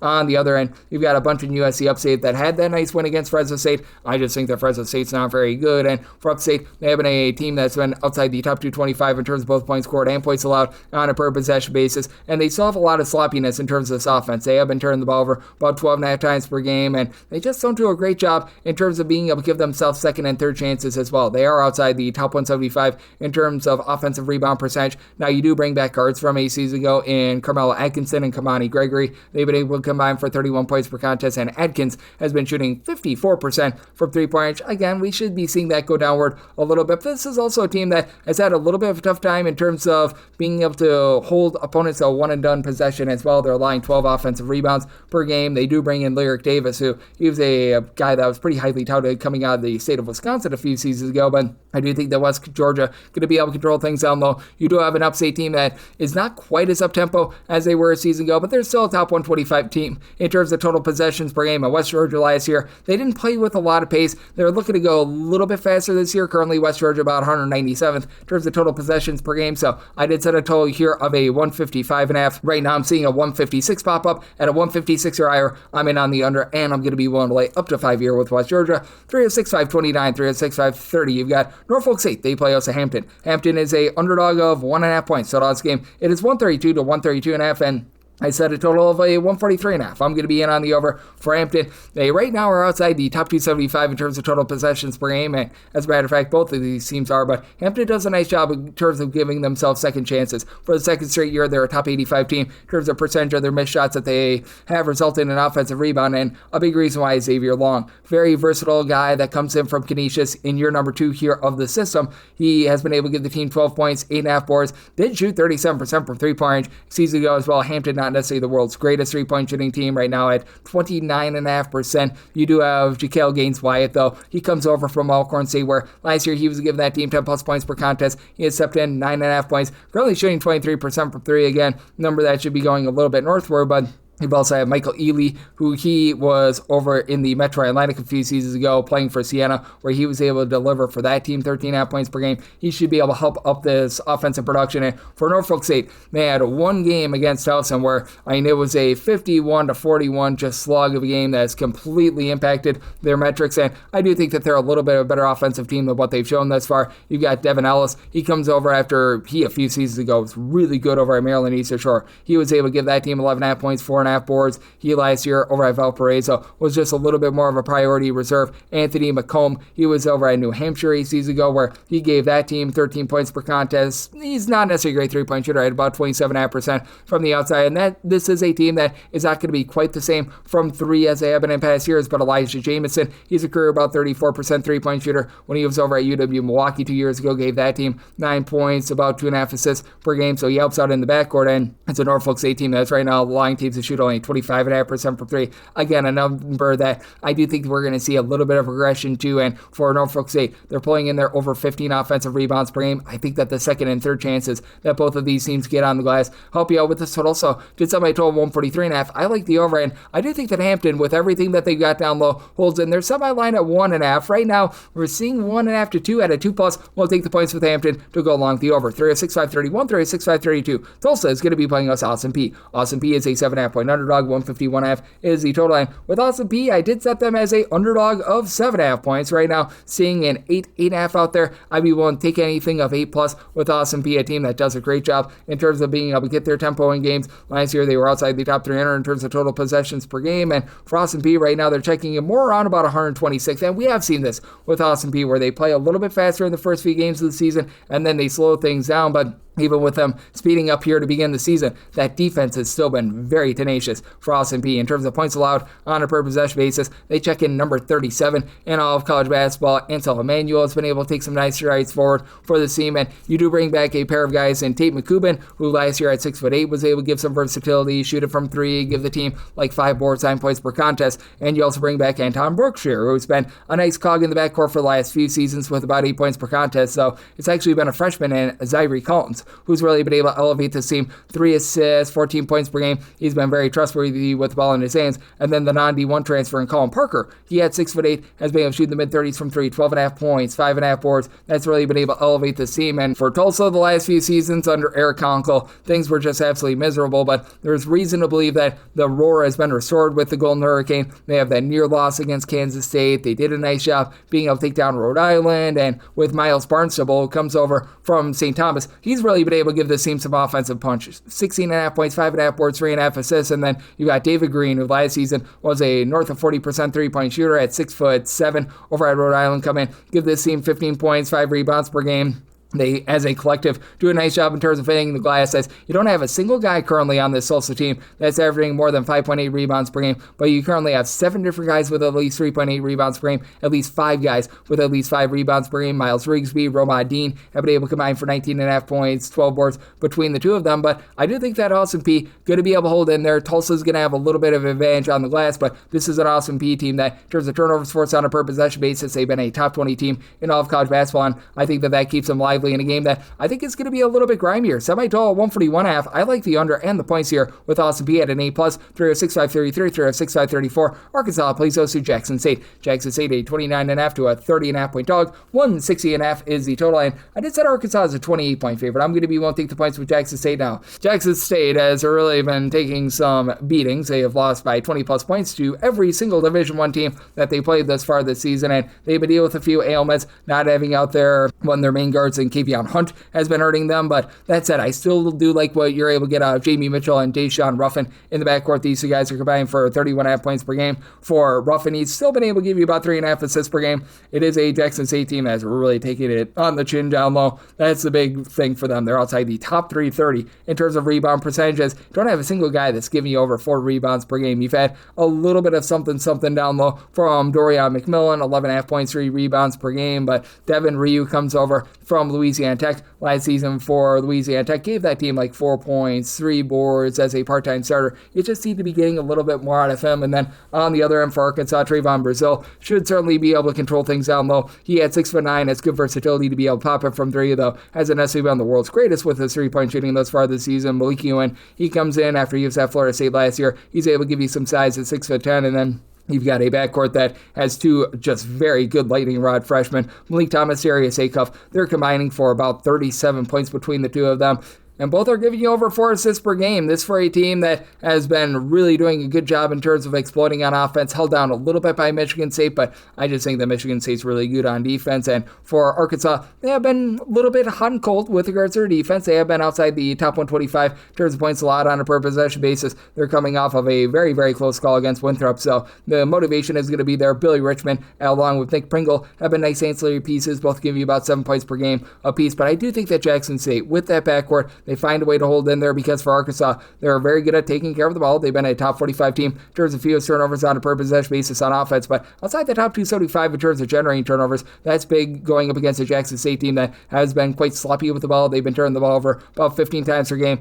Jackson State certainly going to be taking it on the chin down low, but I think that those clean possessions lead to a pretty nice up and down game. Set by total at a 162, like the over, and Jackson State at anything above 28 points. 306, 535, 306, 536. Grand Canyon plays us to Northwestern State. Northwestern State a 16.5 to a 17.5 point dog. 150.5 to a 151.5 is the total, and I did set Grand Canyon as a 16-point favorite. So here at over 16, I'm going to be won't take the points. Grand Canyon over the last few seasons has been a top 35 team in terms of points allowed on a per possession basis, and one that played very up-tempo the last few years, but we recall the first few years under this current coaching regime, they were looking to play a little bit more slow and controlled, and it's going to be interesting to see sort of the transition of that, as right now they're about 147th in the country in terms of total possessions per game. I think that Bryce Drew is looking to be able to get a little bit more of a defensive identity back, as for Grand Canyon, they did lose a few nice pieces from down low like Duke Brandon, but you're bringing Nana Owusu-Onane, who 2 seasons ago over at Brown before missing last year due to injury, 15.5 points, 7.5 boards, a block, a steal per contest.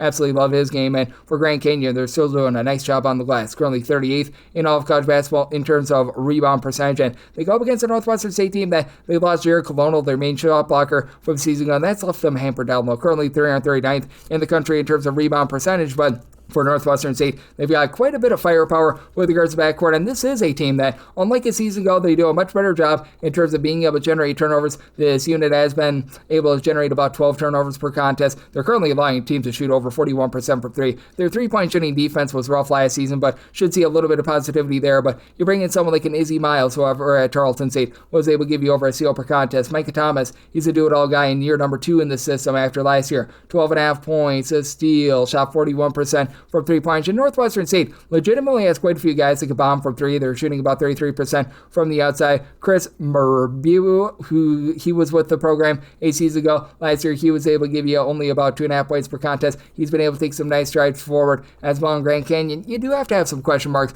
with regards to backcourt. They had Tyon Grant Foster leaving the offseason, who was Mr. Do-It-All for them. You've been able to have some good production out of Makai Williams, who's been able to give you about 13.5 points per game. He's shooting 38% from 3, but this has also been a Grand Canyon team that's been turning the ball over about 14 times per game. Now they're back in the top 75 in terms of turnovers forced on a per possession basis. We should see some positive regression as well to the fact that they're allowing teams to shoot 37% from 3 points. So I do think that both of these 3-point shooting defenses see a little bit of positivity, but that said, I do think that Northwestern State does just enough to hold in there against a Grand Canyon team that has been a little bit lackadaisical with the ball. So I did set my line at 16. I'm going to be willing to take those points with Northwestern State. Did set a total here of a 152 with Northwestern State. They've been a little bit spotty with that 3-point shooting defense, so going to be in on the over as well. 36-5-37, 36-5-38. Pepperdine is playing out to Stephen F. Austin. Stone Cold Stephen F. Austin, a 1.5 point road favorite. Total is 152.5. Set Stephen F. Austin as a 2.5 point favorite. I'm going to be willing to lay up to a deuce with them. Pepperdine pretty much lost 5 other top 6 scorers from 8 seasons ago, with being able to retain a 6'10" big man in Mr. Danilo Dosic, who's been able to give you 14 points, 2.5 boards per contest.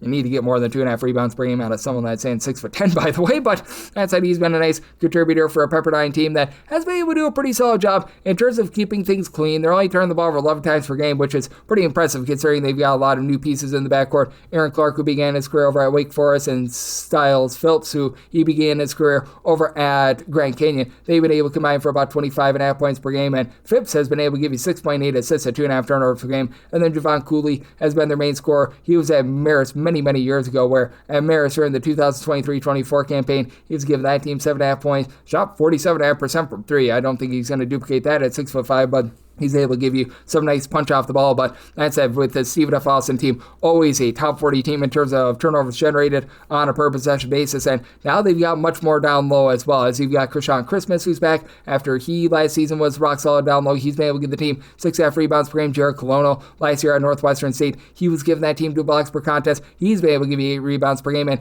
Keon Thompson, who began his career over at UMass, he's been Mr. Versatile, 4 assists, 7 boards, 20 points per game. Now Stephen F. Austin has been not generating as many turnovers this year as they have in the past, as Matt Bruner, he takes over after Kyle Keller. He was relieved of his duties midseason last year after it was getting a little bit unacceptable out there, but you've got Lateef Patrick, who has come in. He's been able to, as a non-D1 transfer, be able to really restore a little bit with regards to backcourt, shooting 41% from 3 after Stephen F. Austin last year. They were well outside the top 320 in terms of points scored on a per possession basis. Couldn't shoot at the free throw line, couldn't shoot from 3-point range either, and the free throw shooting is still very much a work in progress, shooting 59.6% at the charity stripe. But that said, I do think that this team is going to be able to do a very rock solid job down low. I think that they're going to be able to generate a few turnovers and find a way to get the job done in. But I think it's going to be a relatively up and down game. Stephen F. Austin, not necessarily looking to play at warp speed, but certainly a team that's looking to push the pace a little bit more in terms of total possessions per game. Right now, they're checking in 219th in the country, and this is a Pepperdine team that has not been looking to sit on their hands either. Pepperdine about 103rd in the country in terms of total possessions per game, so one to lay up to a deuce here with Stephen F. Austin. Semi-total here out of 152.5, so out of 151.5, I'm in on the over. 36.539, 36.540. Fresno St plays us in New Orleans. New Orleans is an underdog of 5.5 points. 154.5 is the total. Semi-line is just 2.5. I'm going to be willing to take the points with New Orleans. New Orleans has been up, down, all around. They get that nice win over TCU. They play really well against Tulane, and they also got completely dump trucked against LSU. So it's been a little bit of inconsistency there, but very clear that this is a much more competitive team than they have been in the past, as now they've got a real point guard. They bring in from Southeast Louisiana, Jacavion Buckley, who's been able to give you darn near 7 assists, 14 points per contest, and Colton Benson, who was just a really good spot-up shooter last 2 seasons over at Texas State. Over at Texas State, in his 2 years there, he was able to give that team 9-point shot from 3-pointers, 38% from the outside, and 92% at the free throw line. He's been able to give the team great pop with 20 points per game. And you got some size. Churchill Abus, who began his career at Wake Forest over at DePaul, 6 rebounds per game. You retained one main piece from a season ago in MJ Thomas. He's been able to give you 8 rebounds per game. And for Fresno State, this unit has been, since Vance Wahlberg took over, outside the top 275 in terms of points scored on a per possession basis. Last year, they really looked to push tempo. Last year, they were a top 40 team in terms of total possessions per game. Not playing quite as fast this season, but certainly not a team that's going to be playing at a sales pace either. They're about 200th in the country in terms of total possessions per game. For Fresno State, though, they're still only shooting about 33% from 3. Opponents are shooting just 28% from the outside against them, but they've been playing against the likes of USC, Upstate, Long Beach State, so that is a number that I think is a little bit warped, and I think is going to be going northward. They do have Jake Heidbreder along Zayon Collins in the backcourt, combining for a little bit over 32 points per game. Neither of these guys shooting above 30% from 3-point range. It's really been Deshaun Gorey, who he's come in from Victorville, California. He's been able to give you about 10 points per contest, shooting in the high 30s from 3-point range. And then you do have down low a guy in Wilson Jacques, who's been able to give you some nice size as a true 7-footer from France, who's been able to supply the team with about 5.5 rebounds per game, but still a Fresno State team that has had some struggles on the glass. They are a bunch that as well has been very fortunate that opponents are shooting just 63% at the free throw line against them. That should be going northward, and they're outside the top 3 in terms of opponents' 2-point shooting percentage. I think that New Orleans does a nice job of folding in there inside, and I do think that New Orleans probably going to be looking to push a little bit more tempo this season, as New Orleans just all throughout their tenure at the Division I level, they've been a very fast team. New Orleans right now in terms of total possessions per game, more around about 156, a little bit of byproduct of the competition that they played. So I'm going to be in on the over, so my total at a 162.5. I like the points here with New Orleans. 306.541, 306-542. Cal Baptist plays host to Grambling. Grambling, a underdog of 11.5 points, 141.5 is the total, and for Grambling, it's not the best, a 12.5 point dog. So at a 12 or less, I'm willing to lay with Cal Baptist. It's a Cal Baptist squad that brought back Tommy Daniels from a season ago. He was a 20-plus point per game scorer, and now he's got a little bit more help as Martell Williams. This is how he does it. Last year, he shot 37% from three, up to 37.5% this year with 13.5 points per game, and that was the main kryptonite for Cal Baptist last year. Last year, outside the top 270 in terms of three-point shooting percentage, still only shooting 29.5% from three, but I have to think that Jane Jackson is going to be able to find a shot. He comes in from Northern Arizona, where last year he gave that team 12.5 points, shot 35% for three. Right now he's shooting 19% for three, but it's giving the team 5 boards, 2.5 assists, really good versatility for a Cal Baptist team that right now is doing a great job on the turnover front. They're turning the ball over 10.5 times per contest, while their opponents are turning the ball over 13.5 times per game, and they're really limiting three-point shot attempts, as Cal Baptist last year, top 20 team in terms of lowest percentage of opponents' attempts that came from three-point range. They're right back there this year. Now, that doesn't necessarily hurt a Grambling team that they're going to be looking to pile drive the ball inside. Right now, they're a top 75 team in terms of percentage of their points that come from both free throws and two-point shots. They really don't take a lot of threes, and that's because the backcourt play has been very sloppy. They're turning the ball over about 16.5 times per game. You do have a new coach in Patrick Curry, who comes over from Florida A&M, brought with a guy in Roderick Coffey who does just a little bit of everything. 9 points, 4 boards, 4 assists, 2.5 steals per contest, and he's also shooting 58% from three. That should be going downward a little bit, and then you've been able to have Jalen Mateel be able to shoot about 53% from three. He comes in after over at Appalachian St last season. He was unable to get a lot of minutes there, was a pretty highly touted junior college transfer, but I do think that for this Grambling team, just with the way that they get sloppy with the ball, the way that Cal Baptist has been able to do a good job in terms of winning the turnover battle, that allows Cal Baptist to be able to get the job done, and it's a Grambling team I think is going to be relatively mid-tempo when it's all said and done, and Cal Baptist, they've been looking to crank up their tempo over the last few seasons as well. It's been relatively interesting to look at them on that front, and do you think that Cal Baptist sees some positivity with their three-point shooting? So set my line at 12.5. I'm willing to lay with Cal Baptist. Set a total of 150.5, so like the over, 306.5 43, 306.5, 44. San Jose State is going to be playing us to Southern. Southern's an underdog of 3.5 to 4.5 points, and your total on this game, it is 151.5, and with Southern, I did set them as an underdog of 10.5 points. I'm going to be willing to lay with San Jose State. I know that for San Jose State, things have not necessarily been amazing for them down low, but you have a Southern team that right now has just not been what they have been in the past years in terms of generating turnovers. 328th in the country in terms of turnovers forced on a per possession basis, and when you don't have ideal size, that really takes a lot out of you. As for this Southern bunch right now, they're outside the top 250 in terms of both opponents' three-point shooting percentage, and outside the top 250 in terms of as well their rebound percentage. So you've got a lot of issues with that regard. Now, a little bit of it has to do with the fact that A.J. Barnes has been out with a little bit of injury. He, in the one game that he actually played, was able to supply the team with 17 points, but I mean, he has been out ever since that Marquette game, so that's a bit of an issue for this bunch. You've had Malik Abdul, who's come over from UMass, where he last season was able to give that UMass team right around about 4.5 points, 5 rebounds per game. He gives you a little bit more rough and tumble down low, but it is a Southern team that was last year in the top 50 in terms of turnovers forced on a per possession basis, outside the top 300 this season, and that's big for a San Jose State team that's in a little bit of transition, going up against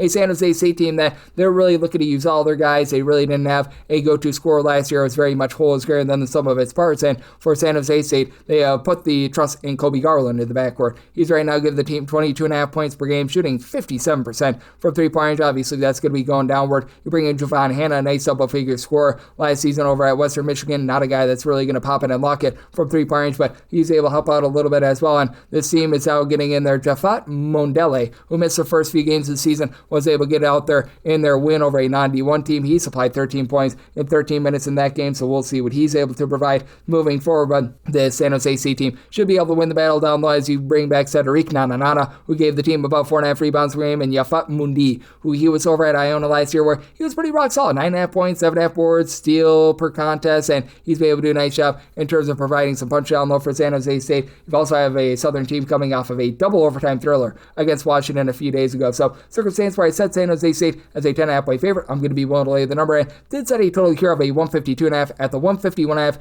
That's by max 5 point on the over, and then we've got 306.5, 45, 306.5, 46. UCLA is going to be playing host to Presbyterian. The Blue Hose are an underdog of 25.5 to 26.5 points. 129.5 is the total. I did set a total here of a 141. Presbyterian is actually dead last in the country in terms of total possessions per game, but they're currently also outside outside the top 200 in terms of points allowed on a per possession basis. They do have some nice outside shooting with Carl Parrish right now, shooting about 32% from three, 14.5 points per game. Last year, this was a top 80 team in terms of three-point shooting percentage, so with them only shooting about 28% from three to begin the season, do have to figure that that's going to be going northward. And for Presbyterian, I do think that they hold in there down low against UCLA. It's on my line at 26, and I personally would rather take a 26.5 with Presbyterian rather than lay a 25.5 with UCLA, so I'm going to be looking at those points because we've got Jonah Pierce on Jalen Peterson, great name, combining for about 18.5 rebounds per game, and Pierce has been able to give you 15 points per game, doing a rock-solid job down low. And for UCLA, part of the reason why their offense is currently outside the top 110 in terms of points scored on a per-possession basis is you had Eric Daly miss a game earlier in the season, same for Donovan Dent. They've had a few moving pieces with a few guys have been missing for a few games. Eric Freeney has dealt with a little bit of ailment as well, but for Daly, he's able to give you 13 points. He and Tyler Bilodeau, pair of guys that stand 6'7" or taller, are both shooting over 40% from three. Xavier Booker comes over from Michigan State. He's been able to find his groove as well. 11 points, 6.5 boards, a former top 25 recruit that just was not able to get his role over at Michigan State, but even someone like a Jamar Brown, who comes in from the Kangaroos of UMKC, he's been able to give this team quite a bit from the outside. He's been able to shoot in the mid-30s from three, 6 points, 4 boards. Do like the way that he's able to operate, and I do think that UCLA is going to do a nice job in terms of being able to match and exceed what Presbyterian is able to do on the glass. But for UCLA, not generating as many turnovers as they have in past seasons. They're outside the top 75 in terms of turnovers forced on a per possession basis. That should allow Presbyterian a little bit more clean offense, and for Presbyterian, that's been the main issue for them. Turn the ball over about 13.5 times per contest, as even with that, they've still been a top 225 team in terms of points scored on a per possession basis. So set a total of a 141. Do like the over, and want to take the points with Presbyterian. And then this is a game that currently has no numbers. They forgot to put this up on the betting board, but I have note of it, and this will be up in the AM. Niagara is going to be taking on Duke, and I've set a handicap here where I set Duke as a 41.5 point favorite. I'm willing to lay up to 41 with them, 42 or more. Take the points with Niagara, and then I made a total of a 145.5, 145 or less. I'm in on the over, 146 or higher. The under. This is a Niagara team that year in and year out, they play slow and controlled, and there might be a little bit of mercy shown because Greg Paulus is right now the coach over at Niagara. As we know, he played over there at Duke, so I do think that John Shire might be willing to take it a little bit easier on him, but still for this Niagara team, they are getting absolutely blowtorched on the glass outside the top 300 with regards to rebound percentage. And neither of these teams play fast. Niagara, 348th in the country in terms of total possessions per game. Duke is right now 148th, which that's actually a little bit faster for them. A lot of people think of Duke and they think of the very efficient offense, but it's not necessarily a fast offense. It's just really good at being able to deliver points. As for Duke right now, they're a top 20 team once again in terms of points scored on a per possession basis with Cam Boucher, 21.5 points, 10.5 boards, 4.5 assists. He's doing it all. And then Isaiah Evans, he shot 42% from three last season. He's actually down to about 36% this year. Duke is only shooting 35.5% as a collective, despite Dame Sarr and Caleb Foster both being able to shoot over 42% from the outside. That should be going northward. This is a Duke team that should absolutely dump truck down low. Patrick Gongba has been able to give you about 8.5 rebounds per game, so he's doing a great job with that regard, and it's a Duke team that, once again, back in the top 25 in terms of points allowed on a per possession basis, one of the best rebound rate teams in all of college basketball for Niagara. They lost 9 out of their top 10 scorers from a season ago. Lone guy that really returns is Justin Page, and Page has been able to give you 14 points, 3 assists, so he's been able to do a little bit of something in the backcourt, but you're relying upon a lot of non-Division I transfers to be able to come in and give this team some production, like Reggie Padume, who's been able to give you 9 points, 5.5 rebounds per game. Justin Hawkins, he's up to about 9 points, 5 boards, but these are all guys that were at the non-Division I level, some of these guys at the NAIA ranks, and it's been just a really strange mix and match with this team. Only getting 6.5 offensive rebounds per game. It's a Niagara team that actually has shot about 38% from three-point range. That's always been a hallmark of this Niagara team under Greg Paulus, but right now they're allowing opponents to shoot 37% from three-point range. They're outside the top 275 in terms of turnovers forced on a per-possession basis, so that should allow Duke to essentially have their way here with this Niagara team. I'm going to lay up to 41 with Duke, 42 or more taking the points with Niagara, and then 145 or less in on the over, 146 or higher the under, and that wraps things up for the Friday edition of Coast to Coast Hoops, now part of the VSiN Family Podcast. Big thanks to Blake Lovell. He does great work over at Southeastern 16. He joined me in the last segment. If you do like hearing from this fine podcast, Coast to Coast Hoops, you're able to subscribe wherever your podcasts, Apple Podcasts, Google Play, Spotify, Stitcher, and TuneIn. If you have a question, comment, segment idea, what have you for this podcast, you have one of two ways we offer those in. First one is my Twitter/X timeline at gunit_81. Keep in mind, Larry ZM, naming does not matter, so as per usual, please do send these into the timeline. Other ways, find an Apple Podcast review. If you rate this podcast 5 stars, it is very much appreciated. From there, you're able to find your own whatever you'd like to hear on this podcast via that 5-star review. continue with you guys every single day on this podcast, regular season and off season. And with the regular season, you get picks and analysis on every single game, every single day. So I'll be back with you once again tomorrow. Thank you.